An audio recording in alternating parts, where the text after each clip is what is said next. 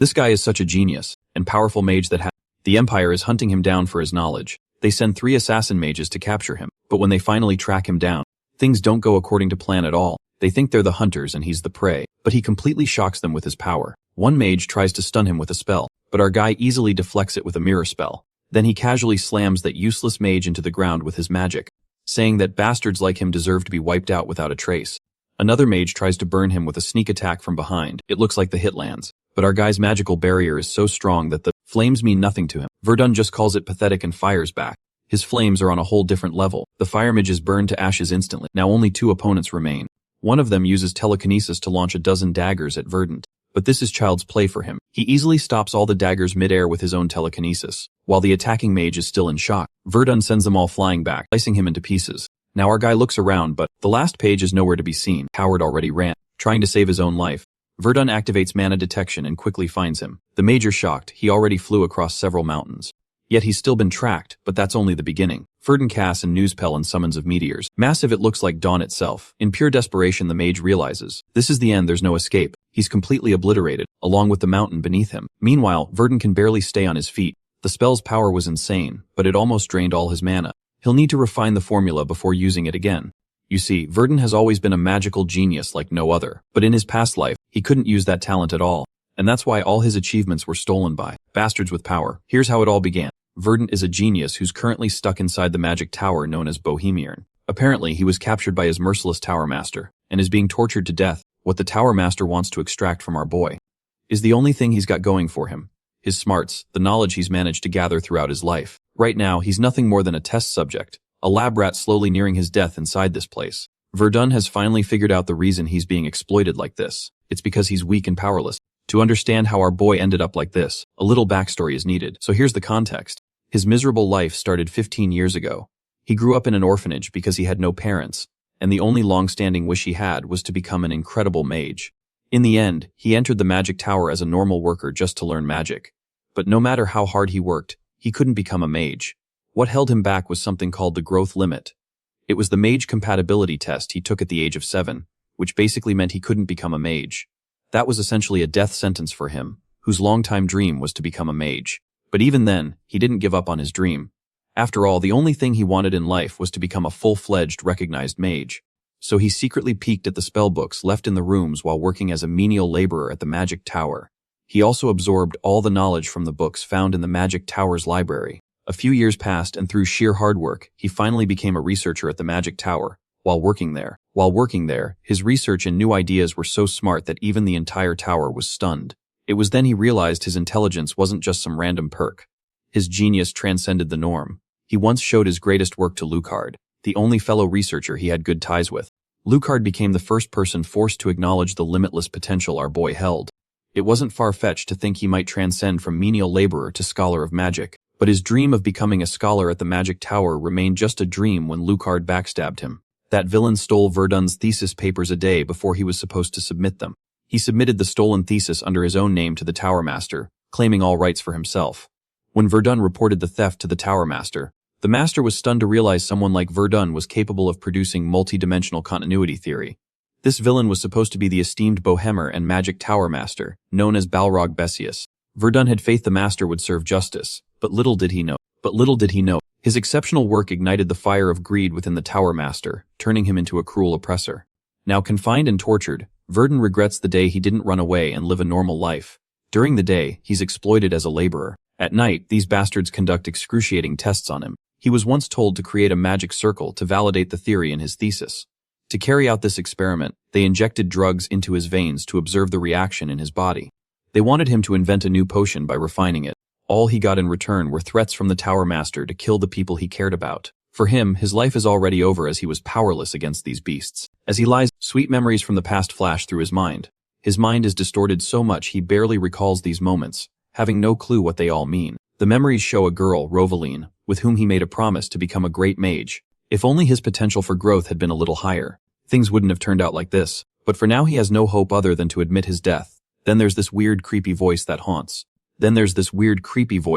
him after every experiment. It's a cold voice like ants talking to him. This voice can tell Verdun hasn't actually lost his will to live.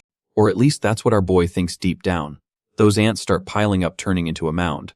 For the sake of revenge and survival, the ants suggest he grit his teeth and endure the torture until the very end. Only then will he be reborn. After that, no one will have enough strength to trample on him. He will wield great power and surpass his limits. This creature finally gives Verdant hope that nothing is over yet. He can use the heat of resentment bubbling inside him to sharpen the blade of revenge, and so Bragates to work. He is going to defy his fate by completing a method of reconstructing the body, like no one's ever seen before. By tomorrow he's sure he's going to break through his limits. The long-desired theory of defying heavens, which would allow him to reconstruct his body, was finally completed. Now all that remains is to put this theory into practice. He's going to try it no matter what, even if this magical body shatters in the process. If he is successful, he will be a free man by tomorrow. The long night passed, and finally the day he put his plan into motion dawned. Following the daily routine, those scumbags come to assign him some menial task in the alchemy lab like mopping floors. He's sternly instructed to scrub the bloodstains off his body and patch up his cuts before showing up at work. The guy keeps berating and talking, while our guy just absorbs it all and follows orders like he's told. Later he can be seen in the alchemy lab cleaning off the equipment. His childhood friend Ravelin shows up. He asks her why she's here. In response, she reminds him about her plans to leave. Verdun finally remembers she's supposed to move abroad to pursue her studies in the Magic City Variant. That's a special privilege only given to the tower's most exceptional talents. He's really glad for her and hopes everything will go her way. Meanwhile, she looks just as worried about him. She extends her invitation again, telling him to come with her to Variant. Unlike here, he wouldn't have to deal with arrogant fools who look down on him.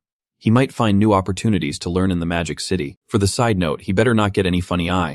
After a moment of silence, Bro finally gives his verdict, a verdict that doesn't surprise me. The girl feels sad about his decision as he watches her leave through the bars of his window. He's glad she doesn't know what he's been through, or what he's been subjected to. Now that she's gone, she won't have to face the collateral damage of the twisted plans he has for this magic tower. Speaking of the tower, the upcoming Magic Festival is the most crucial day for it. It's one of the most globally recognized holidays, meant to commemorate the construction of the first magic tower and celebrate the revival of magic.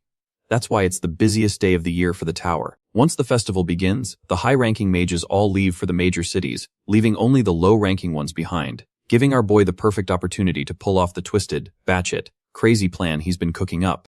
Right now, he's on his way to serve the guardian of the treasure vault. After serving the villain tea, he insists on going inside the vault since the tower master asked him to clean the treasure vaults. Once that arrogant piece of reluctantly gives him permission, Verdant steps inside and shuts the door behind him. He makes sure to activate a soundproofing artifact so no sound escapes. This is where it all changes. Once he descends deep, he comes across the most precious and heavily sought-after artifact. It said the tower master spent a fortune producing this artificial artifact. It allows a mage to perform triple casting and temporarily awakens the latent talents of whoever wields it. This staff plays a crucial role in his plan. To get it, he must disable the protective magic circle. It's a 7th tier spell, personally created by the tower master. Verdun's been grinding his villain off studying how to break this spell for the past 7 years. He finally has a chance to destroy the artifact the tower master treasures most. Meanwhile, somewhere in the tower, 2 bozos are drinking and complaining. They're frustrated that while others enjoy the festival, they're stuck guarding the power source. But then again, they can't blame anyone for their misfortune. They drew the short straws themselves. As they're beating themselves up for their rotten luck, our boy visits these drunkards, only to get ordered to fetch more booze. As he turns to leave, one villain mutters about, only to get ordered to fetch more booze. As he turns to leave, one villain mutters about waiting for the day he becomes the tower master, then he won't have to drink this cheap. The other isn't so sure acquiring the master's seat is as easy as his friend makes it sound. But it looks like this villain won't be around to see that day, because our guy now has the staff in his hands, and he slices that villain's throat the very next moment. When Greenhead turns towards the source of the deadly blow that took his friend's life, he finds Verdant much to his shock, thinking Verdun's just a run overstepping his boundaries. He decides to teach him a hard lesson by attacking with a rank 3 spell called Tidal Wave. In response, our guy uses the stolen staff and casts his own spell, known as Earth Spear. The spell conjures giant stone projectiles, enough to overwhelm the villain and take him down on the spot. He has a hard time grasping how someone like Verdane, who's at the bottom of the barrel with rank 1, can even use magic. In response, Verdun doesn't hold back. He stands right in front of the villain like a reaper and ends his life for all the trouble. After killing the two, he uses their fingerprints to access the throbbing heart, known as the power source of the magic tower. It took him 7 years to reach this point. Now, using the mana from the power source, he prepares to initiate the spell, Defying Heavens. He's mentally prepared to face the consequences if he fails. No matter how dire the circumstances, that's no reason not to try. After enchanting a magic circle over himself in the power source, he finally initiates the Defying the Realm Above spell, which will allow him to reform his body. The process begins, and magic starts pouring out of that heart. The power source's magic is so intense it can be seen from miles away. Whatever our boy is doing is massive, that's for sure. Even the Tower Master, who's on his way to the city for the festival, can see the enormous energy from afar. The only thing capable of producing such an output is the power source itself, which means someone has trespassed into his tower and is stealing all the power for themselves. Within minutes, the tower seems to crumble into dust beneath the rebel or bulls. The staff he's holding disintegrates into dust as well. Seeing the entire area wiped clean while he's still alive means his plan was a success. Suddenly, he notices something in the sky. The Tower Master, hurtling through the air using magic circles, trying to catch up to the thief who disintegrated his magic tower into nothing. Spotting the criminal amid the carnage, the Tower Master unleashes one of his offensive but our guy has already vanished, using teleportation magic, leaving the annoyed villain gritting his teeth in frustration. He's so pissed that he starts exuding a malicious magic aura, causing the rocks around him to levitate. Whether it's the Emperor himself or just a child, he's dead set on killing whoever's responsible for tearing down his tower. Morning arrives and the next scene shows the serene quiet snap of the mountains. Our boy wakes up bewildered about where he is. As he freshens up with cold river water, he catches a glimpse of his reflection. It shocks him when he notices that his appearance has completely changed. His brown hair has turned ashy gray, and his black pupils have shifted to a clear blue. Looking back, he clearly remembers taking down the Magic Tower's people before succeeding with defying heavens. Before the Tower Master could react, he escaped using teleportation magic. Now he's somewhere unfamiliar. The plants around him are nothing like those near the Bohemian Magic Tower. This likely means he's teleported across half the continent. In other words, he successfully used defying heavens to transform his body and escape by the prepared magic circle. A hearty laugh escapes him after acquiring the freedom he had long been denied. He can't help but chuckle, imagining the Tower Master in shambles right now. With the Magic Tower destroyed, the Tower Master won't have any clues about who's behind this mess. Nor will he suspect that his lab rat escaped instead of dying like a dog. As big a loss as this is, it's not enough to bring the Magic Tower down from its roots. Though manpower is lost, Verdun is sure the Tower Master has countermeasures. After all, Balrog Bashas, the Tower Master, wasn't called the Omnipotent One for nothing. That said, Verdun is satisfied with the damage he's done for now. While the Magic Tower rebuilds, he'll grow stronger and prepare his revenge. His revenge will only be complete once he destroys everything Balrog has built. Most of all, Major Varden's name will be etched in history if he succeeds. From now on, this story revolves around Verdun's quest for revenge, respect, and the esteem he'll earn as a great mage. That's his sole purpose from this day forward. For now, he sets the tower and revenge aside to focus on his growth. A little later, he stumbles across a creepy green guy struggling to pull a lodged axe from a wooden box. Verdun dispatches the distract with a single blow. Looks like he hasn't made any big breakthroughs in magic yet. His hair and eye color changed, but his appearance is mostly the same. Even his mana capacity hasn't improved. He shifts focus to his surroundings. Goblins are frequent here, so he must be far from the main village. He notices skid marks from a cart, and a wooden box that probably fell when the cart sped off. Using mana detection, he follows a string of mana flowing down the road. The cart driver looks terrified as if being chased. To get context, the driver tells how he ran into remnants of bandits supposedly wiped out recently. He even tried negotiating using Baron Pythe's name, but no luck. To make things worse, the mercenaries escorting him abandoned him. But all that trouble was nothing compared to the massive orc who appeared with a sinister smile.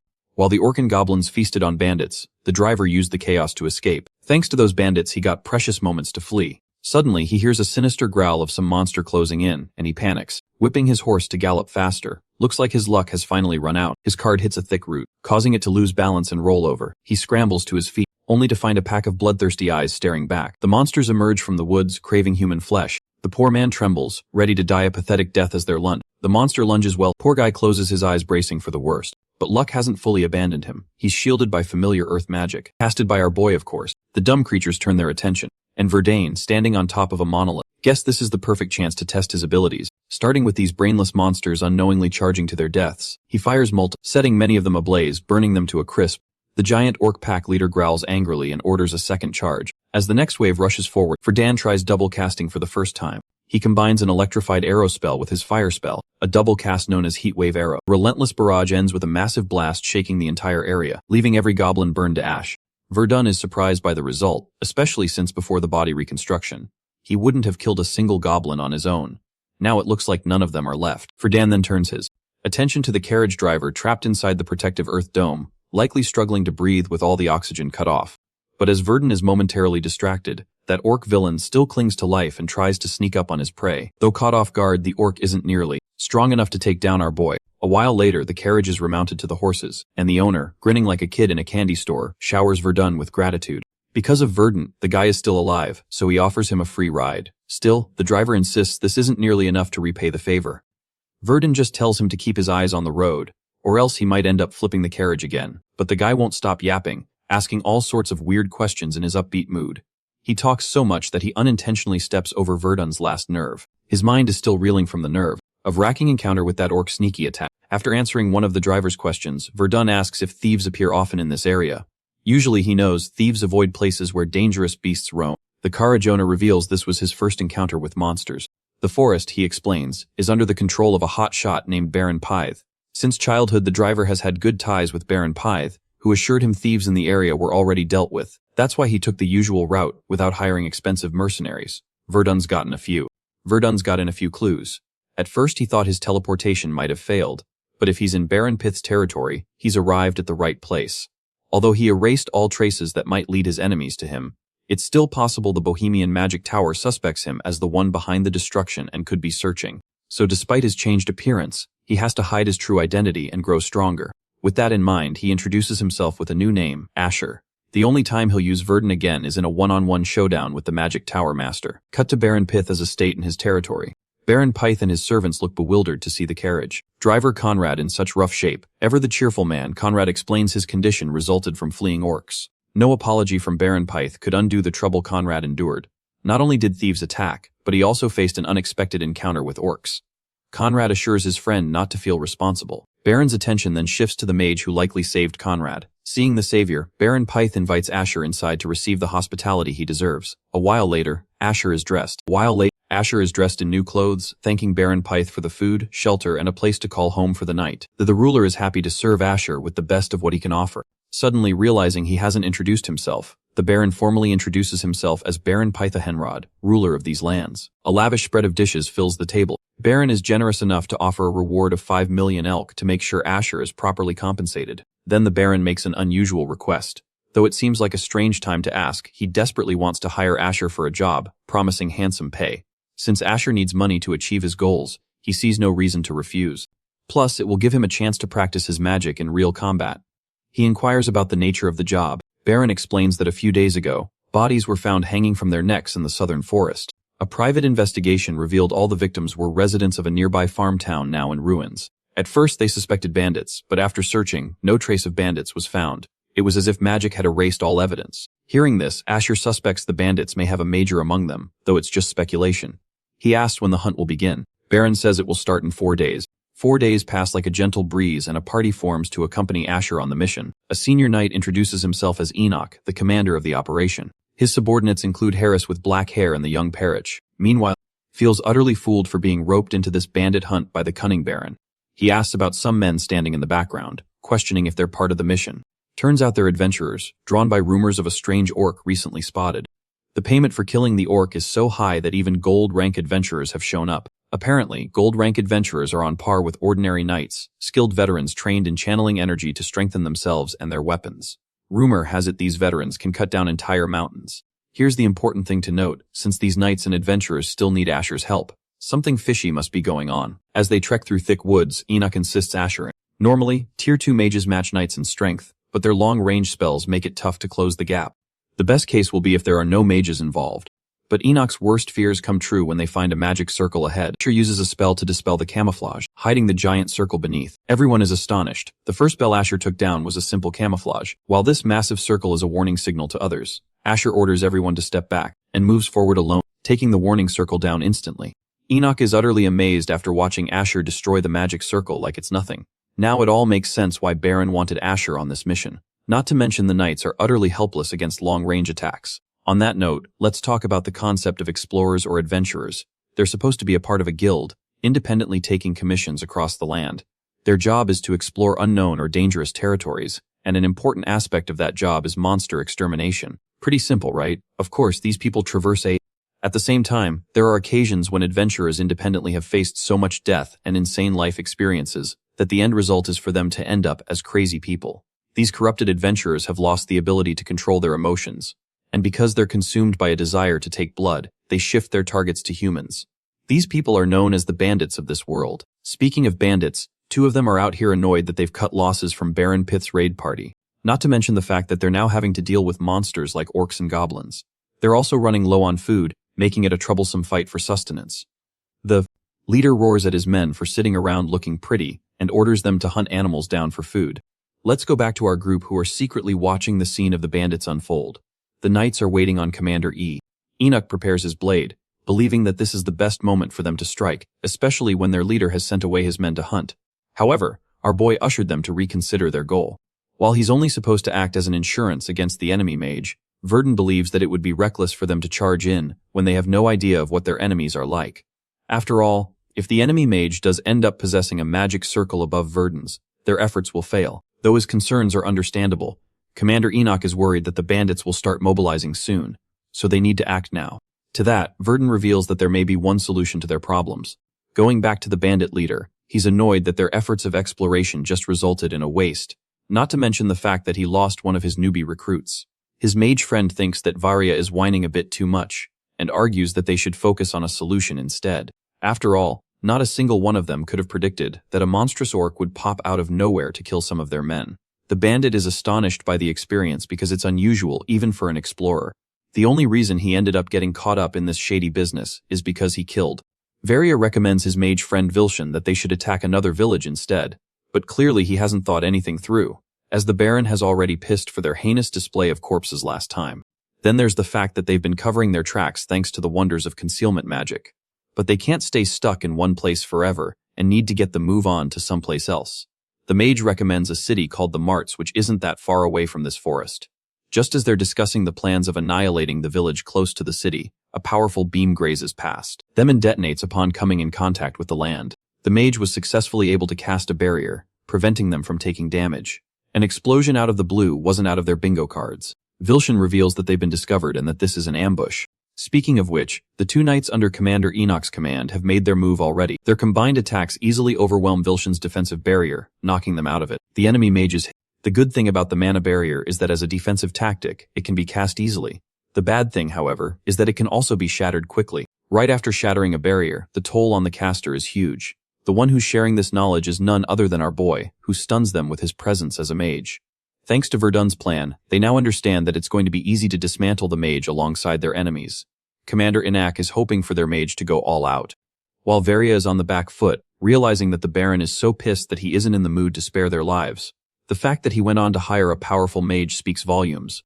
The stubborn bandit refuses to cave in and surrender defeat, swiftly rushing in for an attack. Commander Enoch's blade clashes against Varyo's, who chillingly declares that he'll slaughter them all and return their heads back to the Baron. The Gigachad commander takes it as a cute insult and even encourages his opponent to try his best to achieve such a goal. While they're having their sword battle, for Dawn is busy, knowing that only third circle mages have the ability to use flight magic. He suspects that Verdun must be nothing more than a second circle mage. This gives the dude enough confidence to hurl a multi-ice arrow spell against his opponent, hoping to take him down in a direct confrontation. The arrows are speedily advancing towards our boy, while Vilshan thinks that killing a dude like him will be a piece of cake. Or so he thought, because Verdun literally pulls out a direct counter to his spell, the multi-flam arrow spell. The arrows of fire and ice clash against each other, canceling each other out in a massive collision. By the end of the attack, we can see a giant villain crater left scarring the earth. Vilshan is rather impressed that the second circle mage is keeping up with him to this degree. At the same time, he pities Verdun for being unwise about picking his opponents. It would have been a smoother battle for him if he took on Vilshan with one of the knights by his side, but from the looks of things. Verdun, on the other hand, emerges from the smoke, confidently stating that he has no intention of letting him escape to begin with. The enemy mage commends the young man for being capable of using complex attribute magic, believing that Verdun is a gem of talent and an unordinary magician. However, Vilshan isn't in the mood to play games. He thinks that Verdun made a serious mistake and likely didn't anticipate getting destroyed by his opponent. Saying so, the guy unleashes third circle ice magic called the Falling Ice. Basically, imagine a glacier falling on top of you, because that's what this spell is about. The dude is confident that our boy won't be able to survive this attack. The oversized ice cube makes contact with Verdun, but for some reason nothing happens. Vilshan is starstruck, not knowing what the abyss happened. From the looks of it, his opponent has successfully stopped his spell. It's thanks to Verdana erecting dozens of earth spears, preventing the spell from making contact with him or the ground. Dude is chilling without any problems, invoking the spell's name and squeezing his fist. The mage is able to shatter the block of ice without any trouble. The mere usage of the spell, Earth Spear, has the blue boy over here shocked. He can't believe that a second circle magician is able to tap into spells beyond his control. To that, Verdun helps him a little with his understanding of him. Gathering ice in his hand, he stuns Vilshan with his command over 4 attributes.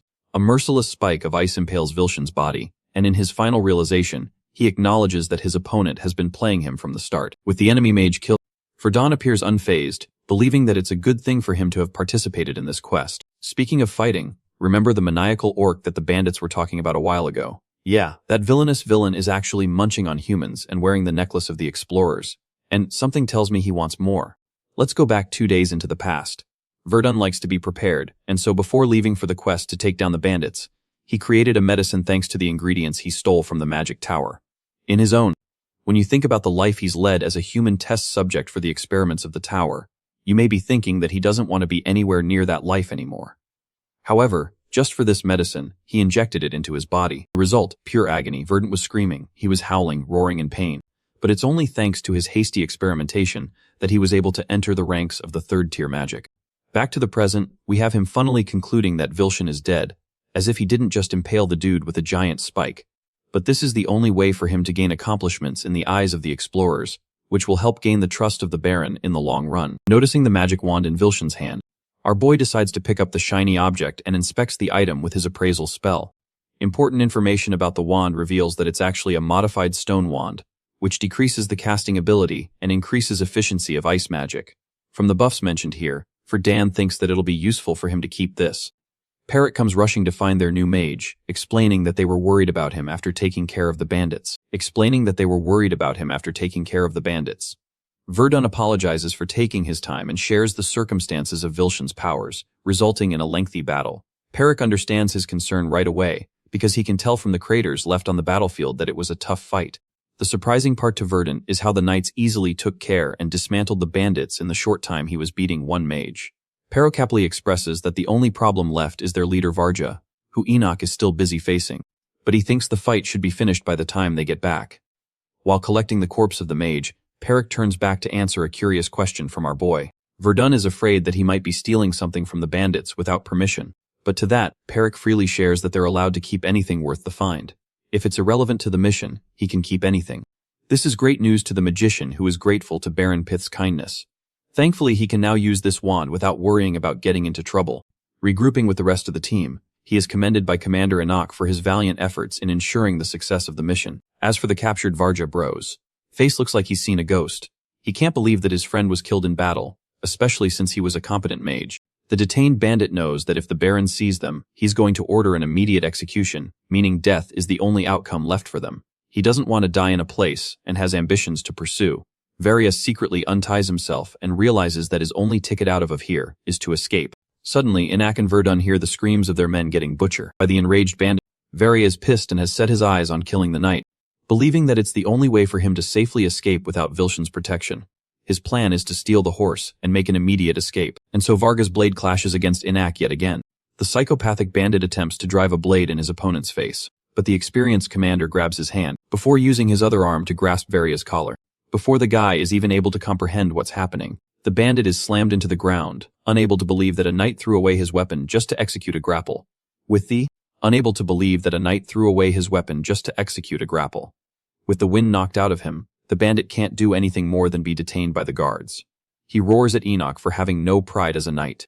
In response, the commander laughs, questioning what he really means. After all, pride is something to be enjoyed by the living only. And stating that, he aims his blade right for the bandit's head before driving it in his head. A sharp stab in Varia is dead. His drenched corpse is dragged away to be disposed of. While Enoch apologizes for showing our boy such a gruesome scene, the knight didn't really want to stab him like that, but ultimately felt that he didn't have much choice. Instead of feeling terrified, Verdun simply commends the knight for his ability. But he also doesn't get why the rest of the bandits are only restrained but not killed. The commander shares that it's actually because they recently learned about some of the bandits sharing a connection from a nearby attack. They think that these guys must have been held hostage, which is why they want to bring them back for interrogation to properly decide their fate. With their job finished, the knights direct the guards to return to the castle with the bodies of one of the guards is busy dealing with one of them. On a second, bandit bolts away to save his own life. One of the knights decides to chase after the guy, until he is stopped by Verdun, who suspects that something about the situation just doesn't seem right to him. Right as the bandit disappeared into the forest, they heard his cries pleading and begging for help. The situation Situation is even more complicated when a foul stench of blood coats their surroundings. Clearly there is yet another enemy they haven't dealt with. A projectile aimed at one of the knights is quickly blocked by his sword. It bounces away, leaving drops of blood with every bounce, and that projectile is horrifically revealed to be the bandit's severed head. Now that's a bone-chilling encounter right there. From the forest emerges a large shadow that dwarfs the entire group in sight. Some of them can't even comprehend that an orc of this size is real. Verdun, while troubled, argues that the only outcome is that none of the explorers were capable of beating such a thing. For the grand reveal, we see the muscular behemoth rearing a giant blade and staring its prey down. Its sheer size makes the group wonder if they can even classify A. To make matters even worse, there isn't just one of these bastards but at least a few dozen from the looks of it. However, one thing is for certain, Verda knows that this nightmarish creature must be the leader of the group. It bears a resemblance to the orc that he saw before. These orcs characteristically share an evil smile because of their protruding long teeth from the sides of their mouth. Then there's the fact that this red one is even bigger than the normal ones. The only explanation: this creature isn't evolved beast among the rest. Their fight for survival starts off when the red orc commands its minions to charge towards the humans. As a countermeasure, the leader of the knights quickly prepares his group for a defensive position. They want to focus on the minions first and then take care of the boss afterwards. But before Enoch can even prepare himself, the monstrous orc powerfully swings his giant blade with such might that it sends the knight flying from the sheer impact. Reduced to a vulnerable position, the knight faces his doom as the red orc advances to stop him beneath its foot. But it is then the other two knights chime right in, slashing the creature's foot to the point that it is forced to fall back.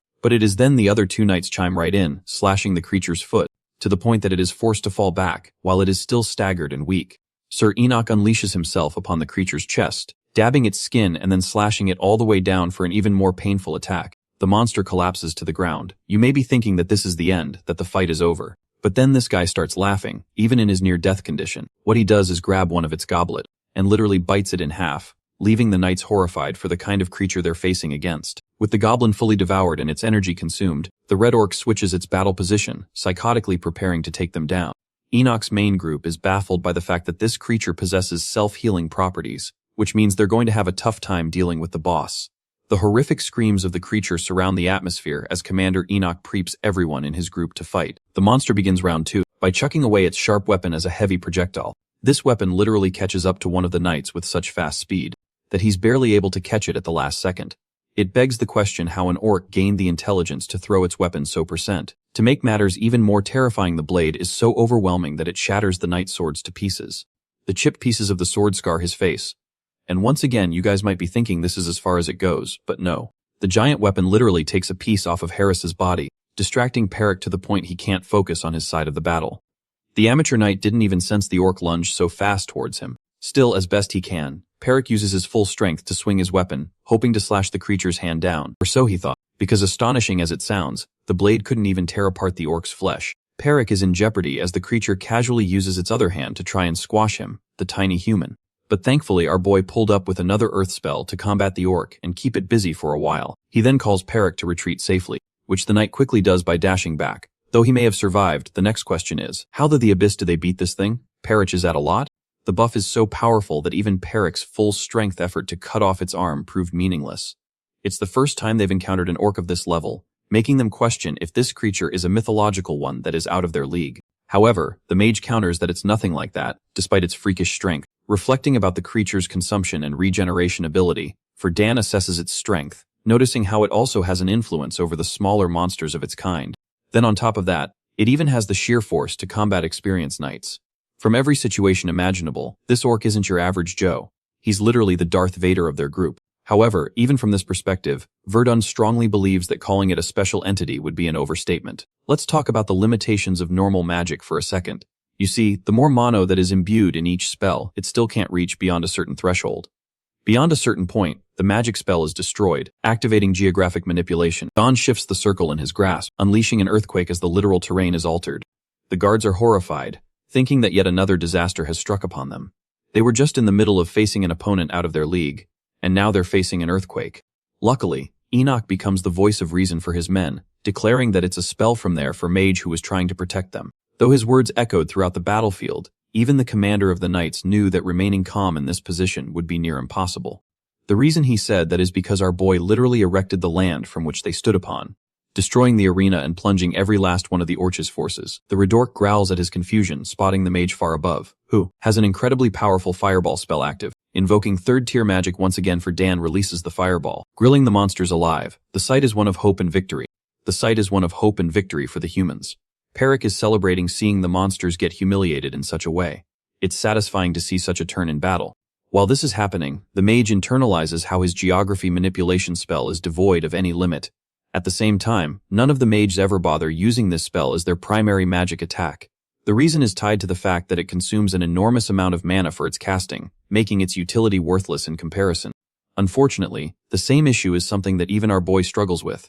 He laments the fact that he doesn't have enough mana to initiate a power beyond the third-tier magic. Even this current version of the spell is underwhelming to him. Suddenly, a haunting growl captures the group's attention. They're seriously shocked that the behemoth is not only still alive, it's actively chomping down on its own foot soldiers to continuously heal and become stronger. America's scared shitless and hides behind the mage, while Verdun decides to go for a different approach than using fire magic. Invoking the power of water magic, he releases a spell called Wave. Heavy weight of the wave staggers the giant monster. This allows Verdun the opportunity to cast a secondary attack, one that involves risks since he dismounted from the safe spot. He actually uses the multi-ice arrows in conjunction with the wind gust spell, heavily amplifying the original spell. This time Verdun intends to freeze the villain down. The double casting ability formed through the two spells is called Bitter Cold Arrows, and it streams down chunks of ice spikes, freezing the minions of the Red Orc into place. But the terror of the Red Orc doesn't end there. This guy just doesn't want to die, as he survives the freezing attack and aims to crush the mage with his hand. Verdant manages to evade the heavy slam, reflecting that despite the creature's commendable regeneration factor, there's only a limit to what it can do while it is fully frozen. Popping up from his blind spot, Verdun releases yet another ice spell called the Frozen Orb. Now this attack definitively ended the battle, resulting in an eye statue of the Red Orc, resulting in the victory of the clever mage. I just find it impressive that they weren't able to kill the guy. This monster is genuinely a freak of nature, and one of my favorites in recent. Anyway, back to the magic city of Verant. We come to find that the people are discussing shocking news of the magic tower being temporarily closed. There are rumors that the tower's main energy source exploded, but not everyone believes that. The interesting thing is how many of its mages vanished, and the tower stopped functioning in its entirety. Then there's the fact that the explosion and the damages caused were so massive that it's hard to believe that the energy source is the only thing that played the part. Some of the public believes that perhaps it was a punishment from the heavens, or maybe something planned by a traitor from the inside. When the old man throws out a suspicion that maybe the Bohemian magic tower was bugged or sealed, his words catch a certain mage's attention nearby. The old dude is still going on about how it would be impossible for the magic tower to just seal itself. He shares his wild theory about the secret experiments being conducted inside the tower, and that it was annihilated because of the fact. The stash guy ends up getting his coffee spilled with the way the mage grabs him, ordering him to repeat what he just said. He's out here looking confused, until the familiar mage unveils her cloak, revealing herself to be Rovalyn, who is furious upon hearing what happened to the magic tower. In the next scene, celebrations are underway for the successful subjugation of the bandits. The victors and the heroes have returned to the Pyth territory. Baron Pith was so impressed by the news that he threw a banquet in celebration. The bell. Last part, there wasn't a single major casualty from the squad side. At first our boy is nowhere to be found. But then he pops up with all his drip points maxed out. He may be late, but remember folks, good things take their time. Verdun's late arrival doesn't matter because the drunk Baron is so happy that he doesn't care. Our boy is thankful for the pleasantries and shares that he wasn't expecting even the lowest-ranking soldiers to be invited to the banquet. To that, the Baron insists that status doesn't matter when a man defends his territory. I have to say that it's one of the most refreshing things I've heard in a story. The Baron curiously asks about the situation of the bandits. Although they were tasked on a subjugation mission, even Baron Pyth understands that Verdant and his group faced tremendously powerful enemies on that mission. The mage confirms this fact, agreeing that, with the kind of skill these guys had, Verdun strongly believes that they could have easily lived a comfortable life, if only they had chosen a different path. And although he doesn't mention it here, it makes sense, considering that these bandits were fighting for the good at some point. Back to the story, the Baron expresses that he actually ordered an investigation on the criminals. According to that report, these bandits were wanted criminals. Previously, they boasted a life of gold-ranked adventurers, explaining just how powerful they are. But unfortunately, a couple of years ago, one of them decided to kill a teammate on a mission, and in order to escape the consequences of his actions, he fled the place. Shortly afterwards, it became impossible to follow them and track them down. But now it's clear that they formed a bandit group together and ended up in Baron Pith's territory until eventually they were taken care of. Verdun reflects the importance of a gold rank adventurer. You see, the gold rank is actually the fourth highest rank among the adventurers, obtainable only after completing an absurd number of missions. With that information in mind, apart from that, our boy now understands why the Baron looks so satisfied. It's actually because of Verdun's intervention in the mission that they were able to clear the subjugation, get rid of all the bandits without any serious casualties. Without him, things would have ended a lot worse. The funniest thing is how the Baron is looking at Verdun like a princess in love. His happiness is off the charts. He emphasizes that the admirable mage didn't just defeat the powerful bandits, but also took care of the demi-humans for them. It's because of Verdun's valiant efforts that even the Adventurers Guild acknowledged him and sent their regards. Long story short, our boy has become a celebrity in a short time. The hilarious part is that he was only doing what he was tasked to do, so maybe the Baron really is too drunk to think clearly. The man himself actually admits this fact and goes on to address Verdan with seriousness. First, he thanks the mage for the services he rendered, which secured the safety of the defenseless villagers. It's become. The knights as well as their master are all in awe, and they raise their drinks to commend the great mage Asher, the hero who saved the Pythit territory. The entire banquet shares the same sentiment. Recalling the end of the banquet, Verdun remembers that it ended quite differently from the way he was treated back in the Magic Tower. This banquet didn't care for one's status. Instead, it allowed for a space where everyone could celebrate equally. Sometimes in life, it's not always about us. It's also about the people around us who contribute to our happiness. Verdun shares this feeling, being treated differently from the distant and harsh atmosphere of the Magic Tower. Instead, this place was warm, something that welcomed him and showed him his place, ever since he escaped that nightmarish tower. It was the first time ever that the mage was able to laugh with all his heart. What a warm moment. But of course it's not a happy ending yet. Because while this was happening, no one could have ever predicted the incoming collapse of the Bohemian Magic Tower. Let's go to that side of the story for a minute. Ravelin has returned to the Magic Tower, astonished to find that it's still in one. Ravelin has returned to the Magic Tower, astonished to find that it's still in one piece. And yes, I know you guys missed it. The One Piece is real. Anyway, she's beaming with happiness because the tower being intact disproves all the rumors flying around. A man asks her about her sudden return from Varant. She shares her concerns after receiving the news of the tower's destruction and how the disruption devastated the landscape. But apparently nothing like that is the case, now that she's confirmed it with her own eyes. All this excitement makes her want to meet Verdun, the one person she cares about in this tower. But hearing his name, the man points her to a direction where the crowd is. In front is a missing persons list, and on that list, Verdun's name is included. Roblin's world shatters upon the realization when she sees all these people missing. Most importantly, Verdun, someone who was working on duty until he was exposed to magical energy. Many presume him to be dead.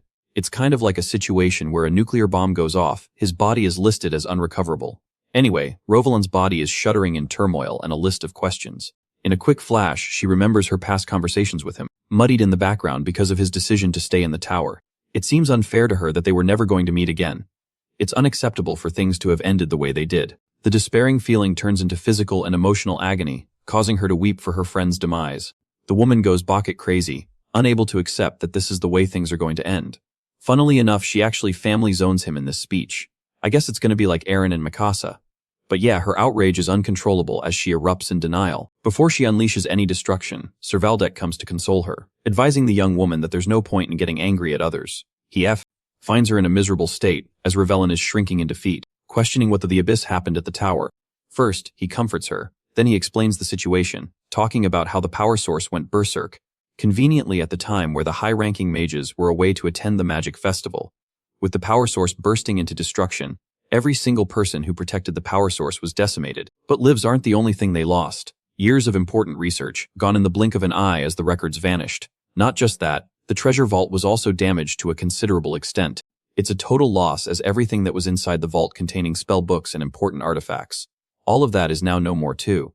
Sir Valdek is enormously frustrated. After everything he feels pissed about, the greatest loss according to him is the loss of his experimental test subject. Of course, he doesn't tell a word of this information to Ravelan, but in his reflection, he pities being unable to recover Verdun's brain, so they could have contained some of the damage. This crazy guy was planning to create another Einstein situation by extracting his brain. Anyway, Sir Valdek is of the opinion that they can exact vengeance for whatever happened. After all, they have a small clue of the culprit who caused the power surge in the first place. Hearing this, Ruvelin turns back to inquire more. He tells her that just 3 hours before the surge occurred, a person vanished without a trace. Thanks to Valdek's personal connections, he was able to track this person down until he found something worth his while. A pen. A pendant, one that looks like the Millennium Puzzle from Yu-Gi-Oh! If you ask me. Ravelin can't believe her eyes. This necklace is the symbol of the Black Hour. the dark organization that excels in magic and also intends to conquer the world with its powers. But it doesn't make any sense what they're trying to achieve from the magic tower. Anyway, Valdek strongly suspects that they're involved, even though he doesn't know how the Black Hour group managed to invade the tower and cause all the disruptions. To avenge his fallen comrades, Valdek plans to send an extermination squad to annihilate the Black Hour, and because they'll need all the help they can get, he wants to recruit her for the job. And because of what happened today, Valdek is convinced she's ready to join. The Scarlet Mage is seething with anger, be anyone who stands in her way for taking Verdana away from her. What a scene. Now let's fast forward a few days ahead and see what's going on in the Pyth territory. Here at the Adventurers Guild, Verdun is quietly enjoying his tea. The man sitting in front of him feels enormously guilty, apologizing for the whole incident. As his reward for the subjugation mission, he receives a note. The mage scans every word, realizing that they're paying him extra for the bounty placed on the new orc's head, the one that was impossible to kill. Thanks to that, the total amount for his reward stands at a towering 24 million elk. Deducting taxes, which funnily enough, every story seems to glance over. His amount is cut in half, so he's going to receive 12 million elk to his name. The representative of the guild reminds him of the taxation fee, which shoves all those that are unregistered through the guild under the bus. This means that he could have easily offsetted the taxes if he was officially part of the guild. Unfortunately, this fee can't be waived in his case, even if he performed a miraculous feat. That's why the charges are strict. I find it hilarious, though, that in the next scene, the same dude is telling him about a way to dodge the tax. But it's not anything illegal. This way, Verdun won't have to deal with heavy cuts, because their guild specifically has a lower tax rate for high-ranking adventurers. And in our boy's case, he directly starts from silver rank because of his Head Start accomplishments. Unfortunately, even though the offer seems attractive here, it doesn't make sense for the mage, because it will greatly hinder his plans for the future. In fact, there's something even more important to him than the money he's getting. So like a psychopath, he calmly rejects the proposal, accepting the tax cut. Verdant places his priorities on top. Dude wants to become strong enough to take his revenge. He doesn't want to become Andrew Tate and just sit on his millions for now. Verdun's internal reflection is interesting. He regards his experiences in the Magic Tower from the time he was being used as a test subject. Despite those long, agonizing 7 years, the one thing that didn't change about him is that he's still a mage at heart. So he goes to the guild's storage area, believing that his path as a mage should invite mysteries and research more than anything. Hence he's brought the dead body of the special orc variant that he killed. You know, the same creature that was too hungry. What's interesting to Verdane is how the monster's remains haven't decomposed. That's mostly thanks to an artifact used by the guild, preserving the state of the creature. I have to point out, the way this story answers small yet critical questions like these is really entertaining. While at the same time, the stench coming from the artifact is so bad that our boy is about to faint. Anyway, he checks on the orch's condition, observing its red pupils and its reddish skin, both of which are a sign of normalcy. However, the creature's uniqueness starts off from its torn mouth, giving that Joker smile that you never want to see in your nightmares. On top of that, it's got an incredibly powerful physique compared to the others. While this physique is special in its own class, when it comes to higher-level monsters like the Orc Warriors or the Orc the Ruler, it's still not remarkably special.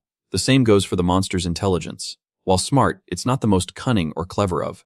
Even though it makes sense to call it a mutation, he's still not fully convinced of his own conclusion, drawing an unsure expression on his face.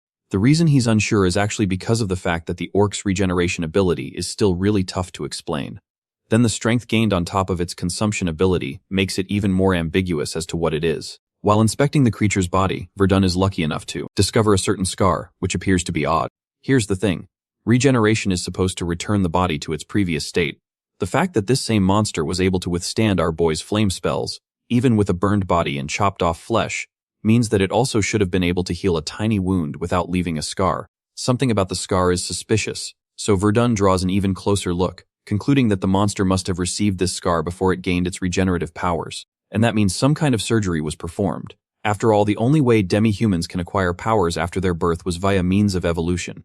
But with this example, the one can acquire powers after their birth was via means of evolution. But with this example, the one conclusion that rises to the top in Verdun's observation is that this creature was artificially created, and if his suspicions are correct, it's the worst situation imaginable for everyone involved. The following day, the knights are here to bid their farewell to the talented mage, referring to him as a savior who deserves a proper send-off. Our boy counters, believing that he's already received far too much support from them.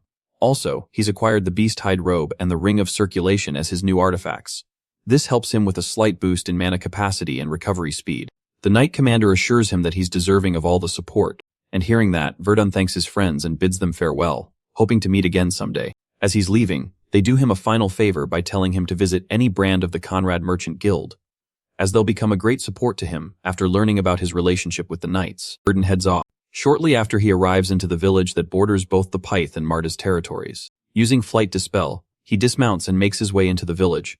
It's the only place that's going to become a safe haven for him to rest and recover for the journey ahead. So he buys an apple and moves on with his way. As he's walking, he hears one of the people venting out their frustration and defeat. Realizing that it's a golden opportunity to collect information, our boy decides to eavesdrop using his Whisper of the Wind spell. The two men are discussing the issue of the goblins who stole the livestock, ending in great loss for them. Not just that. Now they have to put up great money for adventurers to get the job done for them. One of them thinks they should have handled it themselves as it would have saved them money. Unfortunately, the decision was outside of their control from the beginning, as the village chief emphasized the job to be handled by the adventurers. They just have to wait for a day and let the big heroes handle the rest, even though their fee is costly. Having heard all this fuss about the goblins, our boy wonders why the goblins invaded the village at all. The goblins of this world are quite interesting. They actually start off with small thefts, but eventually raid in large groups to take over entire villages and feast on the people. Think of them like a disease, and to get rid of that disease, the adventurers are called in right away. Verdun thinks it's just standard procedure, so it's nothing for him to worry about. But the moment he's about to leave, the two men start discussing a rumor of a monster being spotted in the forest. Interestingly, the village chief specifically wanted this information to not spread about, but the loudmouth talks about it anyway, thinking no one's around. No one except our boy, that is. Apparently, a guy known as James wanted to set a trap for hunting like usual, but suddenly he found himself drawn to the sound of a wild boar whining about. And then he saw it, a gigantic goblin straight out of your nightmares feasting on the boar. The goblin shared a torn mouth and is described to be larger than an orc. Of course, this sounds absurd, so they don't want the adventurers to know. Out of fear, they'll increase the fee. But our boy's heard all he came to hear. He deactivates the spell and contemplates on the info. The thing that seems striking to him is the description of the creature sharing a torn mouth. In any case, it's a good thing, because it is leading him closer to the truth, thanks to his experience of fighting the Or. The same day in the forest, a bunch of adventurers are hunt down the annoying goblins like pests, introducing the silver rankers, Myrna and Locke, who appear to be unfazed by the mission. Loki appears to be a teasing person and mocks Myrna for feeling proud of hitting a target just in front of her. These two have some bad tension between them, while the other pair is more serious and wants to treat the mission as such. They're also both silver-ranked adventurers. Iris learns from Mild about the direction of the goblins. The man suspects that the rest of them must be hiding inside the giant cave, which is a goblin's. Before approaching, the astute Iris realizes that they're dealing with hobgoblins, a higher species compared to the normal ones. Even then, the task should be under their control, as long as they're careful about their surroundings. The mission rolls into its final phase as the group begins to approach the cave. Iris leads them by commanding the destruction of all the warning devices and the totems. With the totems destroyed, she uses Imbusight as her spell, allowing her team to easily operate within the dark without any problems. She tells them that they won't be needing torches, thanks to the spell. Impressed as always, Loka holds their leader in high regard for always being dependable. With this assurance, the group heads into the dark cave, but as they're making way, the leader finds herself worried about the exit for a moment. It's as if she could feel a hint of mana coming from behind. Of course, she disregards her gut feeling, but unbeknownst to her, her suspicion is correct. There really is someone lurking behind them inside the cave. The tiny goblins appear to be honor the lives lost they're screeching about, until they're attacked from a distance. An arrow pierces through one of them, killing it instantly. With one down, the two swordsmen rush to battle and kill the rest. Even Myrna thinks that things are going too smoothly, meaning they'll be done with this mission soon, but their leader is on guard, believing that they shouldn't loosen up. With the goblins killed, suddenly they hear a loud noise, attracting the group's attention. To help scout for them, Myrna decides to go on ahead, and I have to say, I can sense a huge death flag for her. I hope I'm wrong. Iris reminds her to be careful as she heads away. The adventurer ends up discovering a horrific sight. Tiny goblins, severed from limb to limb, their bodies scattered and splattered on the ground. The realization shakes her very soul, as Myrna is at a loss for words. Locke even comes up to ask what's taking her a while. She can't even form a proper sentence because of the distant, horrific sound she keeps hearing. Just up ahead, the monstrous goblin is busy wish on its lesser kind. Its alien-like size dwarfs the adventurers by comparison. They're like ants, busy watching a dinosaur-sized goblin going rabbit. Unable to comprehend what's before their eyes, they stare frightened. The seemingly mutated variant is taking great delight in every bite. But even then, the adventurers weren't reported about this creature in the mission details. And this is the part where they make a big mistake, thinking that they can best the creature, because all it has is its giant size, right? Iris explains the plan. ordering Myrna to target the creature's right eye and destroy it. Mild and Locke will act as a distraction until then. They all get into position, as Iris will be the final. The plan swings into motion as the blonde archer whips out 3 arrows and takes her aim from a decisive position. From this angle, the giant goblin seems unaware, and frankly doesn't even care. In a locksmith target and, my personal shock, she successfully destroys the eye. With the monster processing the pain, the 2 swordsmen jump into action, ready to assault the creature and keep it busy. Locke is ahead of the curve and lunges forth. His attack is a straightforward slash that cuts the goblin's body, but not enough to sever it in half. Even though it's a decent attack, Locke doesn't have time to do much, as the giant goblin immediately targets him for his first kill. The team leader in Mage Iris commands her Mana Burst spell, unleashing multiple explosive attacks that make their way to the goblin's body and detonate upon impact. With all the pain that the creature has been dealt with, it starts wailing in so much pain that it picks up one of the corpses of the tiny goblins and chucks it like a cannonball. Oak can't believe his eyes. The enraged monster tossed a seriously powerful projectile. Things aren't looking great for Iris because she's defenseless, and if this attack connects, she'll be done for. Luckily, that's where our boy swoops right in, activating his air rail spell, protecting Iris as it redirects the goblin just next to her.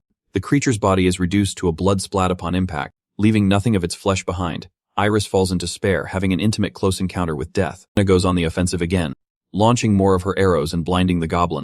Ultimately, the giant goblin falls to the ground, signaling its defeat. Immediately, the group rushes to check on their leader, concerned with Iris' state, but thankfully nothing happened to her. If the goblin did hit her, that would have been a different story, and Iris understands that. She can't explain how the trajectory changed just before contact. The good thing is that they completed the mission without any casualties, and it's finally time for them to return to the village for a reward. Things actually turned out way smoother than I thought, and even Verdun, who was secretly helping them, thinks that everything was resolved peacefully. Bro used his invisibility cloak, channeling the spirit of Harry Potter, and follows them around. This way, he was able to see yet another specimen of the artificial demi-humans. Comparing his experience with the previous test subject and then this one, Verdun points out the similarity. These creatures have a torn mouth on them, carving a demonic smile. It's because of that fact that he refers to them as the gestures. However, the giant goblin appears to be different from the typical case of gestures. Because not only did this creature lack enhanced physical strength, it was also unable to regenerate or grow more powerful by devouring its own. This leads to the idea that maybe this creature is a failed experiment among the gestures. At the same time, our boy is left with a positive impression of the Mage Iris, the one leading the group and currently running a final check on the goblins. He understands that she possesses sharp judgment and a good sensitivity to mana. The fact that she could sense his mana outside the cave is impressive enough. Despite his secret contribution, our boy couldn't find anything notable in the end. Suddenly, his attention snaps to a person who is surprised to find a few visitors in his cave. This man's uniform is different from the usual adventurer, causing Iris to stay on guard and demand for his identification. She warns him not to come any closer. The man amusingly apologizes to them, even though they're the ones who barged in the place he was supposed to look after and ruined everything. He's surprised that the goblin managed to build a totem while he was away, even though he specifically wanted this cave to be kept in secrecy. Unfortunately, the obvious placement of the totem exposed the goblin's hideout. The man appears disappointed that even after manipulating the creature's brain, he wasn't able to find much luck in making it completely obedient. Can I just say that this guy is acting way too chill for the situation he's in? That's how you know this dude's a psychopath. He's even asking them about any strange observations about the goblin, or any unusual behaviors they observed. But when they don't give him any response, Bro is even more disappointed because it confirms that the creature was just ordinary at the end of the day. He thinks his professor will be mad after hearing about this. Bro loves to talk. This prompts Iris' group into battle mode. She's curious how he's planning to fight them all while being outnumbered.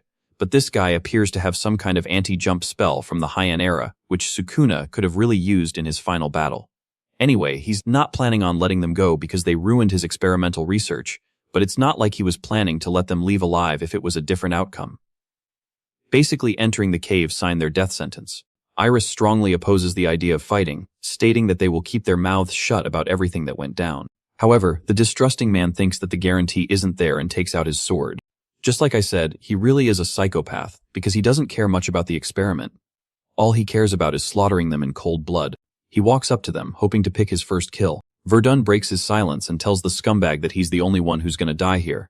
At first, until he hilariously realizes that the voice came from behind him. Before he can even react, Bro gets hit with a heavy spell, launching him straight into the wall. The mage officially reveals himself, believing that this wannabe tough guy should pack it up because he's outmatched.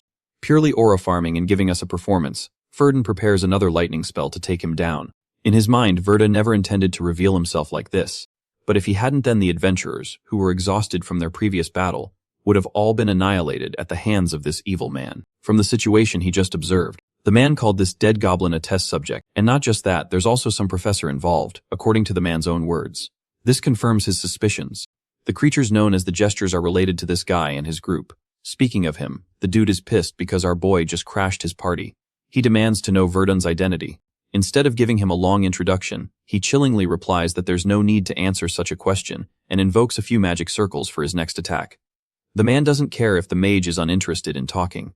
After all, he's going to kill him free. The man doesn't care if the mage is uninterested in talking. After all, he's going to kill him for even daring to attack. Saying so, the evil swordsman lunges forth to close the distance. However, Verdun is already prepared with his multiplayer host spell, unleashing bursting projectiles in his way. But his opponent appears to be determined, and not just that, he's extremely skilled, being able to dodge past the arrows with super speed, and even unleashing his first attack. If our boy wasn't careful just now, he would have been impaled. But thankfully, he put his barrier just in time to block the sword. Even then, the magnitude of the attack is enough to put cracks in the defensive barrier. So in retaliation, the mage unleashes his monopulse strike, which releases so much force that it sends the swordsman back. So far, Verdun is beginning to think that his opponent is using some kind of magic to reinforce his legs. Because that explains why he's moving so fast. Not just that, this guy's sword strikes are even faster than any knight in the Pythit territory. So he outclasses them in both speed and strength, making it a considerable battle for even someone as talented as Verdun. Just like Verdun is impressed, so is his opponent. The Dark Swordsman takes note of his quick spellcasting and wonders what rank he is. He also thinks it's time to unleash his speed just a bit to overwhelm the mage. Bursting with a lunge even faster than before, he makes his way to cut our boy down, but Verdun welcomes him with his double casting abilities, using Winter Gale and Icicle spells in unison to create a powerful attack. Even the swordsman is startled by the fact that this mage combined ice and wind together. The spell known as Icicle Blast is a result of the combination, and it's a great hindrance as many spikes block the swordsman's path. Even still, he navigates through them without much trouble. Though he's impressed, I have to say the dude is a force of nature. He doesn't want to stop, and he's even ready to deal the final blow, thinking that Verdun's talent is useless if he can't hit something with it. But little does he know, he fell right into our boy's trap. Because right as he's cutting the mage down, our boy dodges it with a JoJo villain pose, looking majestic as the abyss. The entire room is shocked. A mage was able to dodge the attack of us. The entire room is shocked. A mage was able to dodge the attack of a speed-blitzing swordsman. And now for the beautiful ender, Verdun channels Gojo Satoru's aura. And just like Gojo says purple, this man says ignition, unleashing a destructive spell that blows up the space. Unfortunately, the swordsman is able to survive the blast, even though he was outsmarted by the mage, who lured him in to strike him down. This clearly shows that Verdun isn't just a talented mage but also a genius tactician. Still, the swordsman thinks that it's useless because the same tactic won't work twice. Realizing that his little gimmicks won't work anymore, Verdun doubles down by saying that he'll start fighting like a proper mage then. First, he uses a spell on the adventurers just behind, using his manipulation of the ground to erect a tower from the earth. Iris is startled, and so is her group, not knowing when it will stop. It actually does stop, but by the time it does, you can call it a cliff with that height. Iris quickly realizes that Verdun used terrain manipulation, even though it costs a great deal of mana, especially when he needs that mana in a D. Not just that, from her observation of his double casting ability, she's starting to believe that he's got a giant villain pool of mana inside of him, because whatever he's doing is beyond the abilities of a normal mage. She straight up says that his fighting style is completely unorthodox and unique. That's right, folks, because it's not even a meme anymore. Verdun really do be moving like Gojo with the way he's looking down on his opponent. The swordsman thinks that flying in the air is a cowardly move for a mage, especially when he thought more was to come. But then the realization clicks in his mind. Sure, Verdun used flight to move to the air, but that begs the question why he risked expending an immense amount of mana to secure the adventurers up top. As he glances at his own reflection into the water, he realizes that the ignition spell from before caused the icicle shards to melt. Get ready for a pure masterclass on strategy, because the next attack is going to be everything. Verdun reties himself, while the swordsmen start shivering in the realization of what's going on. Even Iris is at a loss for words. The astounding mage unleashes a full release of lightning magic as a thunder pulsates from his. It's being.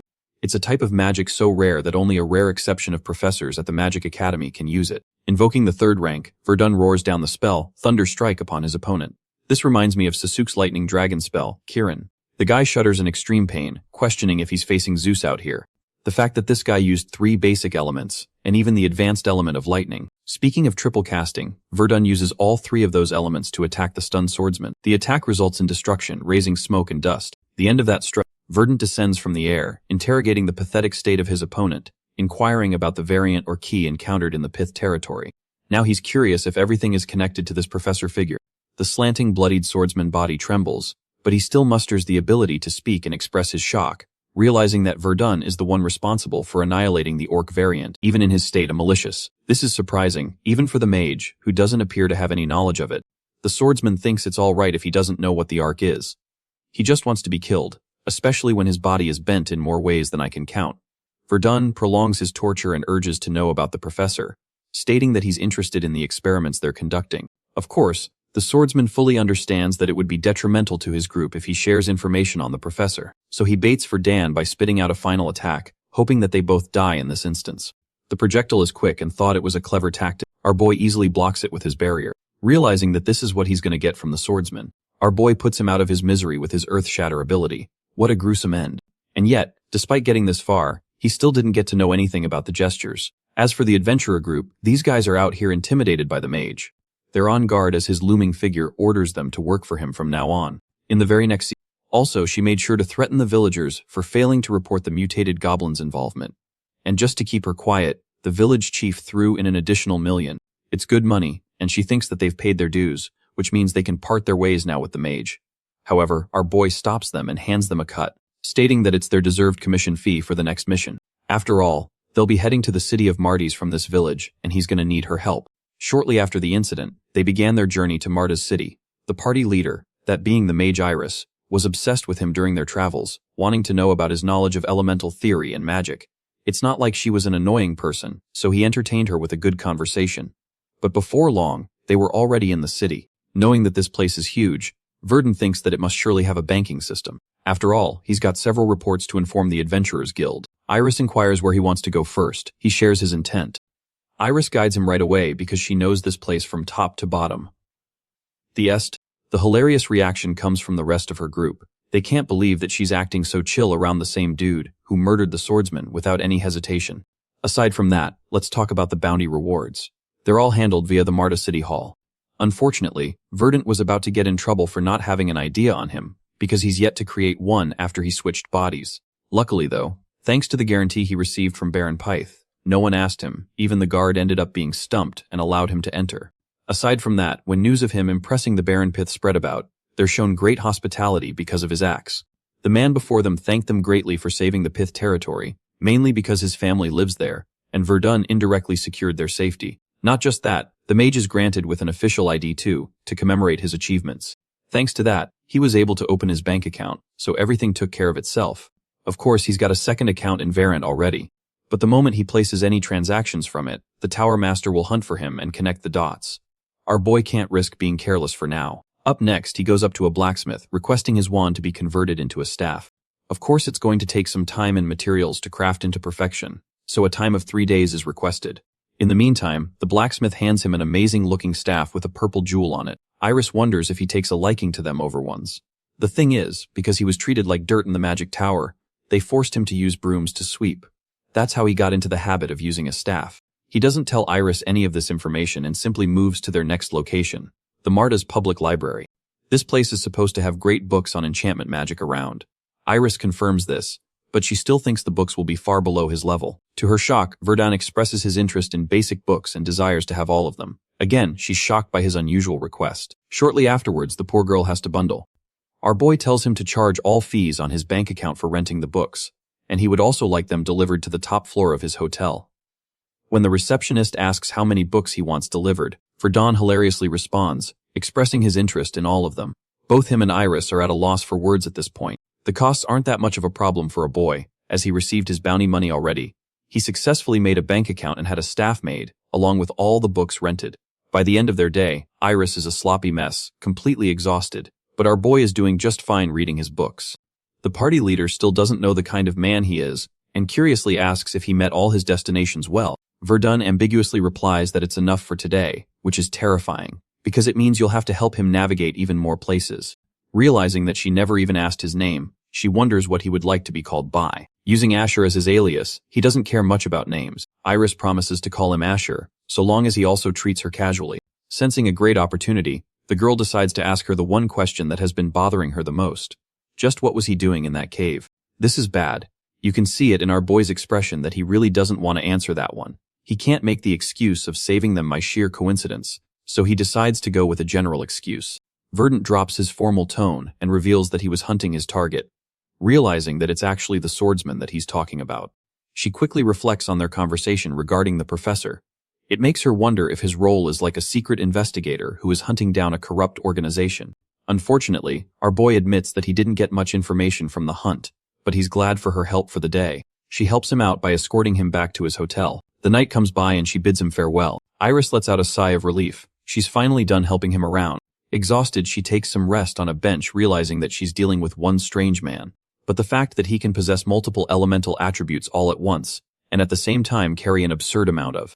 Aside from that, even for his age, he's got an insanely good grasp on the fundamental theory of magic, even better than some of her professors. Complimenting our boy ends up in her drooling over his looks.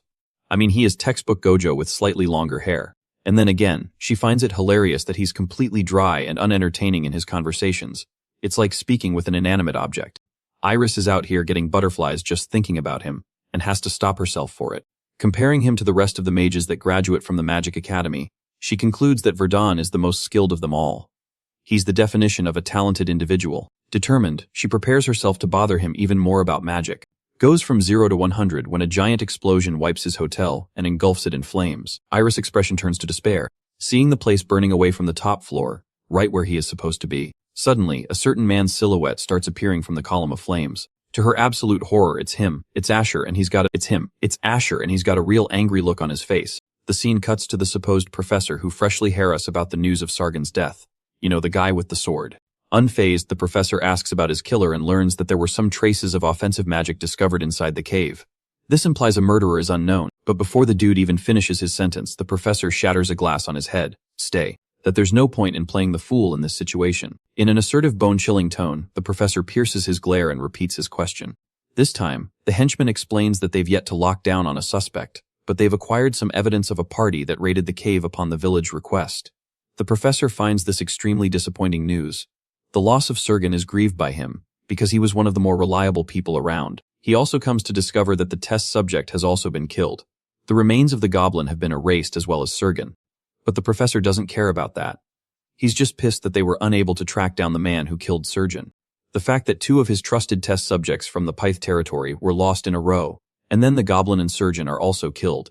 Even though the results of his experimentation are about to reach completion, the professor is starting to think that maybe the outside world is catching on to them. This time he orders the man to kill the perpetrator for good, though he obeys quietly. The dude is seething on the inside because of the professor's attitude. He fully intends to make a statement by returning with the head of the man responsible, just to shut his old villain up. And then let's go back to a few minutes before the explosion happened. Verdun found himself reading about basic magic spells, while his spy was actually observing him quietly. As he stumbled about reading the books, finding them inefficient for the most part, the spy thought that he would easily kill Verdun the moment he went to sleep. But all of a sudden, the room went quiet. That's until Verdun chanted Earthbone as a spell, scaring the out of the guy as he flew in fear. With his position exposed, he takes to the high ground, unable to comprehend how he was detected, despite his stealth ability. And that leads us to the current situation. The vicious Verdant is locking down on his target among the crowd. The spy is scared like the abyss and wants to make a run for it. And he also can't believe that our boy had the balls to pull off an explosion spell in a public hotel. Having confirmed his 3rd-tier magic status, he intends to retreat. My majestic blue-eyed king simply hovers in the air like the leader. In order to fabricate his escape, the man stirs chaos by calling the major terrorist, labeling him as the enemy. This gets the crowd panicking. Chaos ensues as Verdun finds himself astonished. He's dealing with an assassin that bypassed his magic detection spell. The only reason our boy was able to catch him was because of the assassin's own mistake. Having erased his presence fully again, Verdun finds him quickly, arguing that to erase oneself completely makes them even more obvious. It's like a black hole on a piece of paper, it stands out. And the mage roars down a spell and catches the guy with the attack. Even the assassin is having a hard time understanding how this man was able to use Manhwa logic to find him over here. He's frightened to the point he compares Verdun. It would be right to consider Verdun ruthless in battle, because this man prepares yet another magic arrow circle, and unleashes it upon the fleeing assassin. Unfortunately, the assassin breaks into a building so that he can shelter himself from any aerial attack. This forces the mage to dispel and return to the ground. He follows inside, realizing that his opponent deliberately picked a place packed with drunk vagrants. Right away, the people here are acting suspicious, even though Verdun just wants to know about the guy who ran through the place. The bald head tells him that if he wants any information, you'll have to put up a valuable price for it. Realizing that he's at a lost cause here, our boy turns his attention back to his surroundings, assessing that there aren't any exits around, right as he's thinking that the assassin's inside. The swordsman tears through the bald head's chest. His strategy was to clearly surprise Verdant by attacking him through a vagrant. Brutal move, yes, but also a cowardly strategy in his eyes. Unleashing his shockwave spell, he sends the assassin. But even so, this much isn't enough to take out this guy. He blocks most of it with his blade and assesses the situation. Knowing that ordinary mages are incapable of attacking and defending at the same time, the assassin's strategy hinges on forcing Verdun to open a magic barrier, and in that moment, he'll use a smoke bomb to get his villain out of the location. But our boy's ready for that smoke. The assassin openly lunges to strike him down, hoping for the exact moment that his opponent will cast open a defensive barrier. To his utter shock, the response from the mage is not defense, but rather an offensive spell. He uses Earthbone in place of a barrier, completely putting the assassin off guard, with a lump of mana concentrated on the edge of his staff. The overwhelming mage powers up his crystal, making the assassin realize that he's dealing with a mage that doesn't even lose in close quarters combat. From everything he's observed so far, the assassin is certain that he's dealing with someone who possesses the caliber of a war mage, which is a sick villain title if you ask me. The charged staff strikes the assassin's abdomen with so much. That's not enough. There's also dessert in the form of Earthbone spell. The assassin thinks he's cooked for good. In a desperate clinch, he uses the smoke bomb and creates a window to escape. Verdun quickly gets rid of the smoke using his whirlwind ability. But by the time he does that, the assassin is already gone. All he needed was a second to use Batman's secret disappearing technique. Things ended up in. And they only get worse from here because the guards of the city are all gathered to arrest the arsonist responsible for blowing up the hotel. I'm starting to consider him a newbie superhero who is reckless and doesn't know how to control his powers or prevent collateral damage. The news reaches the ears of the city mayor. You can't place a finger on how the hero of Pith territory is suddenly the terrorist of Marty's city. Henry is informed that the mage Asher says that he was attacked by someone who tried assassinating him in his inn, which led to complications. Furthermore, they've drawn a relationship between this incident and another involving a murder of an adventurer in their guild. Hence why Mayor Henry realizes that the mage must be feeling quite annoyed, having just stepped into the city and already being attacked. As for the damages, it's clear that the top floor of the hotel has been destroyed to a considerable amount. There's also a reported death of a criminal, the same vagrant who was in the building. The assassin is linked to both of these damages and is currently being tracked down. Not just that, they've also received a personal testimony, proving Asher's innocence. An adventurer shared that Asher found a mutated goblin and also defeated a dangerous swordsman in the cave. But when people arrived to investigate the cave, there was no mention of the goblins. Not even any corpses were left behind. It was empty. This information is truly significant as the cave was wiped clean. Mayor Henry realizes that all of these incidents must be linked with one another, and the fact that they're being covered up to such lengths suggests the work of an evil organization that specifically hunts down adventurers. He wonders if there are any more reports of incidents like these. To that, Oscar reveals that they've already attempted giving Ash a bodyguard. However, because of what happened.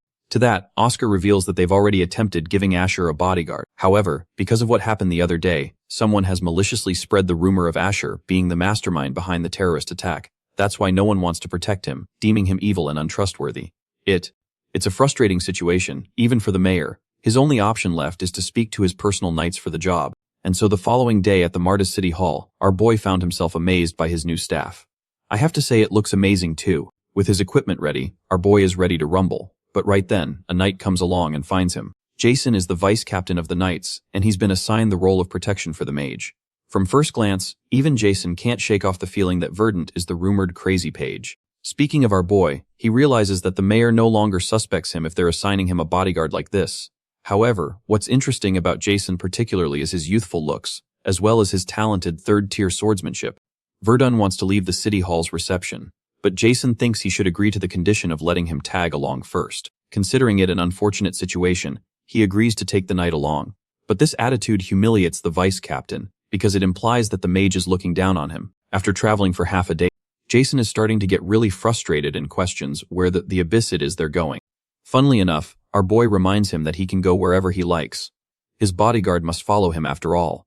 But the young vice captain finds it annoying that they've walked for hours without any objective. Luckily for him, they've finally arrived. The place which they journeyed for many hours is here, and it appears like a shabby old building with nothing special about it. The vice captain can't believe they wasted all that time just to stand in front of it, right as he's inquiring about their objective. Verdun literally blows the building up. This man doesn't not give a flying fudge. Imagine there were people inside. Michael Bay should consider hiring him. The vice captain shudders in shock, having witnessed the mage annihilate a building with magic without any thought. The mage expresses that he came here to find someone, specifically the scumbag assassin who tried to. Jason asks to confirm the assassin's location, only for our boy to confirm that he's somewhere around here.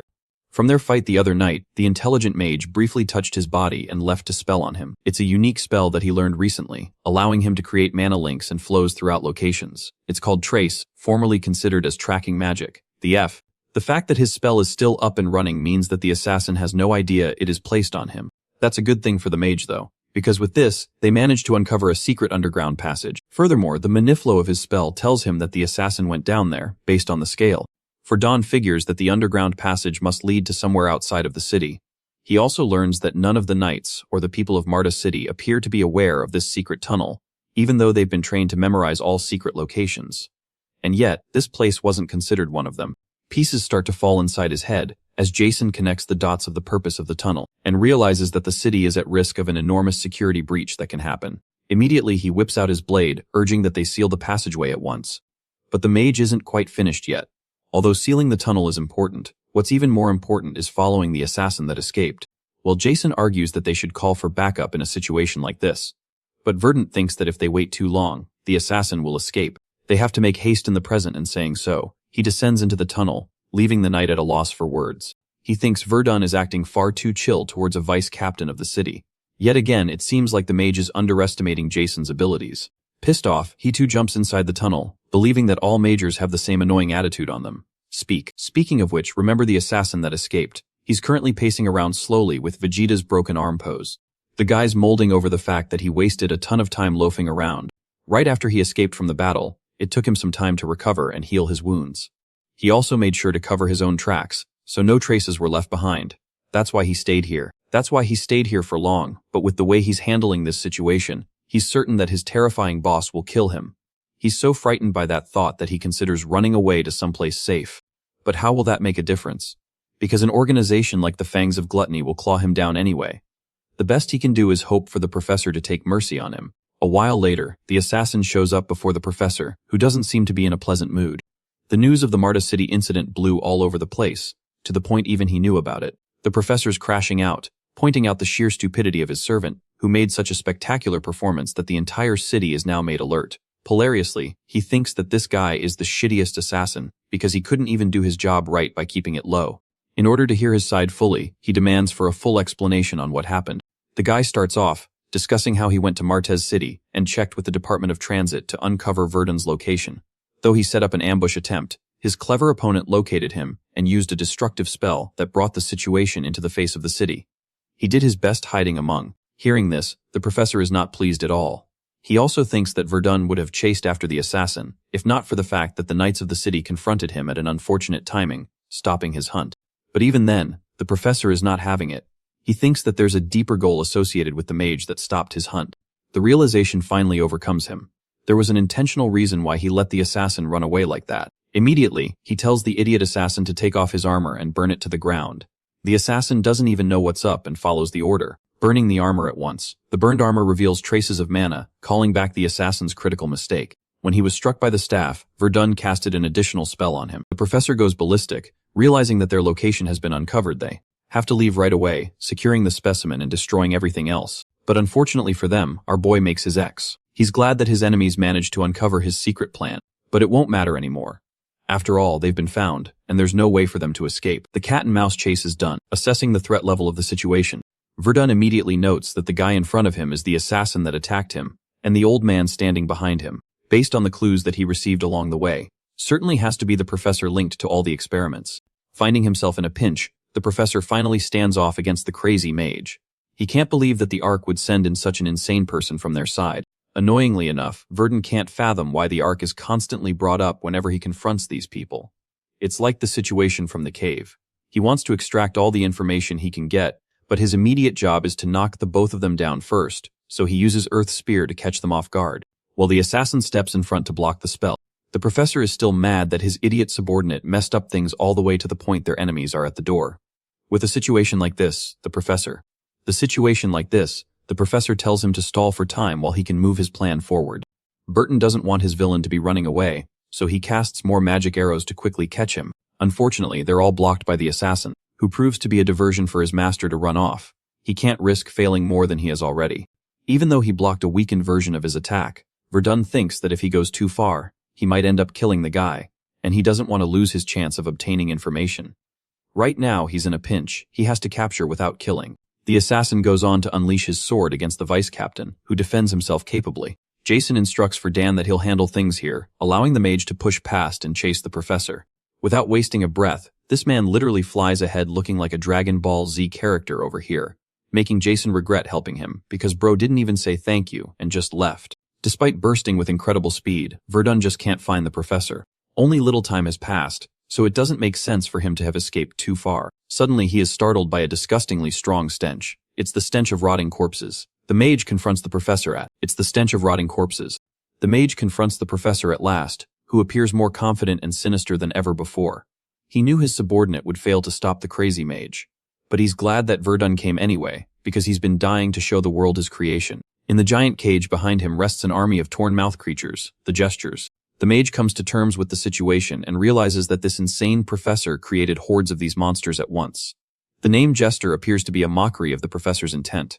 He claims his creations to be his personal evolutions. However, the creatures are still considered failures that aren't fully perfected. They don't meet the standard he's aiming to reach. And yet, he thinks they'll be more than enough to stop one mage. So he goes all crazy and frees them from their cage, sending a group of gigantic orcs and goblins in his way. With the creatures fast approaching him, the mage realizes that he'll have to deal with these guys all night if he beats them one by one. So he goes for the smarter approach, combining water and thunder magic, invoking double casting again and unleashing Thunder Wave. It even catches the professor and brings him down, causing him to express his annoyance. Having observed his abilities personally, the professor is having his "oh I'm" moment, because this isn't an ordinary third-tier mage. From the way he's controlling his powers, this guy appears to be a fourth-tier magician of the highest caliber. He's literally destroying all the mutations without much trouble. Having spent decades researching and crafting these monstrous psychopaths, it's absurd that everything is about to end in the span of a few minutes. In a desperate attempt to save his life, he taps open a secret door and enters the room where his ultimate specimen is being kept inside a chamber. This creature is the professor's finest creation, a masterpiece that terrifies me the more I look at it. Bro's got an hourglass body that girls would die for. I wonder what his workout routine is. Verdun quickly catches up to the cowardly professor. You can't believe that the mage annihilated all of his test subjects so fast. Our boy casually admits that he burned them all, so there's no way to run now. The professor finds the whole situation ridiculous. Even though he deemed them his failed test subjects, they were still powerful in numbers. One mage shouldn't be enough to kill them all, not so quickly. With this accomplishment alone, he's dead certain that Verdun is in the fourth-tier caliber for a mage.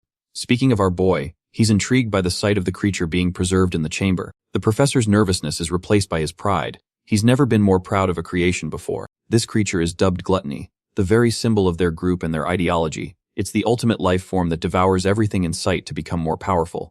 Or Dan gets chills when he hears that this creature is supposed to be the future of humanity. He can't risk things to get out of control, and slices off the professor's arm. Finally, a protagonist who tries to eliminate a threat before it awakens. Even then, it's unfortunate for him, because despite his wailing screams, the professor had already pressed the button before his arm was cut. Lo and behold, the abomination known as Gluttony.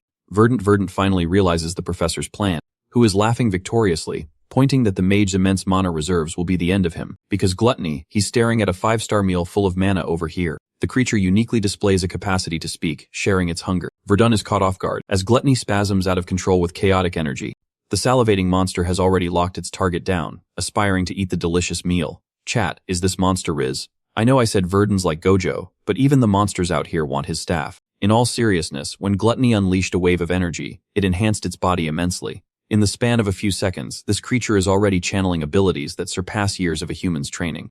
The fact that an artificial being can use such powers is beyond him. Not just that, Gluttony is literally going ballistic, only targeting the weakest parts of our boy's defensive barrier, exposing every. Admittedly, even Verdun finds the research interesting. At the same time, he's not catching the fraud allegations anytime soon. So when Gluttony runs up screaming at him again, our boy villain slaps him a reality check with his staff, shoving him into the nearest wall. Remember folks, it may be the proudest day of the professor's life after decades of his research, but it's just another Tuesday for our boy. Declaring the creature weaker than him, Verdun awaits his next move. Ever since those grueling days as a lab rat in the Bohemian Magic Tower, keeping a lid on his explosive rage has become a survival habit for our boy. Instead of letting the fire consume him, that anger serves as the fuel for the realm above defying theory, with the creature finally cast aside. Those surging emotions harden into icy sharp rationality. For now, we are going to call this creature with a nickname. Mortal, it possesses the exact physical stats of the professor's experimental orc, especially that terrifyingly fast regeneration that makes killing it a real chore. Abnormally superior elasticity, flexibility, and speed define this thing. As Verdun's staff comes up, it becomes clear that these are the creature's only tricks. As Mortal closes the distance, he launches a counterattack instantly, though agility initially saves the creature. Verdun's earth spear eventually finds its mark, forcing a spray of blood from Mortal's lungs. That spear was just a distraction, however. Our hero's magic arrow streaks toward its true target right behind it. The battle is in Verdun's favor because unlike a trained knight, Mortal lacks the combat senses to sniff out a basic tactic. It moves like a pro at brute force punches, but nothing more. Essentially just a beast in a human suit. Verdun mocks the professor as his so-called magnum opus is too weak to even deserve a title. Watching his masterpiece crumble, the professor looks truly devastated. This cream of the crop creation was designed to absorb an opponent's traits by eating their mana, a process meant to forge a true neo-human. Instead, a one-sided beatdown unfolds, much to the professor's horror. However, he consoles himself with the weak excuse that the creature is just a baby born before its time. Because the creature is Star. However, Verdun shifts into full investigation mood as he demands a research log from him. After a heavy threat against his child and the professor himself, the professor is forced to hand over the experiment logs. He bets that as a mage himself, the importance of this research will be obvious to Verdun. So the man bets his life that the research is too valuable to be destroyed, but he clearly doesn't know our boy very well. Instead of admiration, a look of pure disgust follows as the logs are tossed aside like trash. While the research might have some biological value, its ethical violations are nasty enough to rival the Bohemian Tower. When pressed for a reason, Verdun simply states that the work doesn't align with his vibe. Next moment, a protester rubs from the professor as the intent to kill both him and his pet becomes crystal clear. Our boy considers investigating the arc and gluttony, but the thought dies in his throat. With Jason heading this way, any potential leaks need to be plugged immediately. Next moment, he activates the ignite spell, burning the professor and his experiment to a crisp. A moment later, Jason appears wearing a mask of concern when asked about the assassin. Jason boasts about blowing him away, claiming that if a vice captain is hurt, the bad guy must be in even worse shape. The excuse is transparent though. Jason obviously let the target slip away. A map of the territory around Marta is now occupied Verdun's focus. Even if the marked location is still a mystery, suddenly a sharp headache spikes, a classic symptom of mana overuse. Whether he's actually capable of overtaxing his mana is a puzzle for another day. For now, it's time to head home. Few days pass and peace returns to Marta's after the terrorist plot is exposed. Consequently, a furious mayor keeps the knights on high alert, beefing up security and clearing out the underground tunnels. But local politics aren't our boy's concern. Right now, the only thing that matters is the injection of the monocircuit expansion stimulant. Through the use of this miracle, years of magic growth condense into just a few weeks. Verdun is sweating profusely from the sheer effort of the process, with only mid-rank 3 reached in his elemental system. It's officially time to push for the next stage. Meanwhile, a mysterious figure, likely the big boss, gets wind of the professor's death. He isn't exactly crying over the news. In fact, he was planning to eliminate the professor anyway. Instead, our boy's handling of the cleanup sparks a genuine intrigue within him. It won't be long before our hero is graced by his presence. The next morning finds Verdun at the Marty's Knights training grounds, focusing on his magic drills. Previous legwork on that mysterious map had already pointed toward a defunct research facility, hidden deep within the forest at the border. Apparently, the secret to high-level villainy involves hiding a front door under a massive tree and locking it with a complex mechanical device. Despite a thorough search, the facility turned up no signs of life other than the usual forest insects. Aside from a fang-shaped emblem mentioned in the professor's journal and a mobot hide, the gold standard for physical resistance, the trail for the arc or gluttony remains a total ghost town. No clues, no leads, nothing. Meanwhile, the local knights are having a field day whispering about his training habits. Next moment, a summon from the mayor cuts the session short. A little later, Verdun finds himself sitting in front of a mayor who is practically vibrating with gratitude. Although Verdun tries to be humble, but the man refuses to let it go. Thanks to our boy's intervention, the city guards managed to round up the remnants of the professor's faction, hiding in the city. Granted, they didn't catch anyone important, just a bunch of brainwashed zealots by the professor, but a win is still a win, because public panic is bad for business. Both agree that these heroics should stay off the record. In Verdun's world, a carefully built reputation is the best currency there is. He isn't interested in being a generic knight for hire. Instead, he He aims to be recognized as the powerful mage who saves cities. That kind of branding gets much better deals, and keeping his mouth shut now means a better reward can be squeezed out later. True to that genius prediction, the mayor leads him straight to a hidden vault filled with rare items either directly purchased or confiscated from criminals. As the heavy doors swing open, a magical hoard of dreams is revealed. Everything from masterfully crafted mithril swords that are easy to imbue with manada, high-grade artifacts is lined up for the taking. Given plenty of time to shop, Verdun knows he made the right call. While opportunities for fame will come again, this kind of rare compensation is the real prize. Basically, mithril is a top-tier ingredient, but Verdun is currently staring at a sword that is basically a glorified butter knife for someone of his caliber. Since he's picky about his gear, he asks for permission to appraise the hoard. The mayor's growing respect for our boy is obvious. It's not every day a non-professional possesses the eye to appraise, but Verdun clearly does. During inspection, a few items draw his attention, but nothing here touches his current loadout. He's halfway considering grabbing a sword just to flip it for profit later, but then, a mysterious ring stops him in his tracks. His appraisal skill hits a brick wall. No reaction. In the RPG world, that usually means it's junk or something that doesn't register his match. The mayor tells Verdun to take his time. Poor man didn't realize Verdun takes that literally. By sunset, the mayor's patience is paper thin. Our guy's meticulous nature is far beyond expectations. Finally, showing some mercy, Verdun chooses a necklace of protection with an auto mana barrier. The mayor warns him that casting the barrier through this necklace eats mana like a hungry dragon. Verdun just shrugs off the concern. With his mana pool the size of an ocean, he can manage just fine. Still, the mayor is feeling stinginess regarding giving only one moderate item, so he offers up that ring Verdun was eyeing earlier as a bonus. But Verdun plays it cool, but the mayor insists that he is a hero of the city after all. As Verdun turns to leave, the mayor asks if he's hitting the road. Verdun denies it because he's still got some unfinished business in town. The mayor offers a blank check of help for whatever he needs, earning Verdun's genuine gratitude. Meanwhile, over at the Viren Territory mines, things are getting spooky. A miner digs up a skull and starts losing his mind. His partner mocks him that it's not like he first time sees a bone, but the worker points out the problem that the skull is completely in. To solve the problem, the partner just kicks the skull out of the way and tells them to get back to work. But then, the air gets cold. Everyone's face turns a shade of ghost white as they look behind the miner. The poor guy is oblivious until his buddy points a trembling finger. He turns around just to... The skull pulls itself together into a full-on undead. His screen for everyone to evacuate is cut short by a bloodbath. The undead start their hunt. Now rumors are flying faster than arrows. There are things in the Viren mines that just won't stay dead, and the city is officially slapping on a state of emergency. The surviving miners warn about the news as the entire territory begins to spiral into a panic. A messenger from Viren reaches Martez shortly after with the update. Meanwhile, Iris' party is wondering when their companion is finally going to get cozy with our guy. Our dude is practicing magic enchantment under Iris' watchful eye. She's currently coaching him through the next stage of a spell, encouraging him to mix his mana into the brew.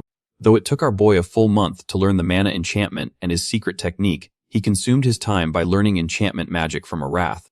Right now, Verdun is out in the forest putting his enchantment lessons to work, stacking enchantments on himself as including strength enchantment, reaction speed enchantment, sensory enchantment, and barrier enchantment. With all those buffs shrieking around him, he lunges at an orc, finishing it off with a man of focus strike that slices the monster clean.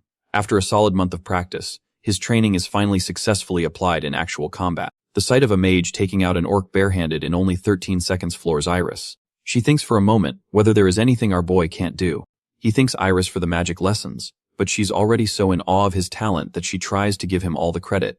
To her, he's so amazing he practically taught himself. Verdun, however, brushes off the praise with a reality check. A self-taught path is impossible when all the textbooks are burned. Since she was the one who helped him whenever he got stuck, the credit for the teaching belongs to her. That statement completely saves her pride. His down-to-earth act is truly enchanting. He's so perfect it's actually suspicious. Naturally, his romantic interests become a point of curiosity, because apparently our boy has everything a girl could fall for. Then her thoughts take a wild turn whether Verdun have some kind of hidden problem. Verdun's calm reply that he doesn't have any kind of problem is baffling. That's when the realization hits. She was wondering out loud. He dryly reminds her to keep her wild thoughts to herself. Totally embarrassed, she tries to clear the air and fails, all the way back to the city gate, but the awkwardness is cut short of the entrance. When they find Oscar is there waiting, it looks like he has a request to make. The reason someone of Oscar's caliber, the guildmaster of the Marty's Adventurers Guild, personally seeks out Verdun, is because a massive horde of undead has appeared in the mines near the Viren territory, right on the border of Martz. The sheer scale of the infestation is enough to push the guild to seek outside help, but the real deterrent is the nature of the monsters themselves.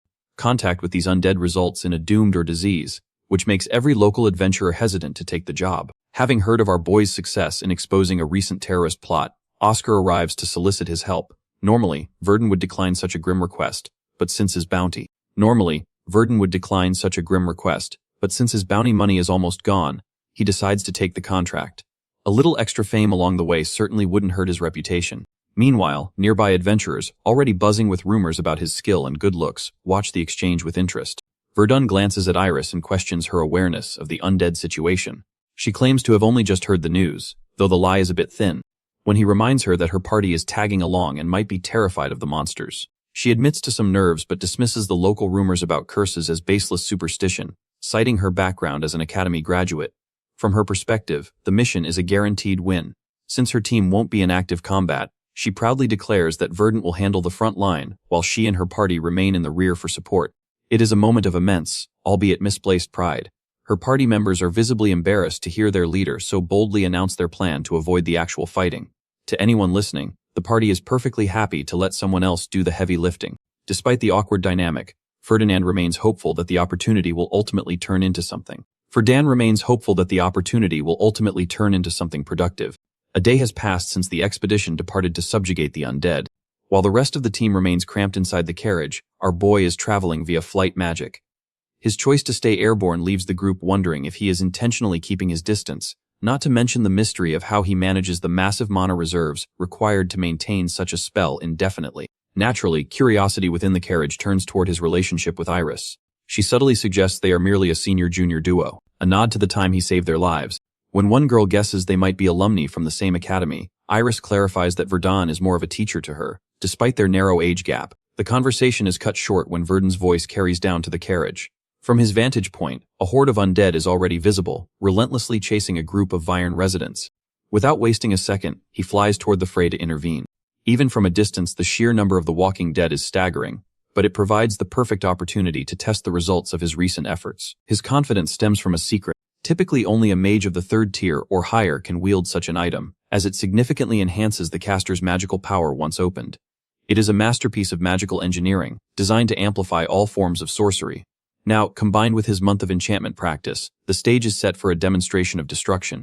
Only the artisan magic tower can craft an artifact of this caliber, given the grueling requirements and the obscenely rare materials involved. Because these items are so powerful, they are usually strictly registered and tracked. Naturally, our boy is sporting an unregistered grim war of elemental magic. He has even gone the extra mile by engraving a complex, constantly active connection magic circle into it, turning high-level theory into a very dangerous reality. The moment he decides to test it, the world reacts. He drops a geography manipulation spell on the target area, and the ground shatters. To the horror and awe of everyone watching, the earth itself surges upward, forming a massive terrestrial hand that scoops up the undead skeletons like toys. He follows up with a double cast of flame and blast, incinerating the trapped bones until nothing remains but drifting ash. His companions are beyond stunned. It's one thing to drop high-level spells. It's another to do it after maintaining a flight spell for 24 hours straight. Verdun notes that the earth elemental spell he registered to the grimoire performed even better than expected. Combining the enormous mana capacity of his defying the realm above altered body with the grimoire's amplification has likely pushed his geography manipulation to a broken level. All those hours of practice definitely weren't a waste of time. Watching from the sidelines, Iris is certain he has reached the 4th tier. Moving mountains isn't something a 3rd tier mage can do after all. However, her awe is cut short by a cold spike of adrenaline. An undead straggler has managed to sneak up behind her, lunging for an ambush, but before it can even graze her, a newcomer flashes through her line of sight. In a blur of steel and speed, the undead's head is separated from its shoulders within seconds. Taking a good look at the man, having the platinum plate, calling a massive axe, it's pretty easy for the group to pin him as Galyark the Butcher. He immediately demands the whereabouts of the undead horde. He came to hunt. Only for Iris to break the news that they've already been wiped out. Galyark isn't buying it. He has the reports that a horde that size doesn't just vanish into thin air. His gaze shifts toward our boy, searching for the one responsible for the cleanup crew. When he bluntly asks if Verdun did the deed, our guy doesn't exactly go for the humble approach as he arrogantly fires back, asking what if it was his work. That definitely doesn't sit well with the Butcher. Galyark didn't trek all the way out here just to stare at a pile of ash. Since Verdun effectively snatched the job and the glory right out from under him, Galyark decides there's only one logical response. It's time to take a revenge. The air between the two men thickens with the obvious mood for revenge. To pick the perfect spot for the brawl, Verdun puts some distance between them, prepping for the upcoming showdown, a move that doesn't escape his opponent. The prospect of Verdant actually stepping up brings a hyped grin to Galyark's face. One of the adventurers warns our boy that he shouldn't fight the butcher. The potential danger of the man brings a look of concern to Iris. But the adventurer explains that dangerous is an understatement. Immense power and a violent temper define Galyark. During a past drunk rampage, he once crumpled a knight who tried to stop him. The blatant criminality of the act takes Iris aback, but another person interjects, noting that the guild's need for his strength bought his freedom. Goad, a party member of Galyarch, bluntly argues that Galyarch's status as a platinum-ranked adventurer basically makes him immune to the law. However, his other teammate, Narian, reminds the group to focus on reigning in their brood of a leader, especially since they are now on Viren land, a situation that could easily spiral into an international incident. Goad reasons with his team that since Verdun's party might be on an official request from Viren, causing a scene now is just asking for trouble. He decides to handle the matter himself. Galyark, for his part, isn't exactly thrilled. He is perfectly confident he could kill them all and just blame it on some unknown party. Goad, on the other hand, is ready to show our boy his place and activates his magic pressure skill. Unfazed by the spell, Verdun places the guy at mid-third tier at best, while the people nearby buckle under the amen. Verdun places the guy at mid-third tier at best, while the people nearby buckle under the immense weight of the pressure. Our dude remains unimpressed. Despite the big name, the skill is just a messy release of Romana, and the leader's clumsy technique is obvious to Verdun. In the next moment, Verdun releases his own magic. The surge doesn't just cancel out Goad's pressure, it completely knocks him down. The display of superior strength immediately captures Galyark's interest. When Verdun offers up his fabricated name, Galyark just grins, clearly excited at the prospect of meeting someone like him. After the conflict ends, the group is tasked with both guarding the king's survival and delivering aid, which delays their arrival at the Vern territory. Not to mention, for Don's companions, they're less than happy with him for clashing with someone like Galyark. By the next day, they are standing before the ruler of Veren, Farnadvan Veren. He is ready with his Viren Knight troops and a religious order that includes clerics. They are all heading to the mines to eliminate the undead infestation. Before dispatching the troops, the ruler expresses his hope that there will be no casualty. Both Galyark's party and our boy's team are part of the mission.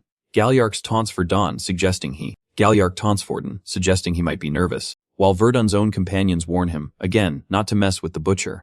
He dryly replies that he won't be fighting unless the other party picks a fight. Besides, they need to focus. The battle has already started. Next moment, a furious fight breaks out between the human soldiers and the undead skeletons. Their leader informs them to crush the skeletons' heads to ensure they stay down, as attacking the middle just allows them to regenerate. The clerics and mages are supposed to stay at the rear for support. The battlefield shifts when a blood golem emerges. The knights warn the clerics to stay back or risk being crushed, as the monster cannot be defeated by an ordinary sword. Galyar, however, is not afraid of the challenge. He jumps into the air, declaring that fighting this monster is nothing more than a warm-up for him. First, he punches the monster with raw bone-shattering force. Then, without wasting a second, it tears the golem's head clean off its body, while Galyark's display of skill impresses the ruler Viren. The man's next move brings his sanity into question in a blatant show of power. Galyark throws the severed head through the air, landing it right in front of our dude. The act is incredibly rude. But the subtext is clear. This is Galyark's way of marking his territory. It's a taunt, a challenge to prove that Verdun's feats from yesterday were more than just a lucky show-off session. The trick works. In the next moment, Verdun activates his terrain manipulation, making the very ground beneath the brute's feet literally shift. Before anyone can blink, he follows up with a massive fireball spell. The back-to-back use of high-grade magic leaves his companions genuinely concerned for his mana levels, but our boy isn't slowing down. As he pulverizes the undead, Galyark voices his excitement. Our boy's nasty temper, despite that soft, unassuming look, is a delight to him. He then challenges Verdun to a competition. Whoever takes down the most undead is the winner. After that, the battlefield becomes a chaotic race of destruction. While our boy is incinerating waves of undead with precise magic, Galyark is ripping through them with nothing but brute force. The constant provocation from Galyark really hits home for our boy, who spends the track picking off undead here and there. This impromptu challenge, because space inside the cave is limited, only a select few gain access, including Verdun, Iris, and Galyark's team. Galyark's rare praise for Verdun's skills meets with total indifference from our guy. One person definitely not enjoying the vibes is Goad, the mage on Galyark's team. Jealousy eats at him after Verdun countered his mana pressure so easily. While our boy appears to be a third tier like himself, his true depth remains a suspicious mystery. While the selected party enters the mines, the main garrison waits at the entrance. Narian, a gold rank ranger from Galyark's party, takes the vanguard position. She is undeniably good at her job, detecting threats and eliminating undead with surgical surprise attacks. Every member of the party proves efficient, operating like a well-oiled machine, yet a mounting bad feeling haunts Verdun.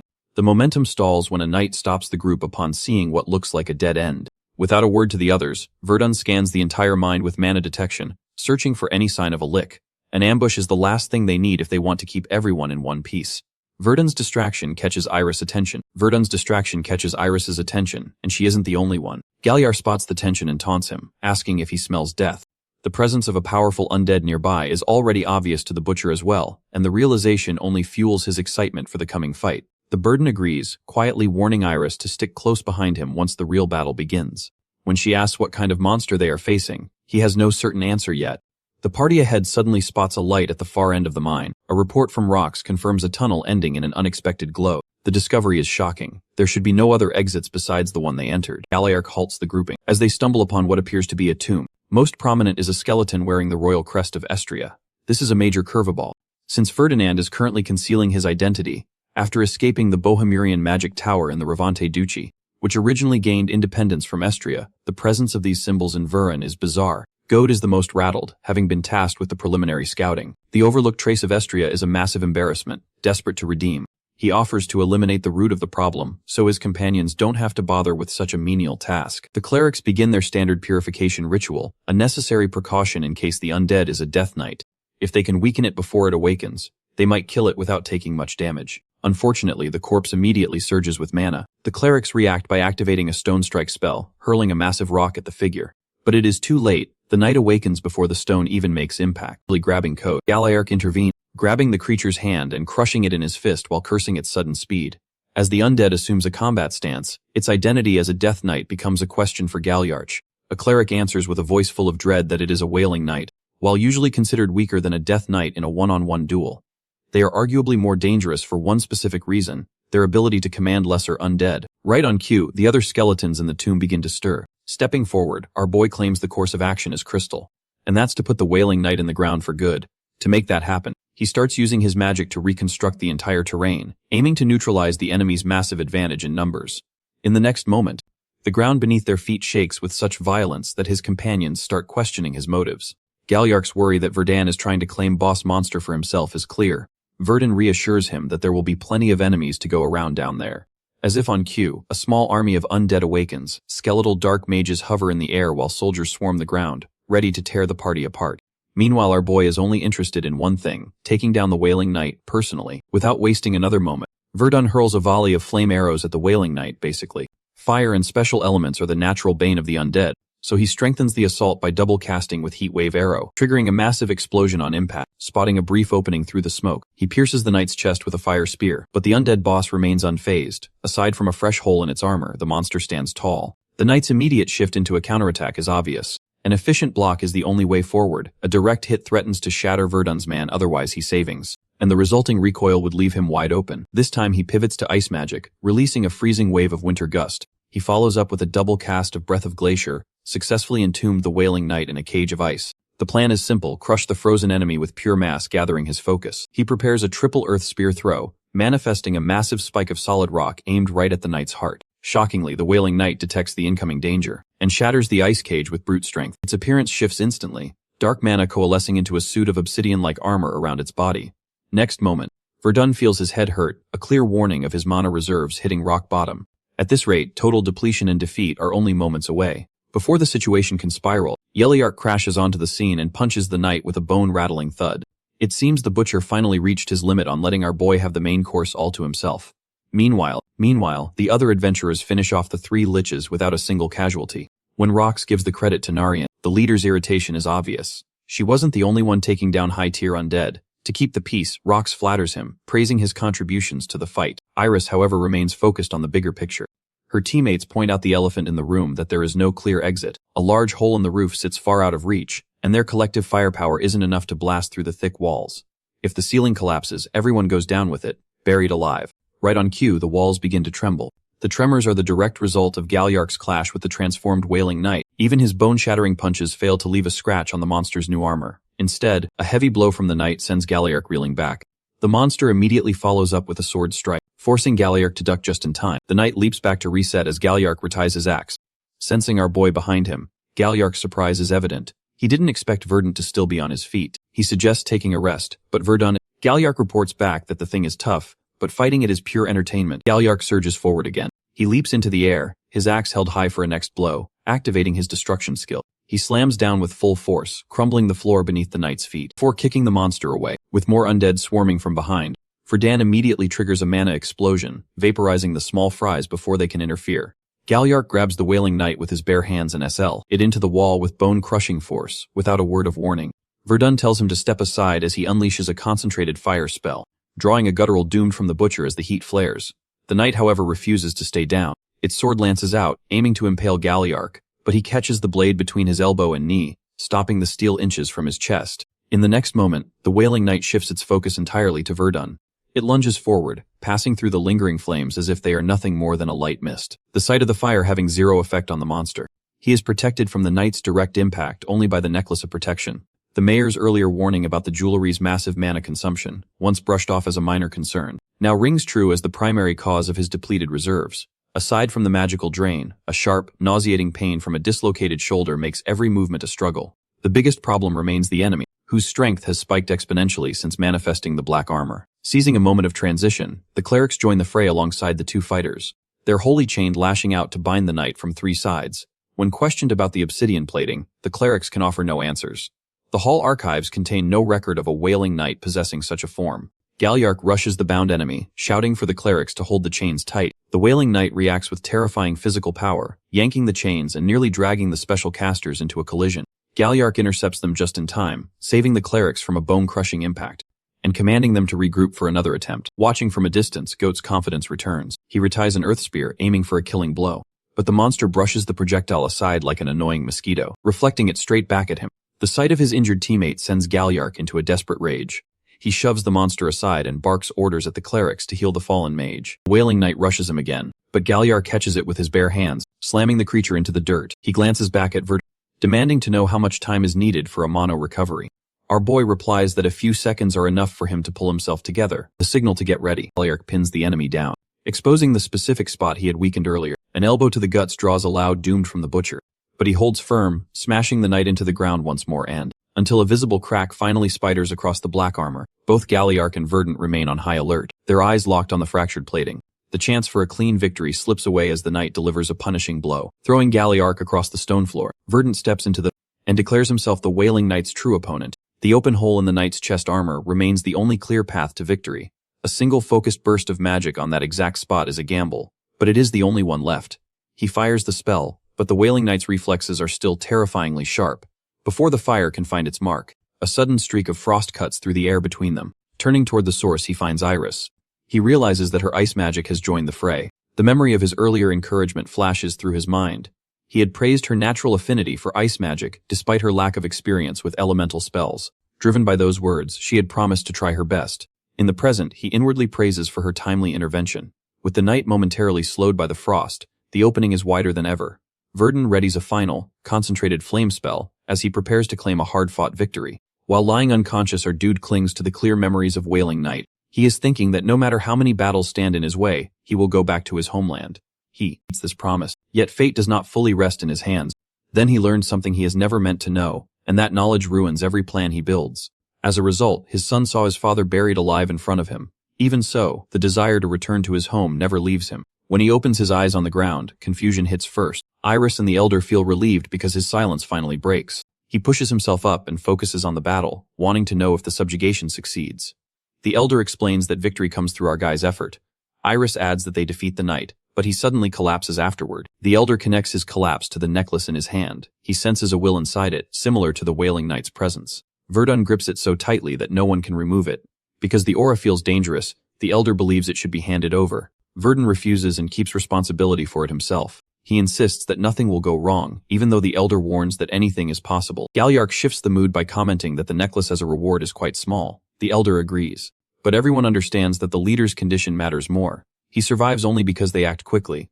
Relief spreads when it becomes clear that he lives. Once Verdun stands again, the group prepares to return since the cleanup is nearly finished. The undead soldiers, their commander, the defeated Wailing Knight who invades mine all are defeated. When the ruler hears about it, fear pushes him to order a full cleanup immediately. Thankfully, no one who enters the mine dies. After searching through the undead's memories, Ferdinand feels uneasy. At the same time, he recognizes one clear result from this incident. He grows stronger. Real fight pushes his limits faster than study ever does, even though he remains at the 3rd level. The magic book that cuts connections and boosts mana, allows him to cast wide area spells equal to the 4th level. This progress strengthens his resolve. If he continues without giving up, he will one day reach the level of the Tower Master. After the incident, the priests of the Lewis Order choose to stay behind and supervise the mines. The adventurers prepare to return to their own paths. Galliarch assumes Verdun will not live as a simple adventurer or mercenary and wonders if he plans to head toward Grey. Our guy never heard something like this before. The other explains that Grey functions as a center where information is traded and requests are organized. Only those with proven skill earn a place there. Many ambitious fighters gather in that city, chasing fame and wealth outside strict rules. Because they fight side by side, Galliarch shares this knowledge openly. Verdun spends most of his life trapped in the magic tower, so he lacks this kind of street information. But he knows that the risky requests in Grey mean stronger enemies, and stronger enemies create more chances to grow. From the carriage, Iris reminds everyone that departure approaches. She wonders if he intends to leave with them. Besides, she plans to study elemental magic further once she returns. She notices he stands apart and realizes he does not plan to follow. His wounds are still fresh, yet his decision feels firm. He thanks her for the enhancement magic she taught him and assures her that with steady training, she will master elemental control. Even so, he confirms that he must leave. The farewell comes faster than expected. Iris reflects on everything that happens. She survives the battle and gains knowledge she fails to learn at the academy. Their meeting begins suddenly and now ends the same. Way. She accepts that holding him back serves no purpose. Shake hands and part with the intention of meeting again. She quietly decides that when that day comes, she will stand proudly as someone he can acknowledge. At the same time, Roveline confronts the captured man. She demands him to answer that why the Black Hour targets the magic tower of Bohemern. Basically, the Black Hour is a group of mages who turn their backs on traditional magic to walk a twisted path. For Roveline, the truth behind the attack on the magic tower of Bohemian stays hidden in the shadows. She never finds out who gave the order or what motivated the attack. She guesses that the men she was investigating are the lower rank, that such heavy secrets belong to those far above their rank. She counters a man who appreciates Roveline for the massive wave of destruction, using only a basic second-rank spell. This man is Lucard, who is the third disciple of Valdek, believes that those born with natural gifts live in a world entirely different from that of common mages. Ravelan, however, is not happy that he is here. He worries about her investigating dangerous matters alone, pointing that she might earn the spot as their master's 4th student. To steer her away from these risks, Ravelan tells him to worry about his own work instead. It has been 7 years since his famous theory of multi-continuity hit the world, and many people are still waiting to see if he can strike gold twice. Lucard senses that Ravelan is skeptical of the old stories. While the Tower Master officially confirmed that the thesis was his, Ravelan finds the timeline suspicious. She notes that a man with such a flawless mind has only climbed to the 4th rank in 7 years. Her sharp logic strikes a nerve with Lucard, who feels she is disrespecting a man he holds in high regard. He views her as a constant thorn in his side, especially now that she is poking around in the past. Since he assumes that Verdant is dead, Lucard believes the truth about the stolen research is buried forever. This silence keeps certain powerful people safe, yet Ravelan continues to grow bolder by the day. Lucard knows that losing his temper would look bad in front of the Tower Master, so he keeps his emotions in check. He focuses on protecting his reputation while quietly aiming for the 5th rank. He believes that once he reaches that peak, he will finally have the power to stop dealing with Ravelan's interference. Meanwhile, before leaving Veron, Verdun stops in the village of Grey because Galliarch suggested it. Eventually, he makes his way to Cohen, the industrial center of Paleslands. The city is a place of massive factories and rigid discipline. People move here searching for stability, but the harsh environment creates a massive gap between the wealthy and the poor. The slums of Cohen are famous for their misery, but Verdant knows that the best answers are often found where society refuses to look. He walks straight into the heart of the district. The contrast between the rich areas and the slums is staggering. Even the roughest parts of Martas seem bright compared to this. At the very least, he finds the stench here manageable. He finds a quiet building that serves as a front for information. The shop is empty except for a man behind the counter who tells him they are closed. Verdun simply mentions that the butcher sent him. The owner asks for his name, and he introduces himself as Asher. After the man confirms that he matches the description he was given, he skips the formalities. He points him toward a hidden door but gives him a stern warning. Do not cause. Verdun descends the stairs into a warehouse that leads to an underground tavern. A man wrapped in bandages leads him inside. Verdant scans the room immediately, spotting 2 mages, an archer, and 2 swordsmen. Everyone in the room is there for high-stakes work or secrets. Then he is led to another room. Amanda approaches him and introduces himself as Pale, a well-known information broker in the south. Pale admits he is impressed by how quickly our boy has made a name for himself since arriving in Python. Peel gets right to the point, offering both employment and intelligence. Verdun expresses interest in both. Pale explains the rules. Everything is tiered. The more valuable the secret, the higher the risk and the responsibility. Trading in sensitive information can cost lives, so trust and reputation are the only currencies that matter. There are no shortcuts in this system. Verdun understands the situation. Information regarding the Magic Tower's treasures is still out of his reach. However, he is short on funds. He realizes that by completing jobs and building his reputation, he will eventually gain the access he needs. He asks for the freedom to pick his own. Missions. Ale agrees but insists that he fill out a questionnaire first. As they talk, Pale notes that our boy looks more like an adventurer than a common mercenary. Pale then offers a job that seems to fit his history, a hunt for a dangerous creature. Verdun looks over the contract. He asks if the mission involves hunting a demi-human, but Pale informs him that the target is a roar wolf. Monster hunting typically begins when a government or a local the ruler sends a formal request to the guild. This setup highlights the strong connection between the ruling power and the guild, allowing a country to handle threats without throwing away its own soldiers recklessly. Sometimes the ruler chooses to use his own troops to fight monsters directly. When this happens, every trophy and material gathered from the field belongs to the ruler. Even so, the guild usually steps in to manage how those monster parts are distributed. However, when a territory relies solely on its military, the balance often shifts. Without consistent professional control, monster populations explode. If the soldiers cannot keep up, the land slowly transforms into a dangerous nest of beasts. Because of this danger, the guild maintains the right to step in first. Unless there is an emergency. Even then, clients always scramble to grab the most valuable parts for themselves. The vocal cords of a low-level wolf are a perfect example. The rulers crave these materials, and merchants from Grey make a living by meeting that demand. Verdun takes on missions through these information brokers and finishes them with efficiency. At this moment, he is wrapping up one such contract. Next morning in this forest, the massive corpse of a wolf lies soaked in blood. Pale and Meyer look over the area, noting that the work is perfect. It isn't just one wolf that has fallen. The entire pack has been wiped out. The level of destruction makes it clear that this was no ordinary hunt. The smaller wolves were caught in wide-range attacks, leaving them decimated. The primary target, the Ruhr wolf, was handled with more precision. It was killed carefully to make sure its vocal cords stayed intact. The hunt ended 2 days ahead of schedule, and the materials are in flawless condition. He confirms that everything is exactly as requested, and marks the job as done. Pale also finds a sharp arrowhead left behind at the scene. Later, Verdun pays a visit to a workshop master. The craftsman asks if he is happy with the custom staff. Verdun looks over the gear and agrees that it meets his standards, feeling satisfied with his choice of workshop. When he first reached Koan, he ordered a full set of armor made from Mabat's skin, covering both his upper and lower body. At the same time, he asked the smith to fix a ring he found in Martez. The craftsman examines the ring and explains that it is a complex magical artifact. Fixing it won't be easy. As Verdun holds it, while using appraisal on it, he can tell that the damage is deep. While he can't tell what its original power was, he is certain that it is indeed a magical item, so he agrees to pay for it as the magic artifact restoration. After that, he stayed in Koan for a while. Working regularly for Pale, the jobs come in a steady stream. He finishes every task and collects his pay, doing everything from hunting down criminals and bandits to breaking up illegal flavorings. A month passes in a blur of activity. Eventually, the ring is restored, but its true ability stays locked away. Verdun realizes the workshop doesn't have the expertise to solve the mystery, so he decides to try repairing the magic himself. One day, while walking through the city streets, a little girl rushes past him with an ice cream cone. She trips and nearly falls, but he catches her just in time. Her grandmother rushes over, worried the child caused a scene. Verdun assures the woman that everything is fine and the girl is safe. The elderly woman is grateful for his quick reflexes and insists on giving him something in return. She explains that while she doesn't have much, she might be able to help him. The little girl proudly adds that her grandmother is famous for her fortune-telling.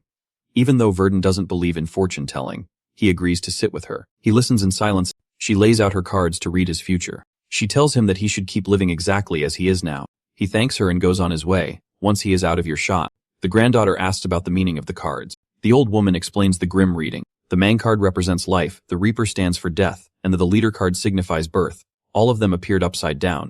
It is a pattern of total chaos, showing someone who has drifted completely away from his original destiny. Verdun has no idea about the old woman's dark interpretation. His mind is focused on the ring.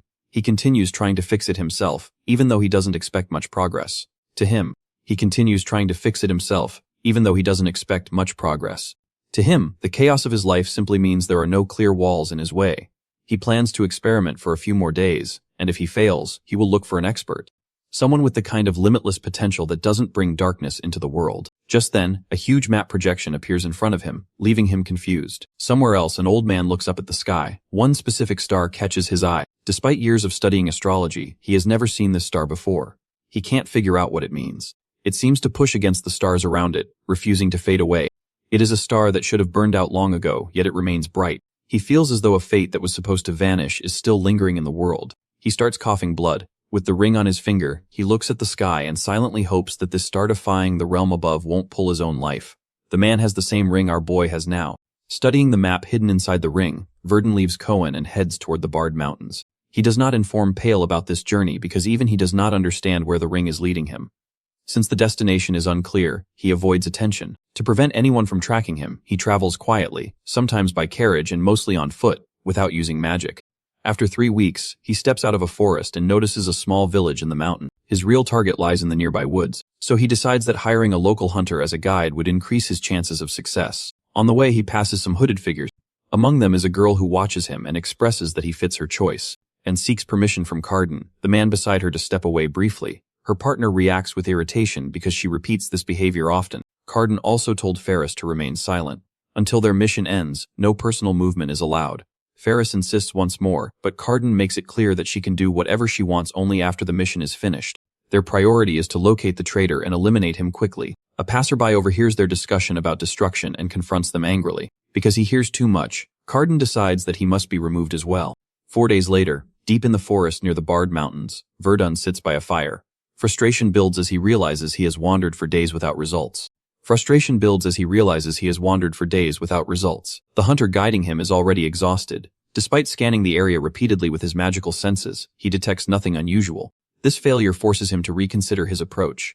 He begins observing small details instead of relying only on detection magic. After a certain distance, he notices trees with different bark colors. Previously, he often flew above this forest and never paid attention to such differences. Now he studies everything carefully. That shift in perspective reveals the truth. The entire forest functions as a massive magical concealment circle. Someone has constructed a barrier of extremely high level. The tree at the center likely serves as its core. Verdun decides to break it within 1 hour. In reality, it takes him 4 hours to completely dismantle the magic circle. Inside, Harkin regains consciousness. He realizes he has fainted again, and drinks a red potion, though its effect grows weaker. Even so, he endures. His mind drifts to an approaching incident that will reshape the world. Harkin suddenly senses something and reacts, with fear, and wonders whether the visitor comes from the Black Hour. Verdun steps forward and explains that his assumption is incorrect. He explains that the ring guided him here. The moment Harkin sees the ring, he identifies it as Crescent, and begins coughing blood violently. After recovering slightly, he demands to know how Verdun obtained it. Verdun now understands that this man is no ordinary hermit. Only someone powerful could create such an enormous concealment barrier. The ring and this old man are clearly connected. Because of that, he remains cautious. He questions why Harkin hides here. The man appreciates his careful nature and agrees to explain. Before that, he expresses surprise that Verdun managed to bypass the barrier. Most of the dozens of entrances are deadly traps. Verdun reveals that he dismantled the entire circle in 4 hours. Harkin is genuinely shocked. Someone so young should not possess that level of knowledge and skill. When pressed about the ring, Harkin answers that it represents fate, though they have never met. Fate has reunited them. He admits that he lost the ring 15 years ago. He introduces himself as Harkin Decest, a 5th-level mage recognized as a sage in alchemy, magic circles, and astrology. Harkin once had a close friend who reached the 6th level. Together, they founded a society dedicated to studying magic. That society later became known as the Black Hour. It began with 8 members and grew to over 100 within a few years. The world both admired and feared them, because they possessed enough power to destroy a small nation in full war. Despite that strength, Harkin insists they did not seek domination. Even with growing skilled responsibilities, they remained scholars at heart. That stability ends when his friend is killed by a student they had raised together. The student's name was Dehit Westall. Blinded by the child's extraordinary talent and potential to reach the 7th level, they failed to see his true nature.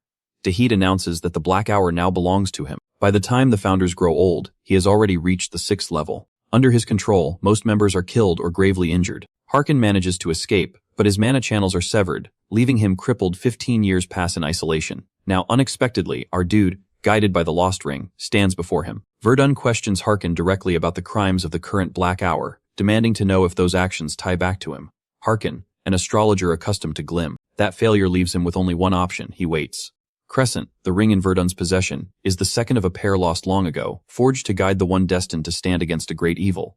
In Harkin's eyes, the ring has now fulfilled that purpose. Practicality guides Verdun. A task of such scale requires equal compensation. He demands to know what Harkin can possibly offer. Harkin responds without hesitation. In exchange for carrying out his will, he will pass on a lifetime of achievement, knowledge, and mastery. The offer is a heavy one to take at face value. Harkin speaks of surrendering decades of wisdom. Simultaneously, personal anger toward Balrog Bezos of the Magic Tower of Bohemern still burns in Verdun's heart. Revenge lingers, yet the matter at hand carries more weight than private grudges. Peace outweighs vengeance. A strange noise echoes outside. An intrusion registers in Verdun's mind immediately. The group of 3 from earlier bursts into the room, announcing their success in locating Harkin. Harkin demands their identity. The leader, Carden, announcing their success in locating Harkin. Harkin demands their identity. The leader, Carden, confirms the target is indeed Harkin Duzist, labeled a traitor of the Black Hour. Anger flashes across Harkin's face at the mention of Dahit. The hooded man insists on respect for that name. Harkin rejects the accusation. The bitter irony of his former student now commanding assassins sharp in his voice. He questions the breach of his barrier, searching the air for any sign of Dahi's arrival. The intruders reveal a man-attracting artifact as the source of their success before explaining their purpose. The Magic Tower of Bohemian lies in ruins, a catastrophe unprecedented in the history of magic. With the Black Hour accused of the destruction, assassins from the tower now hunt them without pause. Suspicion falls on the sage as the true culprit. Harkin laughs coldly. If he possessed the strength to annihilate an entire magic tower, his enemies would already be dead. While they speak, Verdun quietly activates a triple casting. Flame current arrows surge forward as gale and ice spikes trigger at once. The political conflict is secondary to one clear fact. The Magic Tower and the Black Hour are at war. If the attackers recoil, a young mage capable of chaining high-level elemental spells is a calculation they hadn't made. Carden questions if Harkin has taken a student, a possibility his companion dismisses. Regardless, the order is to eliminate everyone present. Ferris examines Verdun with unsettling interest, claiming him for herself. At that moment, a wall of fire erupts in front of her. The 4th-level magic marks him as a lethal threat. Verdun tracks their movements, noting their use of wind and telekinesis. The leader's aura suggests the 3rd circle, yet his spell execution carries far more weight. Ferris attempts suppression, but it fails completely. Verdun's countermagic forces her into a desperate dodge. In a sudden movement, he lunges forward and seizes her by the throat, using her as a shield. Carden reels. 3rd-level magic should not break through 4th-level defense so cleanly. Outnumbered, Verdun shifts tactic. A stonewall spell rises, blocking incoming attacks. The landscape manipulation activates with a force far beyond traditional expectations. Ferris, now furious, demands the chance to finish Verdun instructs Harkin to retreat. Protecting the old man complicates the battle. Harkin acknowledges Verdun's impressive handling of the situation and questions his mastery of flight magic. An explosion detonates, filling the area with smoke. Under the cover of the haze, Harkin and Verdun withdraw. Guided by Harkin's hand toward a small cave, Harkin rushes to a concealed cabinet. He explains that a true magician surpasses limits and forges a personal path beyond conventional boundaries. From the cabinet, he retrieves a bottle of liquid. Verdun questions the brew. Harkin describes it as a masterpiece crafted from a rare herb and refined for 5,000 days under moonlight and starlight.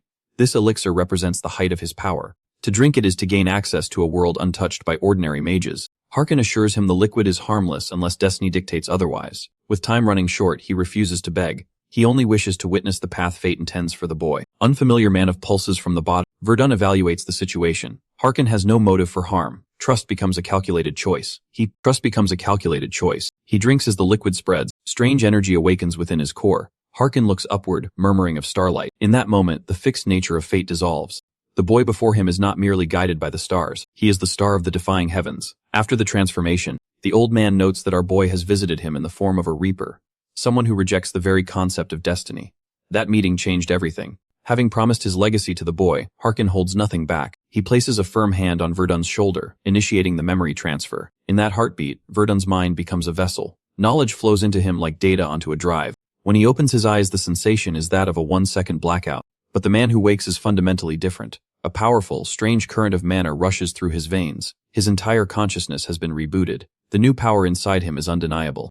Harkin, now completely exhausted, confirms his work is done. Only then does he realize the young major's name was never spoken. He tries the name Asher before Verdun corrects him. Harkin makes a final request.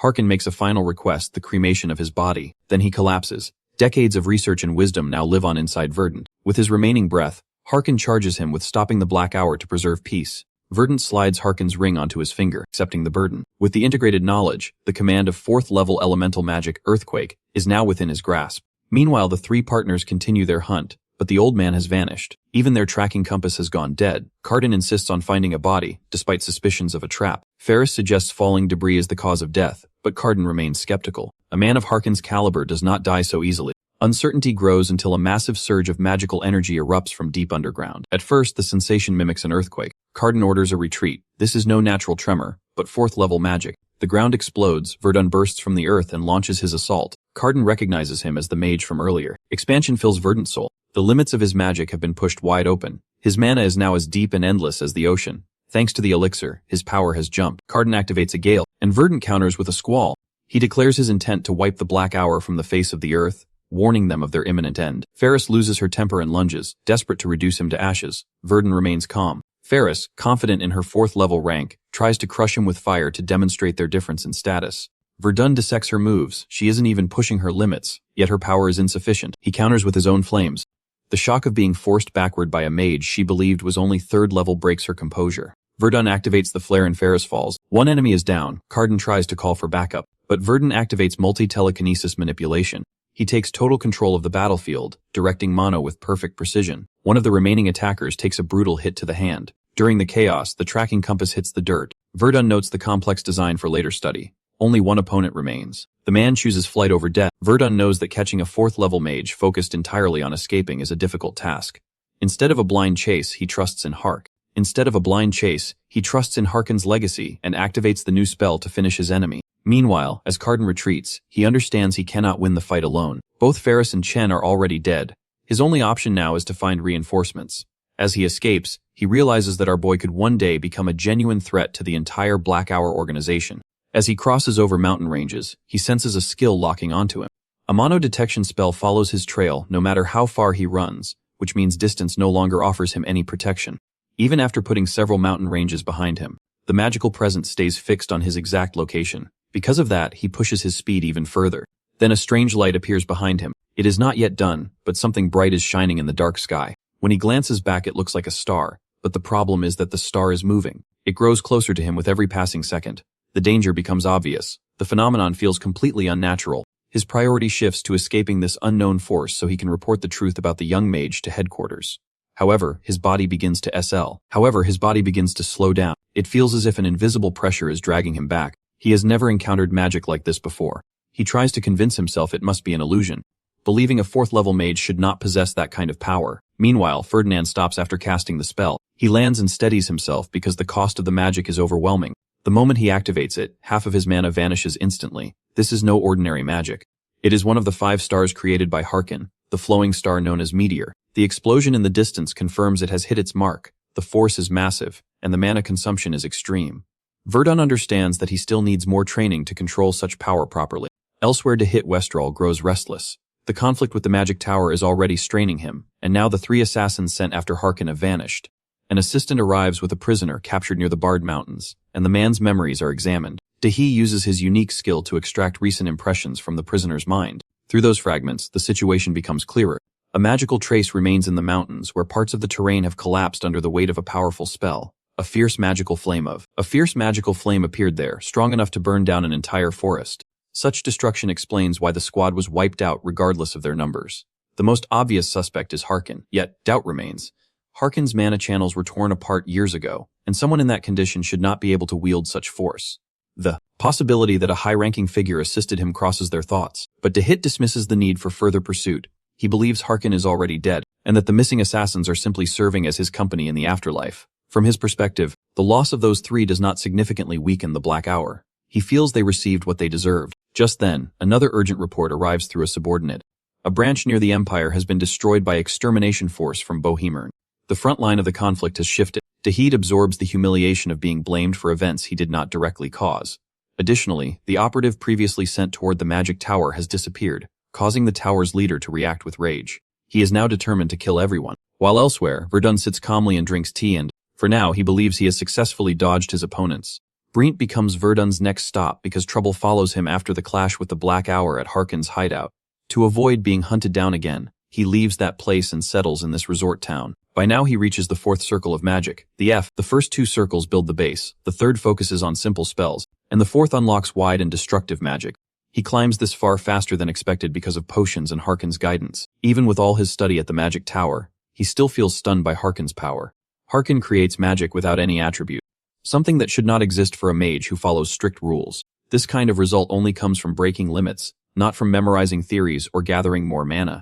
Instead of feeling discouraged, our dude accepts that he has not yet stepped onto the path of a true great mage. That thought pushes him to focus on improving Harkon's magic rather than doubting himself. Out of the 5 stars Harkon engraves, Verdun can only handle the first one. Even that single star drains too much mana. The weapon holds massive power, but using it in real combat feels unrealistic. Because of that weakness, he considers splitting one huge star into several smaller ones. At the same time, he plans to take apart the Black Hour Compass to study it. The list of tasks grows, so he decides to start with something simple. Preparing his staff comes first. He heads into the city to find a skilled smith. On the way, he spots the Con Merchant Guild building and figures they might help. Inside, he receives warm treatment and is welcomed because of the reference he gives. And drinks are prepared and business quickly becomes the topic. He explains that he wants to buy magical items. The merchant confirms that they carry staffs and accessories for nobles and adventurers. Deep down, the merchant assumes Verdun studies at an academy because of his wording, yet his age does not match that idea. Herding clarifies that he needs a custom-made item. The merchant admits they have a craftsman capable of that level of work, but the man is a drunk and a gambler. His debts pile up and lenders chase him. Meanwhile, the said craftsman is finally caught by the lenders. He explains that he cannot repay 8 million elk, and the lender pressures him to work since money will not fall from the sky. The situation grows tense because the creditor travels far just to collect what is owed. That is when money suddenly drops to the floor. Verdun steps in and covers the 8 million. The lender reacts with anger and treats him like a child interfering in adult matters. He orders his men to grab the cash and discipline the boy. Then everything changes as they are stopped by their boss. The lender freezes after realizing who stands before him. The boss explains that years ago, in a crime-filled Brint, weak-looking magician appears and wipes out anyone who crosses him. That memory now connects with our boy in front of him. Fear replaces arrogance. He kneels and admits he only comes for debt collection, withdraws with his men and leaves without further trouble, wishing Verdun a long life. After that, the shaken craftsman asks who Verdun is, explains that the Condor of the Con Merchant Guild recommends him, and confirms he wants to place an order. The craftsman agrees, though the 8 million elk will be deducted from the commission. A few days later, Verdun studies the Black Hour Compass more closely, realizes it works by using mana's natural trait of returning to its owner. The design feels close to an artifact. Peace pass quietly and no one attacks him. That calm suggests he escapes pursuit for now. He names Harkon's new attribute Starlight as it fits, because the power links mana together like stars forming a constellation. It strengthens and connects energy in ways that did not exist before. Still, controlling it remains difficult. His mana pattern differs from Harkon's. Even small variations cause the spell to react unpredictably. Because of that, he chooses patience. The artifact nears completion, and leaving Brint soon becomes possible. While he sits outside, approaches and explains that he has been searching everywhere for him. Verdun fails to sense his arrival, which surprises him. The stranger calmly apologizes for the late introduction. He reveals his name as Risner and he comes from the Ark. When the man introduces himself as Risner from the Ark, everything inside Verdun turns upside down, because the Ark stands as the complete opposite of gluttony. He cannot understand why someone like that comes looking for him. Risner eases the tension by making it clear that he has no intention of harming him. Verdun assumes there must be another reason. Risner explains that gluttony's loss benefits the Ark. Because Verdun eliminates the professor, the Ark gains from it as well.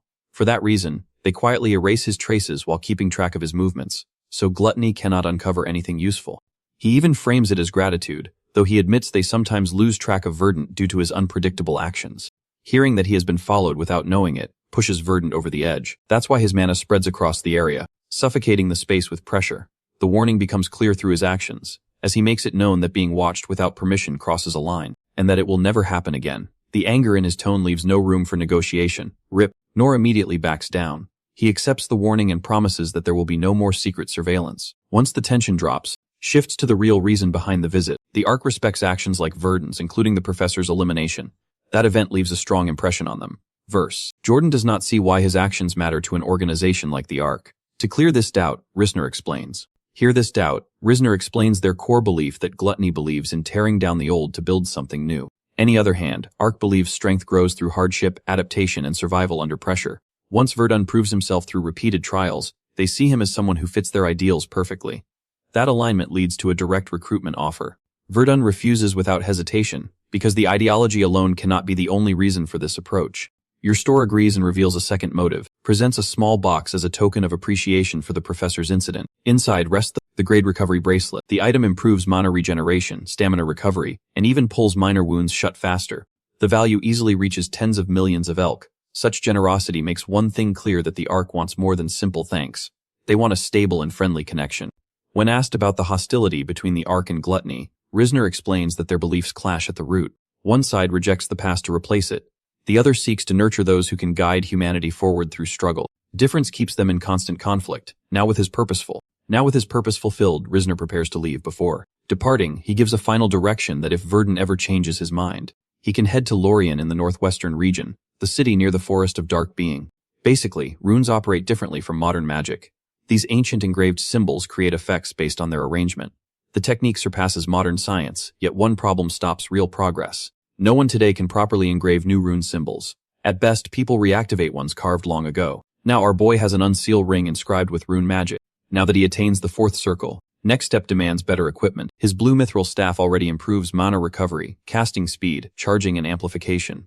His mage's cape regulates body temperature and grants resistance to physical damage, fire and frost. Even with those tools, one treasure remains locked. The ring engraved with rune magic is now his top priority. That's why he is front of his bespectacled man, since Pale has an information, as well as he knows someone connected to a rune specialist. However, such specialist engraving brings little profit, so most treat it as a hobby rather than a profession. At that moment, Pale informs him about a designated request which specifically asks for Verdun.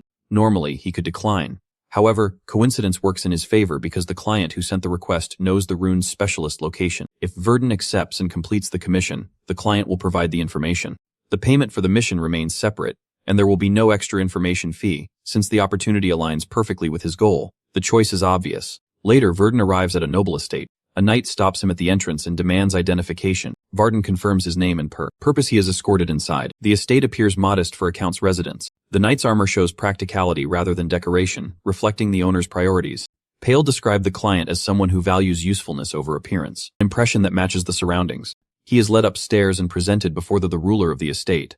The knight announces our mage's arrival. The man before him confirms whether Pale sent him. Burton acknowledges it calmly. The man's face is the Count Roddenmeyer, the figure behind several previous commissions. Roddenmeyer welcomes Verdun with a cup of Fury Gold Buzz because the tea is rare and difficult to prepare. The Count treats it as a luxury reserved for special occasions. He makes it clear that this is not a drink for ordinary mercenaries, implying that Verdun lacks the refinement to grasp its value. Verdun proves otherwise through action, having experienced his brew often with the Tower Master in his circle. He handles the cup with practiced ease. He calmly adjusts the sweetness with a dash of sugar before tasting. That small detail shifts the Count's attitude. A flash of genuine surprise crosses his face. While recognizing unexpected sophistication, the Count reassesses the man before him. Verdun's quiet response and lack of arrogance reinforce this new impression. The Count drops his subtle mockery and moves directly to business. Explains that his aide, Baron Balin, recently completed a mission, although a confirmation of success arrived. Balin and his escorting knights never returned. The first search unit is already in the field, yet a nagging feeling persists, since his instincts have never. Even if it seems excessive, he prepares a second search force. Numbers and tracking ability are paramount, leading to Verdun's summons. The Count values his perfect record with Pale's assignments. The tasks sound straightforward. Monodirection alone should make locating the missing group simple. The Cap. To sign him to the second search unit under Knight Captain Balkan, with departure scheduled for that very night. When given the chance to speak, Verdun requests permission to operate independently, if necessary. Allows it under one condition: results determine payment. In other words, returning empty-handed means receiving nothing. Verdun accepts. But before leaving, he brings up his true interest, the rune specialist. The Count reveals the specialist is already present. Standing nearby is Renander, once a rune researcher in his younger days. With introductions complete, the Count excuses himself. Renander offers a detailed explanation of rune theory, but Verdun stops him by presenting the ring. At the sight of it, Renander's composure breaks. Our boy offers a good amount to activate it, but the man explains that reactivating the rune itself poses no difficulty, so no additional materials or payment are. He recognizes the Ring of Runes, an artifact known as Exceed the R. The ring enhances all 5 senses at once, and remains permanently active once triggered. Because the effects overlap continuously, the burden becomes extreme. For the highly sensitive, even a third circle mage like our guy could collapse into cycles of agony and sensory overload. In severe cases, the strain could cost a hand. However, Verdun chooses a different path, and still, instead of wearing it, he demands the rune be engraved directly into his mana circuit. This proposal shocks Renander. The R. Chris goes far beyond losing a limb. It could destroy his entire mana circuit. Verdun's unwavering gaze makes his decision clear. Renander's hands tremble as he accepts the task. Fear mixes with excitement. The thought of engraving a rune into a living body tempts him despite the danger. He agrees, issuing one final warning. Verdun puts on the ring and lets Montecharge. He reveals his advancement to the 4th circle, providing the strength necessary to withstand the process. The moment activation begins, his senses explode outward. Every sound, movement, and fluctuation in Manhwa. The overload pushes him to the edge of madness, yet he holds steady. As the chaos stabilizes, control returns. The overwhelming input becomes a sharp, manageable tool. Same day, the second search unit departs. At At the edge of a village, a knight points out the first search unit's abandoned horses. Since the animals were never retrieved, the first team clearly never made it back this far. At that moment, an old villager warns them against the forest. Having lived there for years, he speaks of unprecedented unrest. Animals and demi-humans flee in fear. The forest feels as though it consumes life. Captain Balkan does not hesitate. He orders the advance. Missing unit's last known location. Some knights quietly question Verdant's condition. He seems distracted and worn. Captain Balkan dismisses the concern, relying on Verdant for tracking support. Deeper, inside the forest, discover the 6 Count's carriage. It lies split clean in half. Yet no clear cause for the destruction is visible. The unnatural damage unsettles the group. All can turn to Verdant that it is turned to work. One knight voices doubt again, noting Verdant's lack of focus. At that moment, the final traces of sensory instability settle into balance. Verdant's expanded perception flows under his total control. He activates mana direction. His mana spreads outward far beyond normal range, blanketing the entire area. One knight worries about exhaustion. Verdant suddenly locks onto a target. Without hesitation, he points the way and moves. The moment Verdant points out the direction, everyone sprints after him. He moves at the front with sharp precision. Captain Balkan quickly notices the gap in skill. Even compared to the mages within the Knight Order, Verdant's reflexes and casting speed stand on another level. His pace alone proves that he is no ordinary support mage. Clark tries to confirm whether the Viscount has been located, but Verdant clarifies that the target is not the Viscount. Instead, he senses a powerful and unfamiliar life force ahead. Because the forest already feels wrong, the conclusion forms naturally in his mind. Whatever destroys the carriage likely waits further inside Without hesitation, Captain Balkan rushes forward and cuts down a massive tree, actually a trant blocking their path. Something about it feels unnatural, because trends normally inhabit dark and damp regions. Not this area. Captain Balkan reasons that it may have drifted from somewhere nearby. When Verdant presses for clarification, Balkan explains the existence of a forbidden place within the Ducatum, the Forest of the Dark being, by decree of both the Guild and the Ductum. No one enters it. Sunlight barely touches its ground even at midday, and trants thrive there. Verdant immediately recalls Risner's earlier mention of heading northwest toward Lorien within a month. The pieces connect. That forest must be the same one. At that moment, Clark refuses to believe that Trents alone defeat the Viscount's advance squad. Something more must be hiding here. Verdant suddenly senses movement and raises his weapon toward the trees, commanding the hidden presence to reveal itself. A man. The knights recognize him at once. Once is he Brennan, one of the missing. Relief almost appears, but it vanishes just as quickly. His body looks wrong, his posture lacks awareness. Our boy immediately recognizes him as an undead. Before anyone fully reacts, Brennan's body twists and transforms. He charges like a zombie.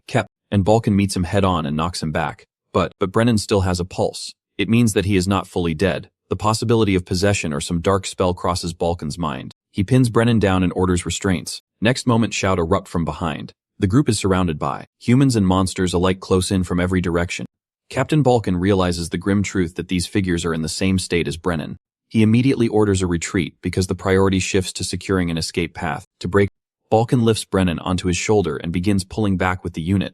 An undead warrior throws a numbers of arrows toward Captain Balkan's back. Balkan blocks just in time. A small cabin appears through the trees. He redirects everyone there. However, a troll crashes into their path, gathering knights with brute force. The situation collapses quickly as they even prepare for some losses. Before the troll can strike again, magic attacks laces through it cleanly. The sudden spell stuns everyone. At the same time, the undead warrior attempts another strike from behind, but the attack. Verdant steps forward, revealing himself orders them to move while he covers for them. Next moment, he notices a disposable artifact onto the ground, activates a barrier infused with concealment and protection spells. However, such a barrier will not last long against this many enemies, so Verdant does not stop there as he extends his hand and begins altering the magic circle itself. Under normal conditions, modifying an active spell and expanding its formula at the same time would be impossible. But with his heightened sensory state, every flow of mana becomes visible and controllable. He strengthens the formula and fills its structural gaps as naturally as breathing. Knight watches in disbelief. What? While R manipulates and reinforces a pre-constructed magic circle in real time, combined with the enormous mana detection range they witnessed earlier and the power behind his spells. One conclusion becomes unavoidable. Clark realizes that he far surpasses the third circle. When Verdun announces that the barrier is complete, the tension shifts. The knights now understand that he has been concealing his true strength. At that moment, one knight urgently calls for Captain Balkan and Knight Clark, informing him that they have located Vic. Later inside the cabin, Captain Balkan faces Viscount Bellon, who sits upright. Captain Balkan did not expect to find him there, especially after discovering the destroyed carriage outside. Verdun quietly studies the magic circles carved into the structure. Because they are carefully layered with concealment and protection, his earlier mana detection fails to pick up any presence here. That explains why nothing appears on his radar before. steps forward and urges the sixth account to explain what happens. Balin recounts that he is returning from negotiations near Khazard and Ridge Village when to scream echoes from the forest of the dark being.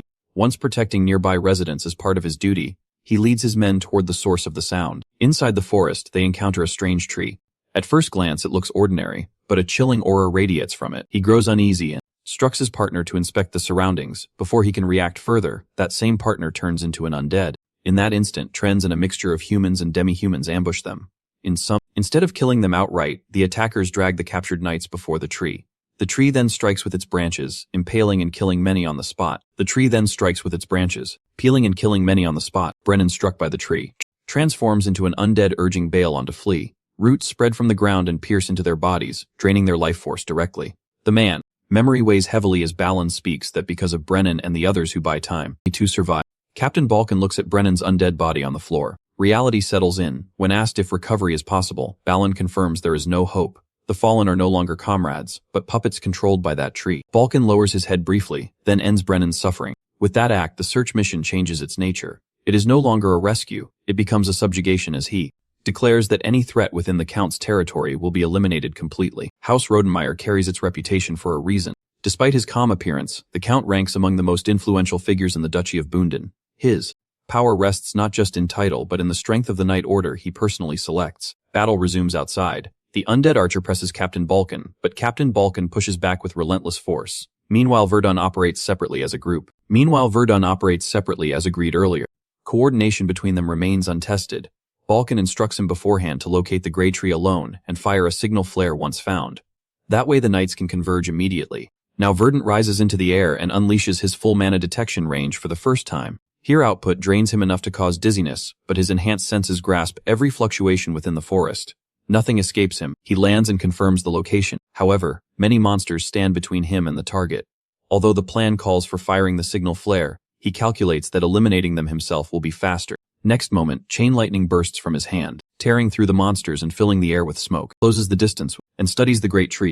Aside from its ability to control intelligent beings, it behaves like an ordinary trent. Once it is still wood at its core, its weakness remains obvious. He casts triple blasting flare as the massive wave of fire engulfs the tree, consuming it completely. On the other side of the forest, the undead archer preparing to strike suddenly disintegrates. Clark notices first that the surrounding enemies also vanish one by one. The disappearance makes no sense until flames rise high in the sky. Balkan understands immediately that Verdun succeeds. Back at the burning site, Verdun observes the collapsing tree. The battle ends much faster than expected. As he prepares to conclude the mission, a glowing magic orb forms within the flames. Instead of fading, it moves. The orb detaches from the tree and travels deeper into the forest. Verdun follows without hesitation as he guesses that the pattern suggests that the tree is merely a host. Something else is parasitizing it. After a while, he stops after sensing a wave of dread, stronger than what he felt from the Grey Tree. The sinister presence multiplies in intensity, suffocating the air itself.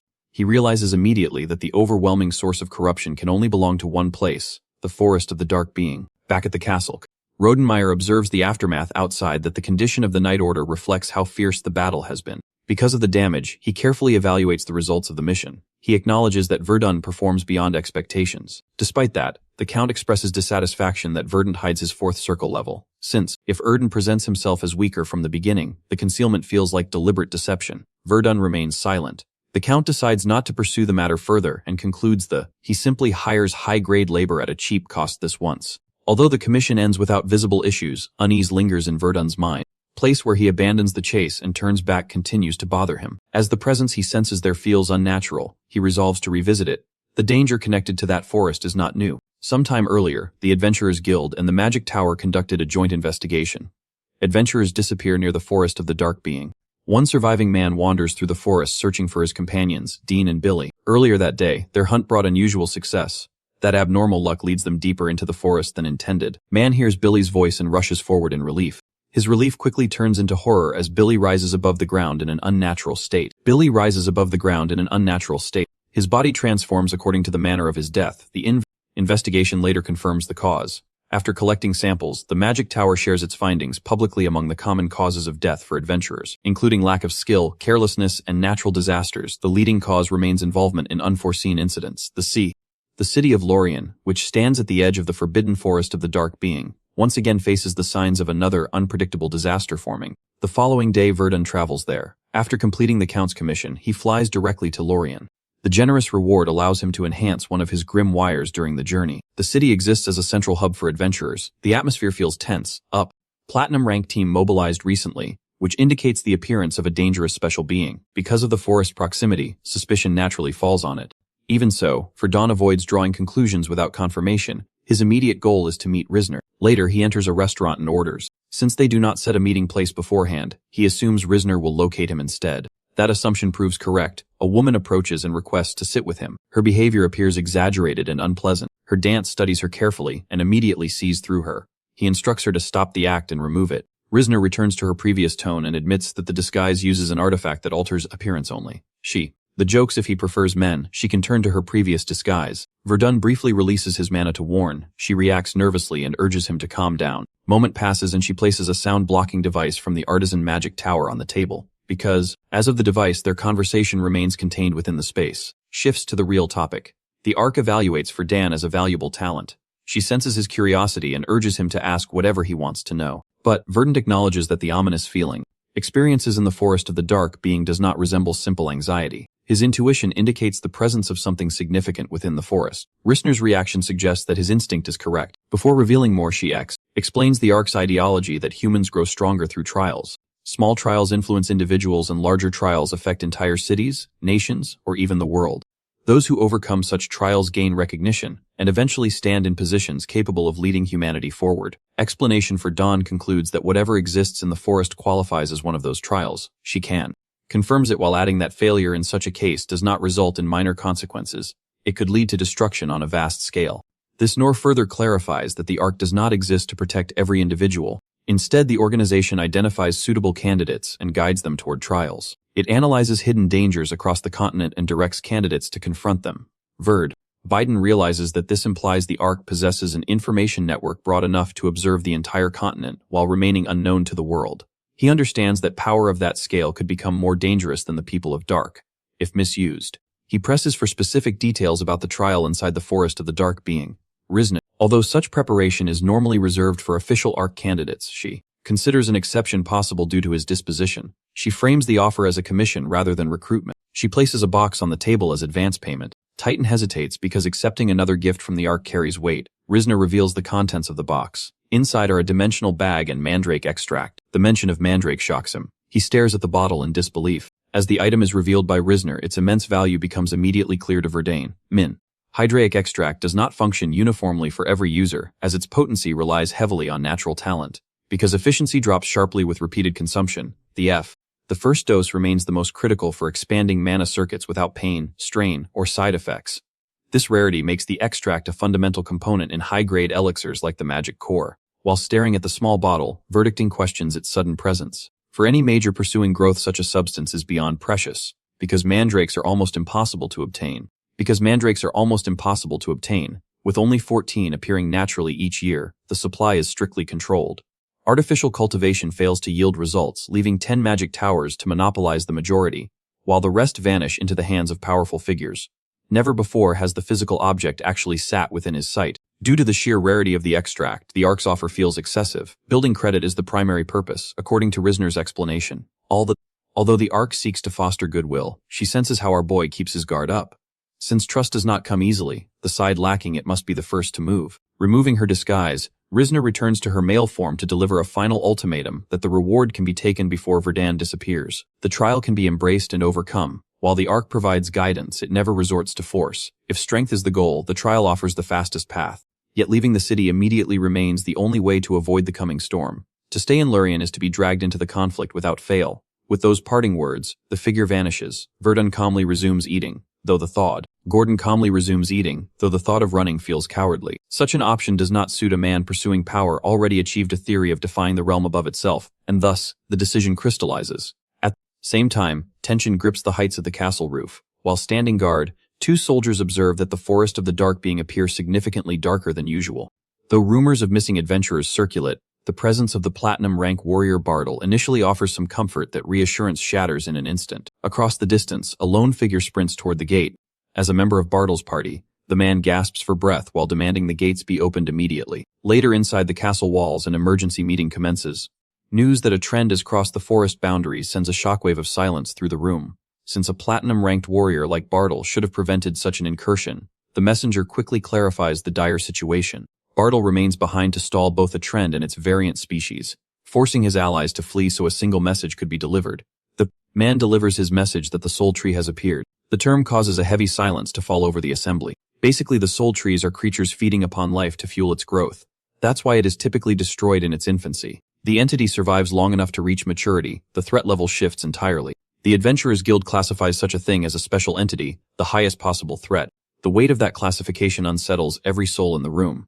If the recent disappearances are linked to the soul tree, it means that the entire city of Lorien faces imminent destruction, while evacuation becomes the immediate priority.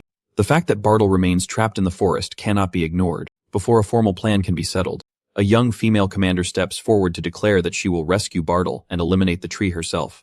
And after alarms blare across the city, panic grips the citizenry at the news of the monstrosity emerging from the forest of the dark being. Is the main force to parts, requests for volunteers echo through the streets to bolster the city's defense. Citizens are confident despite the terror, primarily because the Crimson Sword. Rira leads the subjugation force as commander. If he proves to be a burden, he will be removed from the field. Verdun stands among the ranks, recognizing her as the art candidate Risner mentioned. The implication that he might be a hindrance causes a flicker of irritation. Without warning, a trend lunges toward a nearby soldier. Moving with blinding speed, Rira cuts the creature down, blade destroying only the central core with a series of precise slashes. Even skilled fighters would struggle to execute such a move. The surrounding soldiers immediately grasp the massive gap in their abilities. She then clears the path for them. Other people are shocked to see that she fights with the grace of someone far beyond the A-Mithril rank. When Vertine steps forward, Rares warns him to stay out of her trial, but he ignores it. That moment, a massive release of mana erupts from his body, because clearing the path himself will be faster. So he invokes a double casting flare. Next moment, an overwhelming surge of power floods the clearing as flames roar through the tree line. Sign. Simultaneously, his monosensing expands to monitor the deep woods, accounting for the display leaves the volunteer stunned. While studying him, Rira estimates his power to be at least the fourth circle. Such a level at his age is difficult to process, sparking the suspicion that he too is an art candidate. Observing her reaction, Verdun arrives at the same conclusion. Their shared resonance with the world-level trial confirms the truth for both. Without further argument, she increases her pace. Those capable of keeping up are permitted to follow, while the rest are relegated to rear support. The ordinary soldiers quickly accept this. Realization that they cannot match these two monsters is impossible to ignore. Verdun and Rira surge ahead at full speed, leaving the others behind. While observing her fighting style, Verdun silently acknowledges the depth of her skill. Because her movements lack the crude brutality of galley arc and favor clinical precision, he confirms his suspicion that she is an arc candidate. Reflecting on the arc's reach, he realizes its influence runs far deeper than his initial assumptions. That thought eventually fades as he centers his focus on the immediate threat. Since the description of the soul tree matches the gray entity encountered during a previous commission, Bartle's D. Searching for any sign of the entity, he initially senses nothing in the immediate vicinity. No trace of Bartle appears either. Since ordinary detection brings no results, our dude decides to expand his mana footprint even further. When his senses stretch toward the north, a specific area feels unnaturally hollow, as if something has carved the very space out of existence. Because of that specific disturbance, he changes course and heads in that direction. Although someone shouts from behind, he ignores the voice and continues forward. Soon, massive branches spread across the sky like a suffocating canopy. Activating Flame Veil, he burns through the encroaching wood with ease. However, even with heightened detection, locating the core remains nearly impossible. That realization leads him to a simple, albeit violent solution. With precision fails, overwhelming destruction will force the target to narrow. On landing, he casts Flame Plague. Fire surges outward and devours the surrounding forest in an instant. By wiping within the heart of the flames, a presence finally flickers. Bound by thick pulsing branches, a man hangs suspended in the air. Between consciousness and despair, the man's mind drifts aimlessly. When he had regained awareness earlier, resistance had already become an impossibility. Countless Trent surrounded him with their pale eyes staring. Limbs remain pinned by the tightening wood, although surviving is his greatest strength. Even he feels worn down by the endless aura of death. The sultry drains his life force slowly, leaving him to wait for the inevitable end. With a surge of mana, Verdun cuts the branches and frees the cap. Visibly shocked to find himself released from the tree's grasp, Verdun confirms that this man must be Bartle, the renowned platinum rank adventurer and warrior. While Bartle expresses his profound gratitude for the rescue, Ferdinand informs him that a suppression squad follows closely behind and suggests a regroup. Bartle quickly realizes that Verdun has no intention of retreating with him, because facing the soul tree alone sounds like absolute recklessness. He insists that gathering reinforcements for a coordinated attack makes more sense. Before the sentence can be finished, the ground beneath them trembles violently. He reveals the grim truth that the tree's main body lies hidden underground. At that exact moment, enormous roots burst upward from the soil like erupting geysers. Verdun asks whether Rira is among the forces approaching from the rear, since Bartle confirms she should be on her way. He tells him to buy time until she arrives before bringing the others forward. His reaction implies that Verdun alone cannot handle the horror that comes next. That assumption deeply irritates Verdun, but he lets go the matter for now, since the main body hides beneath the earth. Holding back his power no longer serves any practical purpose. Elsewhere, Bartle runs toward the approaching soldiers. A wave of relief spreads through the ranks when they see him alive. Before any celebration can begin, the earth shakes with renewed violence. Fencing the massive disturbance, Rira realizes that the primary source of the threat must be directly ahead. Back at the epicenter of destruction, Verdun faces the true terrifying scale of the monster. What he had observed above ground previously was merely a fraction of a single branch. Rising from the depths, the massive structure now dwarfs everything in the environment. If a creature of this magnitude reaches the city, it will cause absolute devastation. This must be the very trial Risner had referred to. Launching another flare, he exposed branches. Even so, attacking the surface alone will not end the life of such a beast. Since the core remains buried underground, ordinary earthquakes will not be enough to dislodge it. However, having upgraded his spell book and reached the 4th circle after his previous commission, he is now capable of a greater feat. Activates terrain manipulation, same time pushing forward. Dara declares that handling the boss monster is her job alone. Directly in front of them, an enormous mass of trees and roots erupts fully into view, blotting out the horizon. The end. Night's freezing place when the full staggering dimensions of the soul tree finally come into view, because none of them had imagined a living thing could grow this enormous.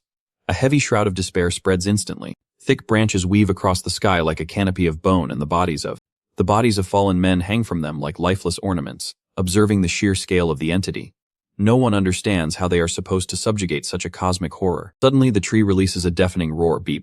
Because the sound pierces through the air so violently, everyone presents screams and desperately clamps their hands over their ears. Reacting first to the chaos, a knight pushes the ruler for an immediate evacuation of the area. Though the ruler agrees, noting that if this monstrosity continues its rampage, the entire city will be erased from the map. Right at that moment, a blazing pillar of fire shoots upward in the distance, causing the knights to stare in utter disbelief.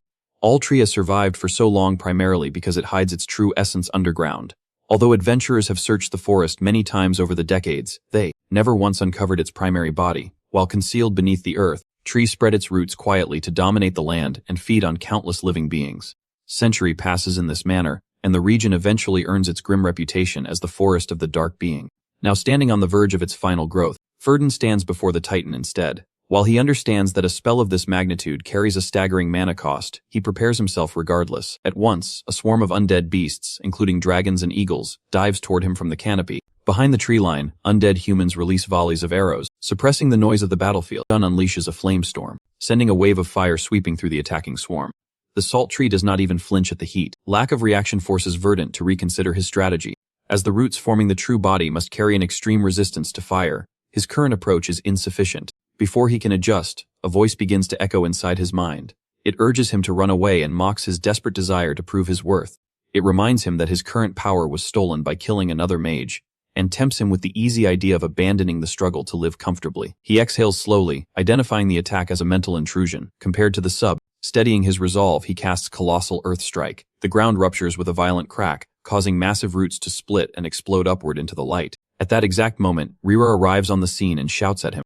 Even though she acknowledges that dragging the soul tree above ground is helpful, he reminds him that she has claimed this as her own trial. She insists on overcoming the beast herself, her blade flashing as she carves a path through the massive trunk. She refuses to yield the glory or the challenge to anyone. While watching her advance, Verdun concludes that she is not the type to simply be swept away and die. Because of that mutual strength, he suggests they coordinate and attack the entity together. Facing two opponents with such terrible elemental affinity against it, the soul tree begins to panic. Its primal instinct senses a mortal danger it has not felt in a century. Survive, it releases every spark of energy it has gathered over the past 100 years, even if it requires centuries of slumber to recover afterward. Eliminating both threats now has become its only priority. The resulting surge of power shocks everyone in the vicinity. The battlefield twists into a living nightmare as a blinding force engulfs the surroundings. The light finally fades for Dan. Finds himself in a completely different space. Tries to process what has just happened to his reality. Moments ago, he was standing in the mid of the forest. Yet, now a familiar figure appears before him. The Magic Tower Master, Balrog Bessius, looks down at him with an expression of cold amusement. He comments that even a first circle mage who breaks his natural limits still amounts to nothing impressive in the grand scheme of power. Rage rises hot inside Verdun. He tries to stand and fight, but his legs give way and he collapses. Even after everything he has endured to get here, he still fails to reach the level of that man. Survived countless ordeals, yet he remains unable to leave even a single scratch on the magic tower master. Balrog raises his hand and begins to gather a terrifying amount of mana. He mocks our boy for the futility of surpassing his limits, and forces himself to think with cold logic. This scene does not feel real in its consistency. Allrogue mocks him again, interpreting him. Instead of accepting the defeat, Verdun reaches out. Balrog's fate declares that this entire vision is a dream. He refuses to believe that his future self would lose so completely to a memory. Begins to see from Balrog's eyes as fury distorts his perfect expression. Verdun firmly orders the phantom to stop. In the next instant, the figure of Balrog disappears into nothingness. Verdun remains alone while he assures himself that the illusion will end soon, and he will return to the fight. The moment the soul tree releases its full unfettered power, every soul on the battlefield falls victim to its doomed. Because of the psychological weight of the magic, blood seems to coat the ground and the sky in equal measure. Deep within her own mind, Rira's consciousness sinks into a waking nightmare. She sees herself as a little girl once more, her small hands stained a deep visceral red. As she looks around at the bodies littering the landscape, a paralyzing fear takes hold. No one is left alive. He stands completely alone in a world soaked in gore. While she cries out in the silence, a pair of claws suddenly grabs her face from behind. An ominous presence whispers that humanity is merely an obstacle in the way of evolution, blaming it as weighted in eternity, only to lose its chance because of her. By forcing its own despair onto her, the entity successfully traps her inside the cycle of the doomed. Back in the physical world, Rira trembles violently because she is paralyzed by the vision. The undead army closes in for the kill. Still shaken by the horrors of her past, she struggles to mount a defense as the monsters surround her. Before any undead can reach her, a barrage of spells rains down from the sky stim, and Inkameli amidst the chaos. Dan remarks that while the tree played fairly well, the illusion itself barely matches the quality of a third-rate novel. Rising into the air, Verdant observes the soul tree with a critical eye. His movements are significantly slower than before. His suspicion is confirmed. The nightmare was not a secondary effect, but its final desperate strike. This is the exact opening he has been waiting for. Though crushing the entity with raw earth remains an option, the process would take far too long. While using starlight would guarantee an immediate victory, the risk of, instead of those paths, he begins to gather thunder clouds. High above the canopy, Mona compresses into concentrated lightning. Pushing himself to his absolute limit, he holds the energy back. Not yet, little more. With a final surge of will, he activates triple casting. Lightning condenses to its absolute maximum theoretical output. He then releases triple lightning annihilation directly toward the heart of the soul tree, completely consumes the monstrosity. Everyone present watches in a state of profound shock. Rara blinks in the fading light as the form before her begins to disintegrate into ash. The overwhelming, suffocating presence that filled the forest moments ago simply vanishes. As flames spread across the remains of the trunk, she realizes the trial has finally ended. Approaching Verdun, she accepts the reality that he alone subjugated the soul tree. Because she could not escape the nightmare so easily, she wonders aloud if he possesses a high-level mental protection item. When he denies having one, she finds the answer difficult to believe. Verdun admits that while he saw the illusion, he has no reason to fear a scenario that can never actually happen. That cold logic satisfies her, at least for the moment. Soon after, a phenomenon occurs as something unusual rises into the night sky. Countless faint lights drift upward like drifting spirits. According to the ancient records, a dying soul tree releases the essence of the souls it had consumed for nourishment. Once freed, these lights return to the cycle where they belong. Rira considers whether this peaceful sight marks the official end of the trial. Verdant believes it does, as trials rarely occur in consecutive waves.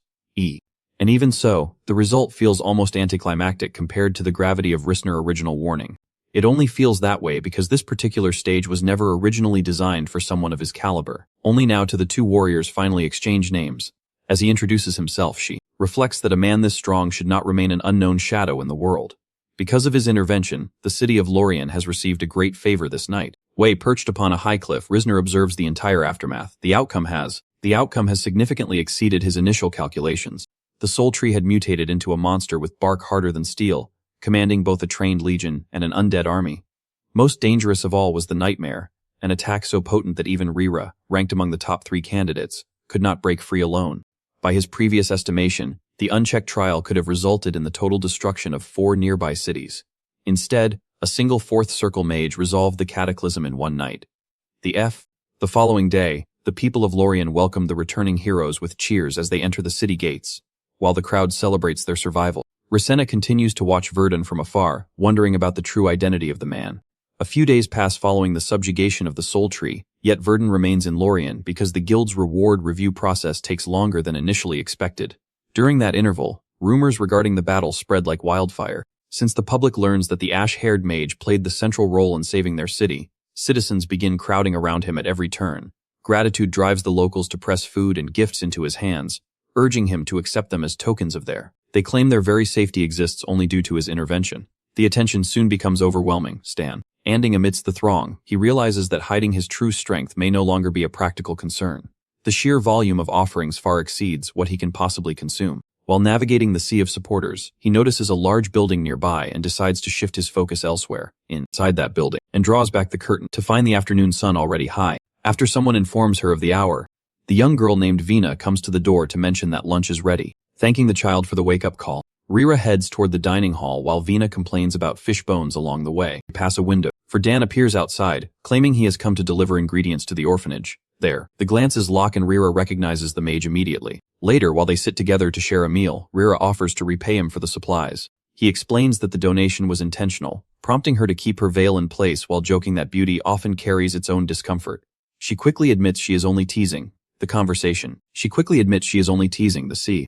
Conversation eventually shifts toward the arc. She confirms that facing the soul tree was indeed his first trial. While a first trial is normally manageable, his involved a catastrophic entity, which forces her to reflect on his capabilities.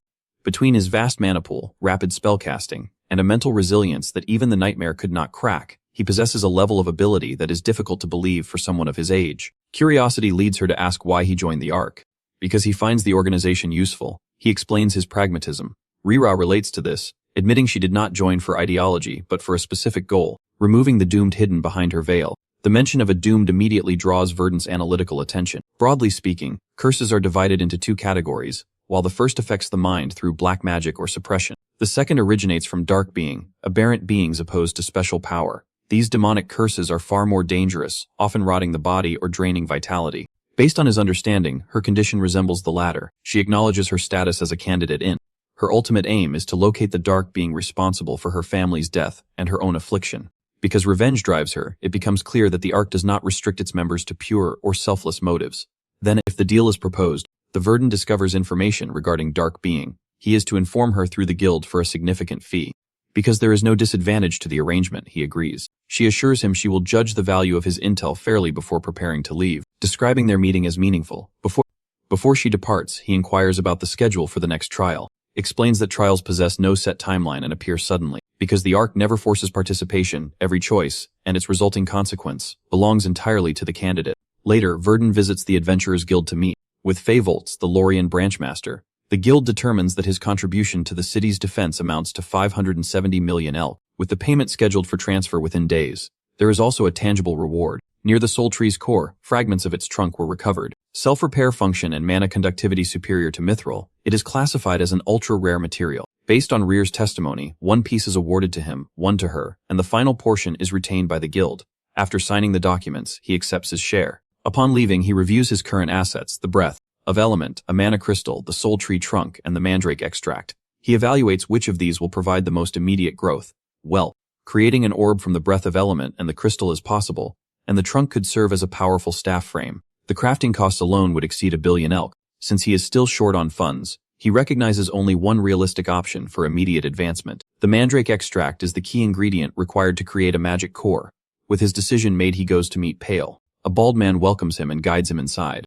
And Dan notes that he is no longer dismissed as he was on his first day. When he questions the shift in treatment, the guide explains that this new arrangement will be the standard moving forward.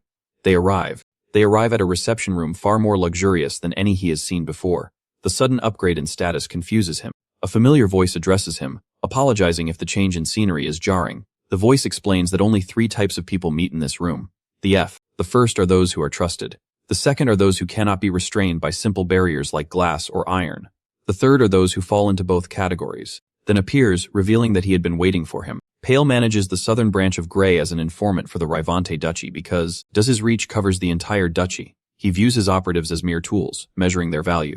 He rarely gets it wrong, but he vividly remembers one major miscalculation who is our hero. When Galyark first brings Verdant in, Pale expects a simple sharp tool, yet that view falls apart within months. Dan climbs from the 3rd to the 4th circle, saves a city during the Soul Tree incident, and furthermore gains the Soul Tree class. Now people compare his potential to that of the mithril-ranked Rara. During their meeting, Pale explains that Verdun's rank is jumping up by 2 tiers. This promotion brings better pay and the power to choose his own. Verdun grasps the logic immediately. Higher rank equals more money and better control. This Verdun needs an elite alchemist and a proxy for expensive materials. Pale shows him a bill for the service. Cost is massive, realizing his savings will vanish at this rate. Verdun asks for a job to balance the books. The timing is perfect. Pale mentions a rank 2 commission involving the heart of Salamander, a rare item stolen from the kingdom of Estria. The thief is Locus, a rogue informant from Northern Grey who uses illegal methods and keeps a circle of criminals around him. As of Locus' actions, Northern Grey is on the verge of falling apart. While the heart is valuable, Pale clarifies that he specifically wants Locus information. To an informant, secrets are life itself, and Locust won't let them go easily. With multiple factions hunting him, the situation is a powder keg. Pale promises a huge payout if Verdun brings that information back. A few days later, Verdun circles the sky near Northern Grey. He already squeezed the location of a secret base out of one of Locus's men, but Pale warned him that tracking gets harder from this. Point due to anti-mana detection. Even with the interference, Verdun feels he's on the right path. He spots lots of life signs below. 2 mages, a mace user, and a swords. They look like trackers closing in on Locus. Further off, a figure floats in the sky with the build that reminds him of Galliarch. Because that unknown being could complicate the fight, Verdun decides to strike first, using double casting to get behind the group. His wind cutter slices through 2 of the men before they can blink. His blood hits the dirt. Verdun focuses on wiping out the rest of the competition before the main event. Meanwhile, in a dim hideout, Lucas limps through the shadows while clutching a pouch and some papers. Deeply confused, although he killed everyone involved in the Estrella theft and crossed the border illegally, hunters still found him. Suddenly an explosion, and then throw them to the ground. A woman and her masked partner step into the room. She points out his broken leg and tells him he's done. Her partner adds that Locust should have surrendered the heart and the info earlier, offering a painless death if he complies. Locust refuses because without his information, his existence as an informant is over. Losing patience, her partner uses telekinesis to rip the items. From his hand. Her partner checks the bag and confirms both the heart and the documents are the real deal. To her word, she swings her axe and ends Lucas's life, getting splattered with blood in the process. Mercenaries plan to meet their team and rest, but a noise at the door stops them. Hand grips the frame, followed by a pair of glowing eyes. Man steps in. She identifies him as competitor and charges with her axe to finish him quickly, but she never makes it. The man kills her instantly. Her partner freezes in terror as the monster walks toward him, demanding the heart. Upon reaching the location he traced earlier, Verdun halts before the entrance. Because the structure matches his precise expectations, he confirms this is Locus's hideout. The area feels crowded with the lingering traces of others, providing a clear reason why his arrival occurred later than originally planned. While he stands there, his senses react with a sharp instinctive warning. Suddenly, a violent explosion tears through the hideout. From the settling ruins, the man emerges. An axe runs straight through the body of a man. Who reaches out for help, but the other man ends his life instantly. The corpse is thrown aside, flying directly toward Verdun. Bringing up his shield, he blocks the impact before the body can crash into him. From what? But he observes, the situation becomes grimly clear. Because Locus is already dead, the woman and her partner must have secured the information and the heart of Salamander first. After that, this man stole everything from their cooling grasp. The fact that it remains behind indicates it does not understand the value of the secrets. It merely wants to erase every witness, including him. The man laughs and moves forward, clearly inviting a confrontation. Verdun activates Earthbone. Although the ground explodes beneath the monster, it walks out of the blast without resistance, looking almost amused. That reaction throws Verdun off balance for a fleeting moment. Ripping open its clothes, the man reveals a body that swells unnaturally as muscle piles onto muscle. It treats the fight like mere entertainment, signaling that crushing someone hired by an information broker will be an enjoyable diversion. As a distorted face pushes out from its shoulder, the sight triggers a familiar sensation in Verdun, something he is. The creature slides its hand to its stomach, where a mouth forms and bites down. Same time, a symbol on its chest begins to glow with an eerie light. In that instant, everything clicks. Because of the devouring trait and the twisted physiology, the identity is confirmed. This thing is one of the professor's experiments, symbolizes gluttony. The creature displays the various faces embedded across its torso, boasting about the fusion of magic and physical energy. Verdun stays focused. Although he does not know why another gluttony appears here, he judges that this version feels significantly weaker than the one he encountered in the past. A mana attack shoots toward him, but Verdun lifts into the air to avoid the strike. The creature reacts with visible anger and presses forward. From its erratic behavior, Verdun determines that it does not belong to the Ark, which removes any lingering hesitation. Ending it here is the best option. He releases Earth Strike and Flame Ball in a combined assault while attacking, he notices the truth. The creature's magic only reaches the second circle and lacks refined control. Before he compresses advantage, the monster closes the distance at terrifying speed, before pulling away just as fast. Only then does Verdun realize an unsettling fact. The creature can fly, shifting its tone. The monster begins to praise him. It suddenly suggests cooperation and hints at the existence of someone important who would welcome a man of his talents. Verdun wonders who it means, yet he mocks the offer by asking if joining also comes with a set of extra faces. The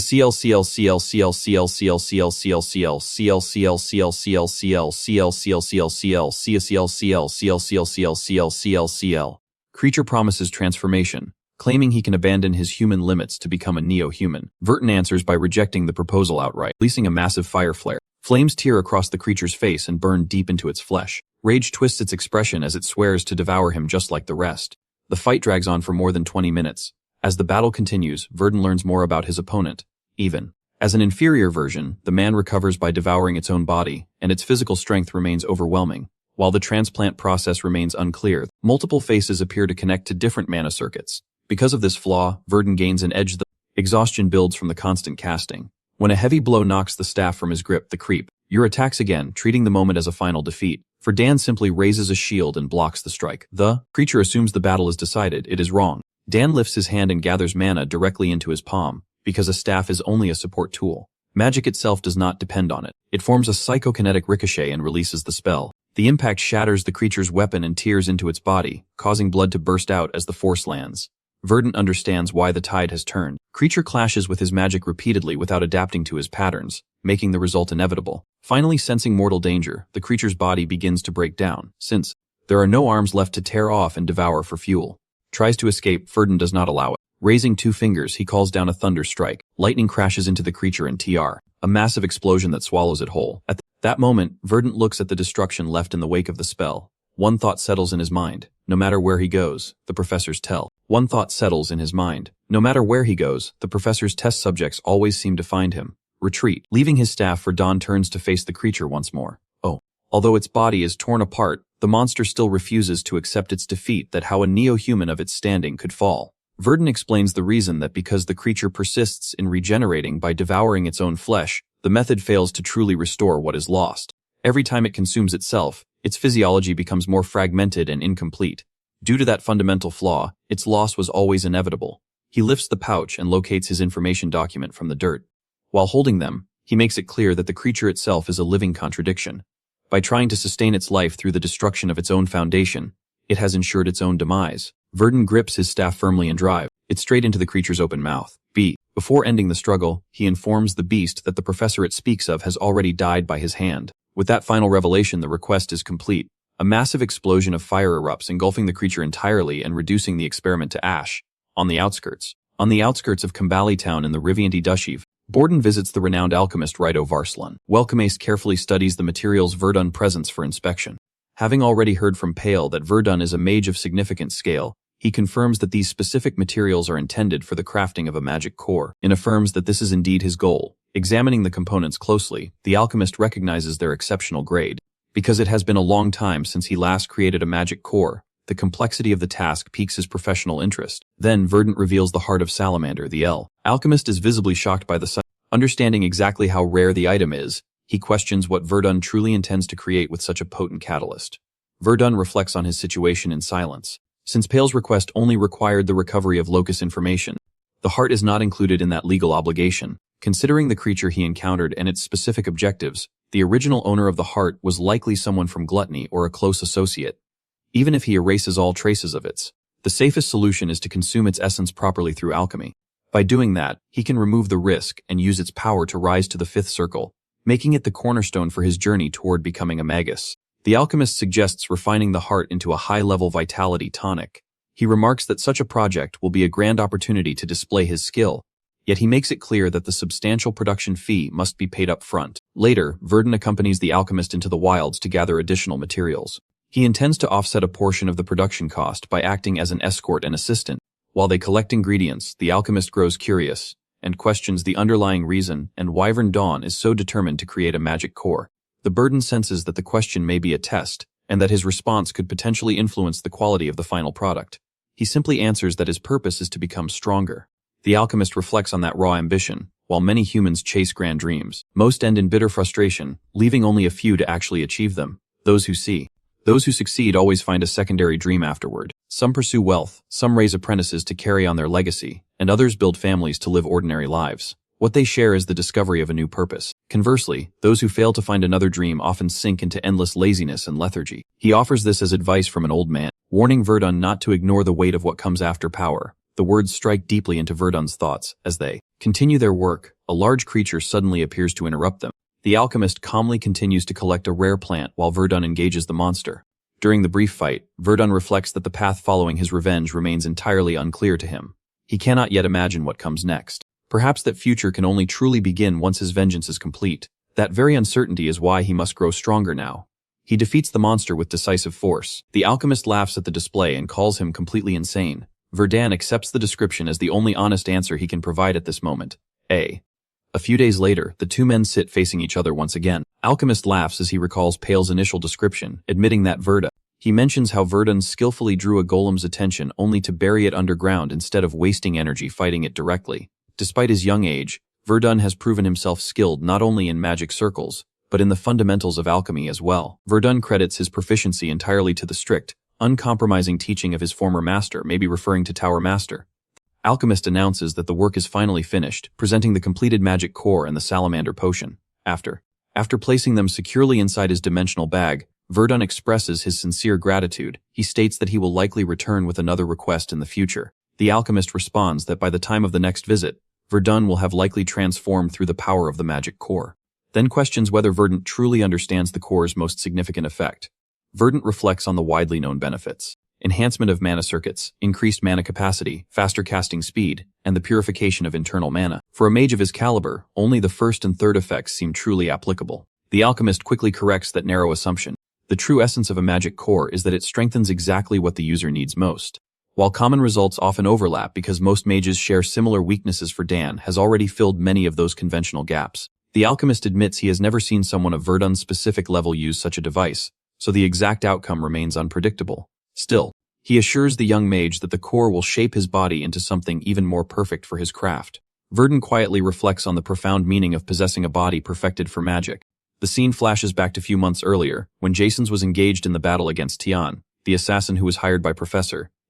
Of the fray, Jason ached Verdun that he will hold the line, urgently gesturing for him to move ahead first. Verdun does not hesitate and leaves, spotting Tan's shifting focus. That pressures the hunter to stay alert rather than looking elsewhere. Tian quickly realizes that handling both Verdun and the knight simultaneously is an impossible feat. Because of this calculation, the decision is made to at least stop the knight and prevent any further pursuit. Later a torrential rain pours down. Tian retreats from the battlefield, a deep wound carved into his chest. Dark crimson blood soaks through his clothes and stains a nearby tree. Before his body collapses onto the muddy ground, within his mind thought spiral, while the belief exists that he successfully avoided the professor's death trap. Lingering uncertainty follows. If the professor survives, the prospect of returning becomes a death sentence. Should word spread that he deceived the professor, a brutal punishment is guaranteed. The terrifying idea that his life might end in the dirt grips him, but he refuses to die in such a pathetic manner. Despite the agonizing pain, a needle and thread pierces skin as he stitches his own wound. He forces himself to survive, fueled by the resolution that no matter what happens, he will endure until the very end. A few days later, a massive beast-like figure looms before him. The man's voice booms, demanding to know the professor's location. Before he can find safety, Tian realizes he has run into another lethal threat. The figure standing before him is an augmented, a giant of a man possessing eagle-like claws and powerful distorted limbs. These are the augmented, humans who underwent horrific surgery by a group called gluttony. No longer normal, these creatures have body parts from animals, demihumans, and powerful warriors grafted onto their flesh to break their natural limits. Facing these monsters, Tian realizes he is in deep trouble. Several of these abominations lurk nearby, making any hope of escape slim. One augmented demands the professor's location. On lies, claiming the professor is currently occupied with a vital experiment. The augmented remains unimpressed. Leader Fang has personally ordered the professor's immediate return. Knowing that if Fang is involved, excuses are useless, Tian remains silent. One subordinate reveals that the professor is actually working on the creation of a neo-human. Tian begs for mercy and more time. The argumented agrees to the request, but only on the condition that Tian accompanies them. With no other choice available, Tian gives in. For a while, Tian works for Gluttony. He assists them in the hunt for magical items like the Soul Tree and the Heart of Salamander. He even facilitates the kidnapping of innocent people to be used as agonizing test subjects. Now the augmented informs Tan that Fang's patience has finally run out. He He demands the professor's location one last time, knowing he can't lie anymore. Tian stands with a control bomb hidden behind his back. Suddenly the device shatters in his grip as he attempts to run. An explosion of fire erupts behind him, scorching the air. The slide is short-lived, heavy metal chains wrap around his limbs, and the augmented lifts him effortlessly into the air. The monster warns Tian that staying silent will only lead to a painful end. Suddenly a subordinate is killed from behind. Verdun, a staff whistles through the air as Verdun attacks. The augmented recognizes the newcomer, and realizes Verdun has been following them in the shadows. Next moment, a fast-paced fight begins. The augmented is shocked because despite being a mage, Verdun moves with impossible speed. Verdun mocks them for their disgusting body experiments, finding a flurry of rapid attacks that rattle the giant's frame. The augmented thinks he still has the upper hand. The belief persists that no matter, watches the display, his mind clouded by confusion. While the reason for Verdun's help remains a mystery, he prepares to run the moment a chance presents itself. The augmented lunges forward to crush Verdun. Suddenly the spell swamp takes hold. Ground turns to thick, grasping mud, and the augmented loses his footing. Confusion strikes the monster because Verdun showed no signs of casting a spell. The creature can recover a sharp earth javelin stabs through his torso. Augmented falls dead. Tana stunned. A monster of that caliber was killed with such ease by a mage.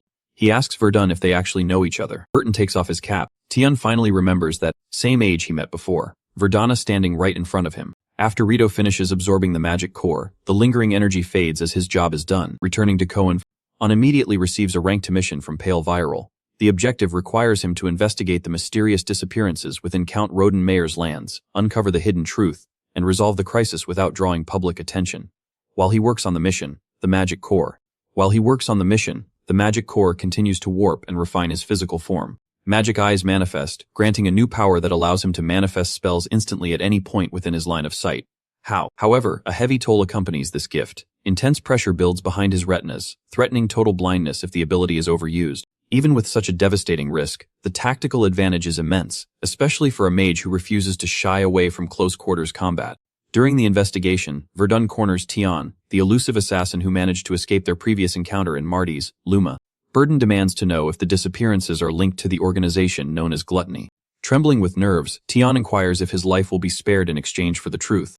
Gordon coldly informs him that cooperation remains his only viable path to survival. Though his life has been a series of hardships, Tian admits that the prospect of death is not one he is ready to embrace.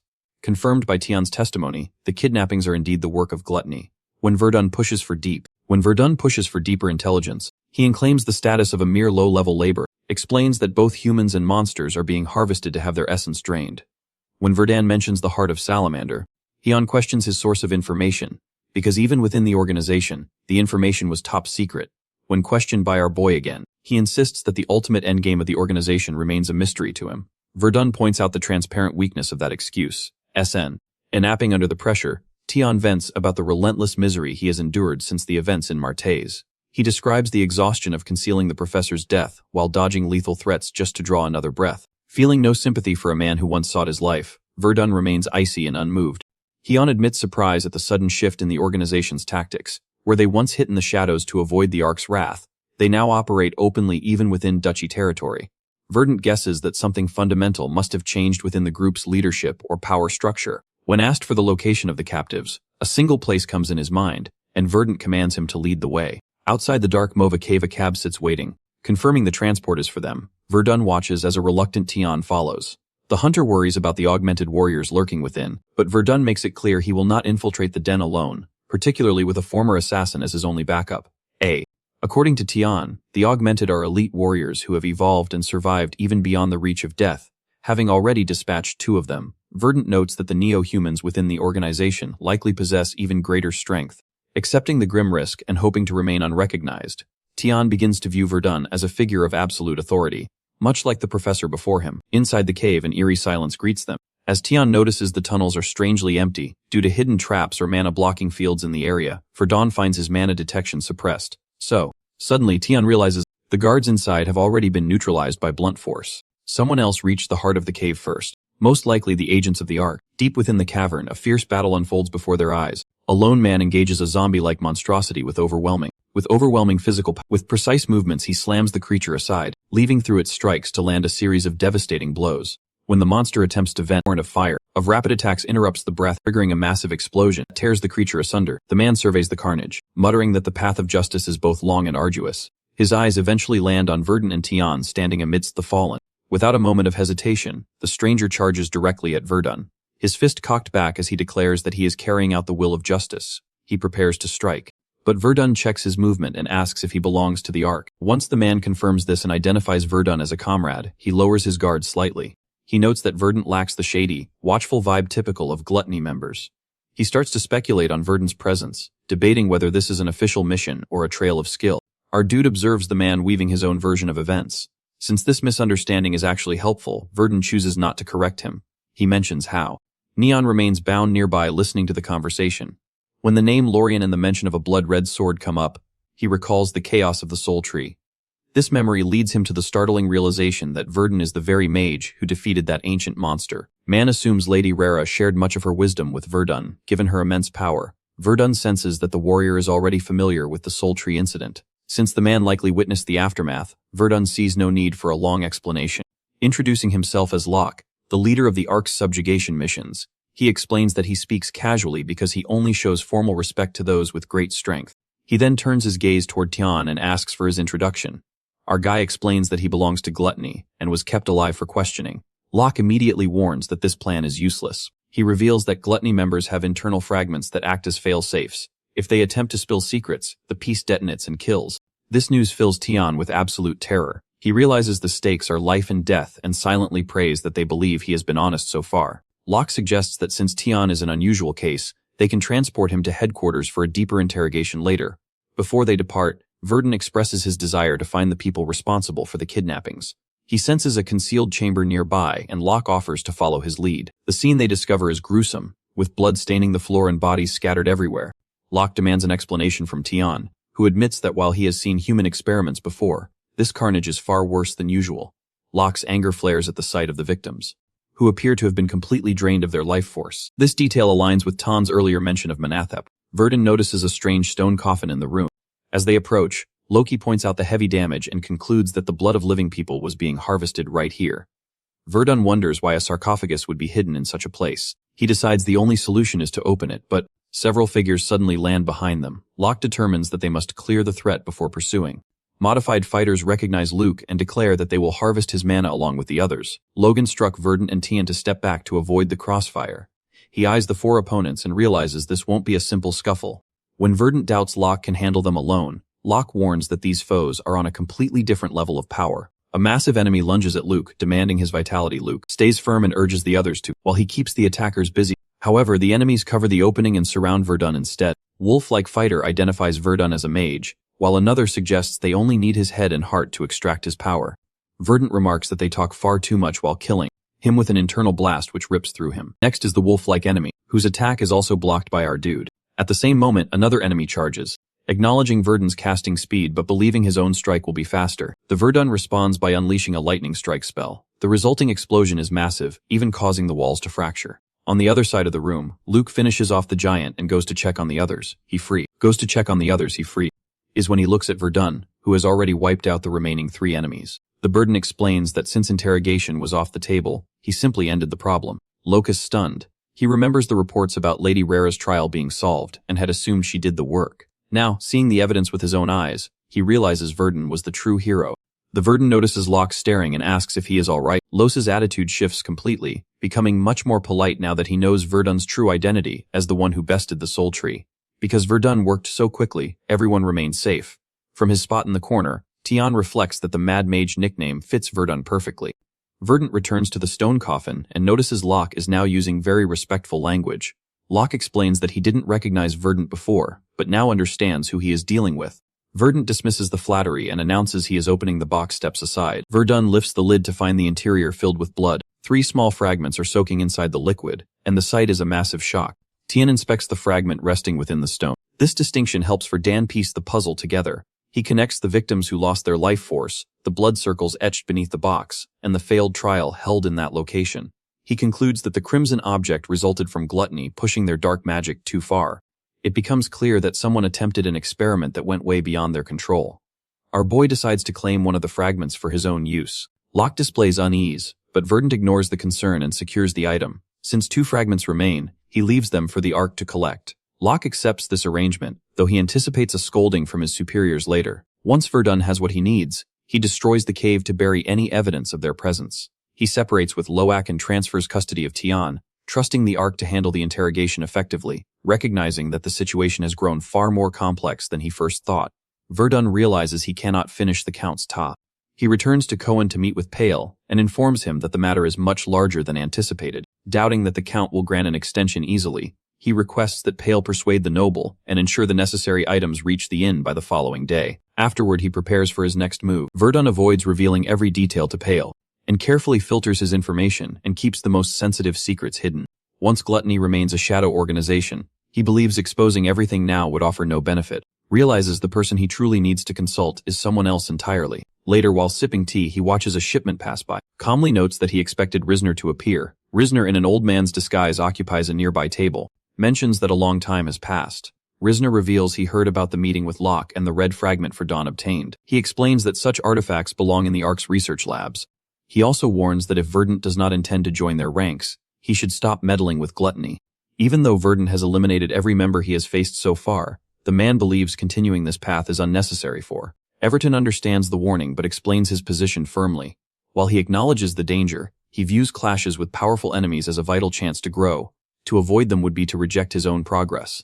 He also points out that Gluttony is clearly more than just a common group of criminals. This nor inquires how Verdun reached that conclusion. Verdun explains that he tried to use his telekinesis on the red fragment, but failed.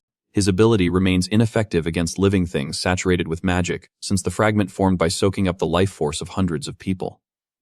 Suggests a much deeper, darker origin. This leads him to believe the name Gluttony carries a heavy symbolic meaning. Risner confirms this theory. It reveals that the group is named after a legendary beast known as the world-swallowing monster. Long ago, before the Ark defeated it, the creature wiped out 2 entire nations by devouring everything.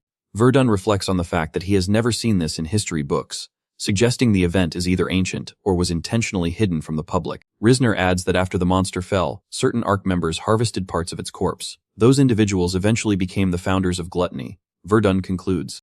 The burden concludes that the fragments used for power today must come from that monster's body. Risner agrees and mentions that the first successful experiments were known as the 5 Teeth. Verdun realizes the organization's roots go much deeper than he suspected. Risner further reveals that one of these 5 Teeth is currently active as a top leader within this very duchy. Though he cannot share every detail, he warns that a massive incident is likely approaching. Verdun views the recent chaos as an early warning sign. He then presents an item he believes will be useful, handing Risner a token shaped like a tooth. Risner recognizes it immediately as the mark of the professor, and explains that the token acts like a signature. Using it as bait could draw hidden members out of the shadows. Risner considers the plan carefully. Even Gluttony seems lost regarding the professor's current location. Given the professor's high rank, this bait could be very effective. However, he warns that pulling out one of the 5 teeth will be a dangerous task. Verdant responds that he will take responsibility for that part of the mission. Risner agrees to work together despite the risks, as Verdun has already proven he can find his targets. Dawn inquires about Tan's status, or informs him that the interrogation is ongoing. Surprisingly, Tian does not have a fragment inside him, which is quite rare. His rank is so low, he likely lacks big secrets, but he may still be useful as a lore. Meanwhile, in the Rivianti Duchy, snow covers the land. 2 men sit at a dinner table. One swishes his wine and notes that the date for their big event is finally set, even if it is a bit late. The other explains that the Soul Tree incident in Lorien caused the delay. Reports suggest a powerful mage helped Lady Rira win, and the stories are not exaggerated. The first man remarks that more chaos would have helped them hide their plans from the Ark. The other assures him that their goals are still on track. A small problem occurred recently, but it was handled. He expresses total confidence that the Ark remains blind to their true ambitions. As he finishes his meal, he adds that once they locate the professor, the final pieces will fall into place. He raises his glass with a smile, declaring that everything is moving forward for Gluttony. On the other side, Verdun begins his work by dismantling the red fragments taken from Gluttony to pull out its raw mana. He then prepares the special alchemical supplies Pale provided, which are necessary for fixing and balancing the power. Once every part is ready, he blends them into the Black Hour's compass, a tool built to find a specific type of magic. With that last move, he finishes the device meant to track Gluttony. It looks at the new compass and wonders if it is broken. Broken because the needle won't start moving. He soon realizes what is happening since the tool hunts for Gluttony fragments. Constant spinning means Gluttony's influence is actually spreading across the entire land. Then, Count Rodenmayer walks up from behind and remarks that a simple tool shouldn't be so fascinating. He questions why Verdun is so focused on it. Verdun offers a proper greeting. Roden and Maya sees his expression and assumes Verdun is just excited. Because it is his first time on an airship instead of using travel magic. They are currently traveling on a high-speed ship sent by the king himself. Verdun admits he never thought he would be on a vessel like this. Roden explains that this isn't a normal boat, but the fastest one the royals own. Verdun senses the powerful magic engines inside and mentions. Verdun senses the powerful magic engines inside and mentions he wants to take it apart to see how it works. Roden reacts with a look of shock, noting that Verdun truly has the mind of a wizard. However, he reminds Verdun that there is no time for hobbies because people expect great things from him at the coming event. The grand audience is the biggest festival in the Rivienta Duchy. During this time, local leaders report their work directly to the Duke. Those who do well get prizes, while those who fail are punished. This system makes the nobles compete and helps the country grow fast.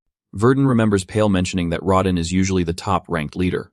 Rodden figures Pale already told him the basics but invites Verdun to ask any questions before they meet the king. Burton wonders why a simple mercenary like him is being invited to a fancy meeting for high-ranking nobles. Roden explains the situation clearly. He notes that while reporting achievements is the main goal, it would be boring on its own. After the politics are finished, a combat tournament is held to liven things up. The contest uses a bracket system where each noble picks one champion to fight for them. Rodden reveals that he has chosen Verdun as his fighter. Verdun processes this news silently. Rodden adds that the last person to win was the famous Crimson Sword. Rodden adds that the last person to win was the famous Crimson Sword rare. Points out that the winner gets a reward directly from the king, making it a massive opportunity. Verdun thinks about what a win is worth and asks what his personal cut will be if he wins for the count.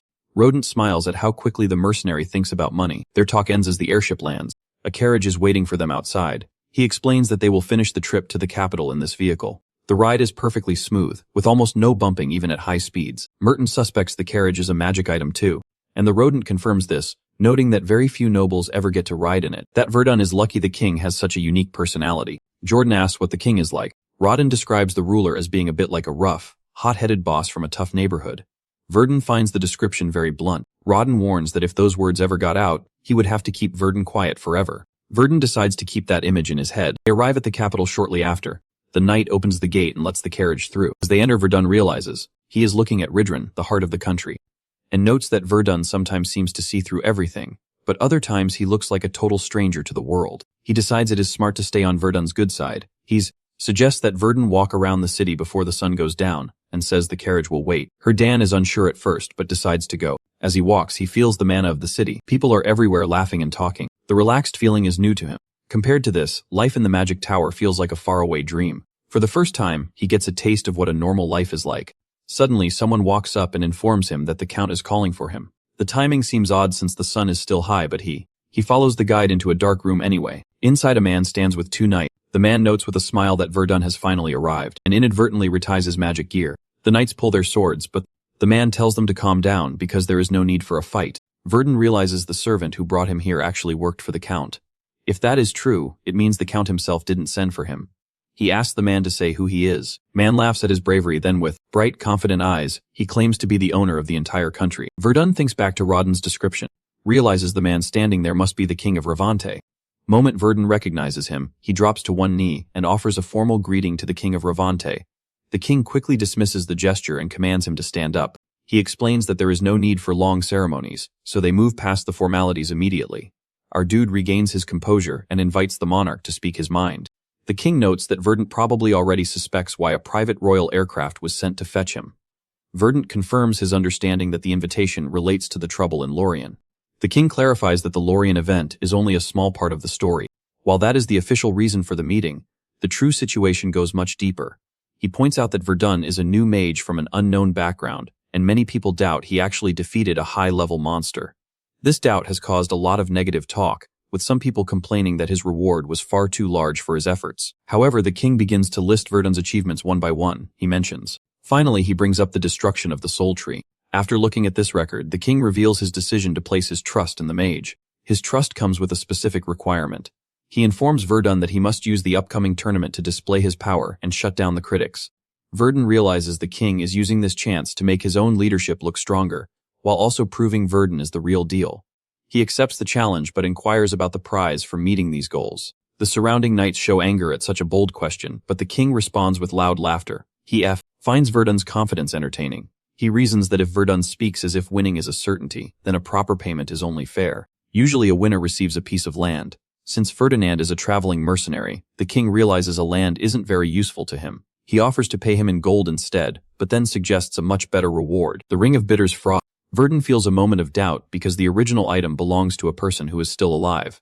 The king explains that he is offering even as a copy, it can use about 30% of the original strength, which makes it more powerful than almost any other magical item. Satisfied with the deal, Verdun promises the king he will perform well. When he gets back to the carriage, Rodden looks at his face and asks what took place. Verdun simply looks back with a calm expression. He admits he is also feeling nervous. He notes that the king's wild personality makes things very unpredictable. The next day, the grand audience officially opens at the palace. Each noble delivers a report on how they ran their lands over the year.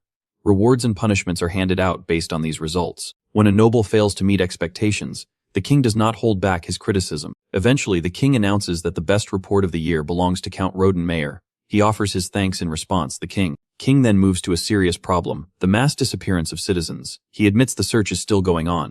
The king points out that hundreds of people have vanished and demands more answers. Roden explains that a shadowy secret group is behind it, but he mentions that an investigator has already finished a trial linked to the case. The king accepts this but warns that failure is not allowed. Once the business talk is over, everyone heads outside for the main event. The announcer calls out the king's arrival. Peep. In the crowd whisper about the missing second prince, who famously hates parties and stays busy with government work. The king takes his throne and declares that the boring work is done. He lifts his glass and remarks that watching a good fight is the only thing he truly enjoys. The rules are set to start. The champions picked by the nobles will fight for their bosses. The announcer tells the fighters to protect the honor of the ruler. Verdun looks over his opponents. Out of the 16 fighters there are 8 warriors, 5 assassins, only 2 other majors. One of those majors seems to have power on the same level as Rira. Roden inquires quietly if Verdun can actually win. Verdun answers with total certainty that victory will be easy.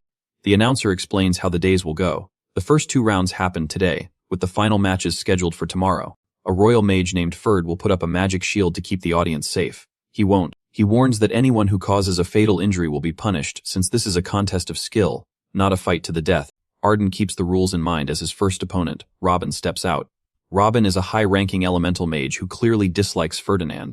People in the stands are still gossiping about whether Verdant really beat a special monster, or just a lucky mutation. They also wonder how he could be so high ranked at such a young age. Robin remembers seeing the soul tree from far away and how scary it felt, but he still refuses to believe Verdun did it alone. Verdun thinks about his journey and decides he won't lose to someone so mediocre. The match starts and runs, and immediately fires a water javelin and an earth spear at him. However, Robin becomes confused almost instantly. Verdun's magic is much faster than he expected. In a split second, Ferdinand disappears from his sight. Before Robin can even move, Verdun shows up right behind him. He hits him with his staff, knocking him out in a single strike. The audience is stunned. People start to wonder if our guy is even an elemental mage at all. Burton stands tall over his fallen rival as the stadium falls into a sudden hut. Shortly after, Rodden brings up their previous discussion. He inquires if our boy still intends to join the Night Order's practice sessions. Verdun affirms this, adding that he is happy to just watch if there are worries about him getting in the way. This suggestion seems to annoy Rodden slightly, as he questions if Verdun truly believes a mage can just keep pace with elite knights so easily. Jordan clarifies that he meant no insult and simply wants to improve his own abilities. Rodden recognizes the true motive behind the request. He realizes Verdun plans to study the knight's fighting techniques to incorporate them into his own style. This hunger for growth explains why people have given him such a fearsome reputation. He concludes that choosing Verdun as his champion was definitely the right move. While Verdun stays silent, he internally notes that joining the knights is exactly what he needs to do, tightening his grip with a surge of focus. A mage nearby contemplates Verdun's recent performance, noting that even with magic boosting his body, that final strike looked exactly like a trained knight's footwork. The accuracy of the move leaves a deep impression. However, a different mage nearby finds the display insulting, believing such physical fighting is a disgrace to the magical arts. A new duel begins as the hero of reversal. Jack enters the ring to face an assassin named Lewis. She moves in with total confidence, mocking Jack for his aged look. She strikes with lightning speed, her twin blades flashing as she tries to bury him under a flurry of steel. Just before the blades touch him, Jack shuts his eyes for a split second and moves with perfect timing. Counterblow sends her crashing backward, manages to stay on her feet but is visibly shaken, her hands trembling from the sheer power of his hit. Jack closes the distance once more, mocking her lack of strength. She tries one more desperate strike, but he is far faster than her. With a single punch, he knocks her straight to the floor. The announcer officially names Jack the winner of the second group. Roden observes that Jack is a perfect mix of power and calm, warning Verdun that the man is a top favorite to win the whole tournament. The next competitor is a fourth circle mage named Professor Lucanon from the academy. As he enters, he loudly warns his opponent to quit now. His rival, a northern warrior named Darker Van, snaps back at this arrogance. Lucanen gathers his mana and ret. His rival, a northern warrior named Darker Van, snaps back at this arrogance. Lucanen gathers his mana and retorts that Darker will never know that kind of honor. Instantly, he uses an illusion to vanish and reappear in a different spot, swinging. Let's lose a spell called Scream of Nightmare, which knocks Darker out cold immediately. The announcer declares Lucanen the winner of the fourth group. Afterward, Professor shoots a small smile toward Verdun, though Verdun isn't sure what to make of it. The break after the first few rounds, Verdun sits inside the palace with some wine. He expected to find a high-ranking member of Gluttony at such a big event, but his tracking tool shows absolutely no movement. Jack approaches him and confirms his identity. After Verdun acknowledges him, Jack praises his skill and notes that he looks forward to their showdown in the final match before walking away. Our boy realizes Jack is so confident that he views his spot in the finals as a sure thing. From across the room, Professor Luke Cannon glares at Jack. He feels insulted that Jack only respects brute force and lacks an appreciation for him. Lucanen then walks over to Verdun and introduces himself, mentioning that he works for Count de Veer, Verdun offers a very short response. Look, Cannon finds this lack of manners annoying and begins to critique Verdun's earlier fight. He admits it was effective but complains that it was crude. In his mind, a magic duel should be like a beautiful song, royal and graceful. He explains that seeing a mage fight like a common brawler is a huge disappointment. Our guy listens without saying a word. Lucanen then proposes that if Verdun drops out of their upcoming match, he can leave with his dignity still intact. Verdun thinks about this for a moment and responds with a sharp question. Lucanen takes this as an insult and demands to know what he means. Verdun asks if his noble magic also includes cheating by messing with other people's fights. Luke Cannon reacts with fury and demands an explanation for the accusation.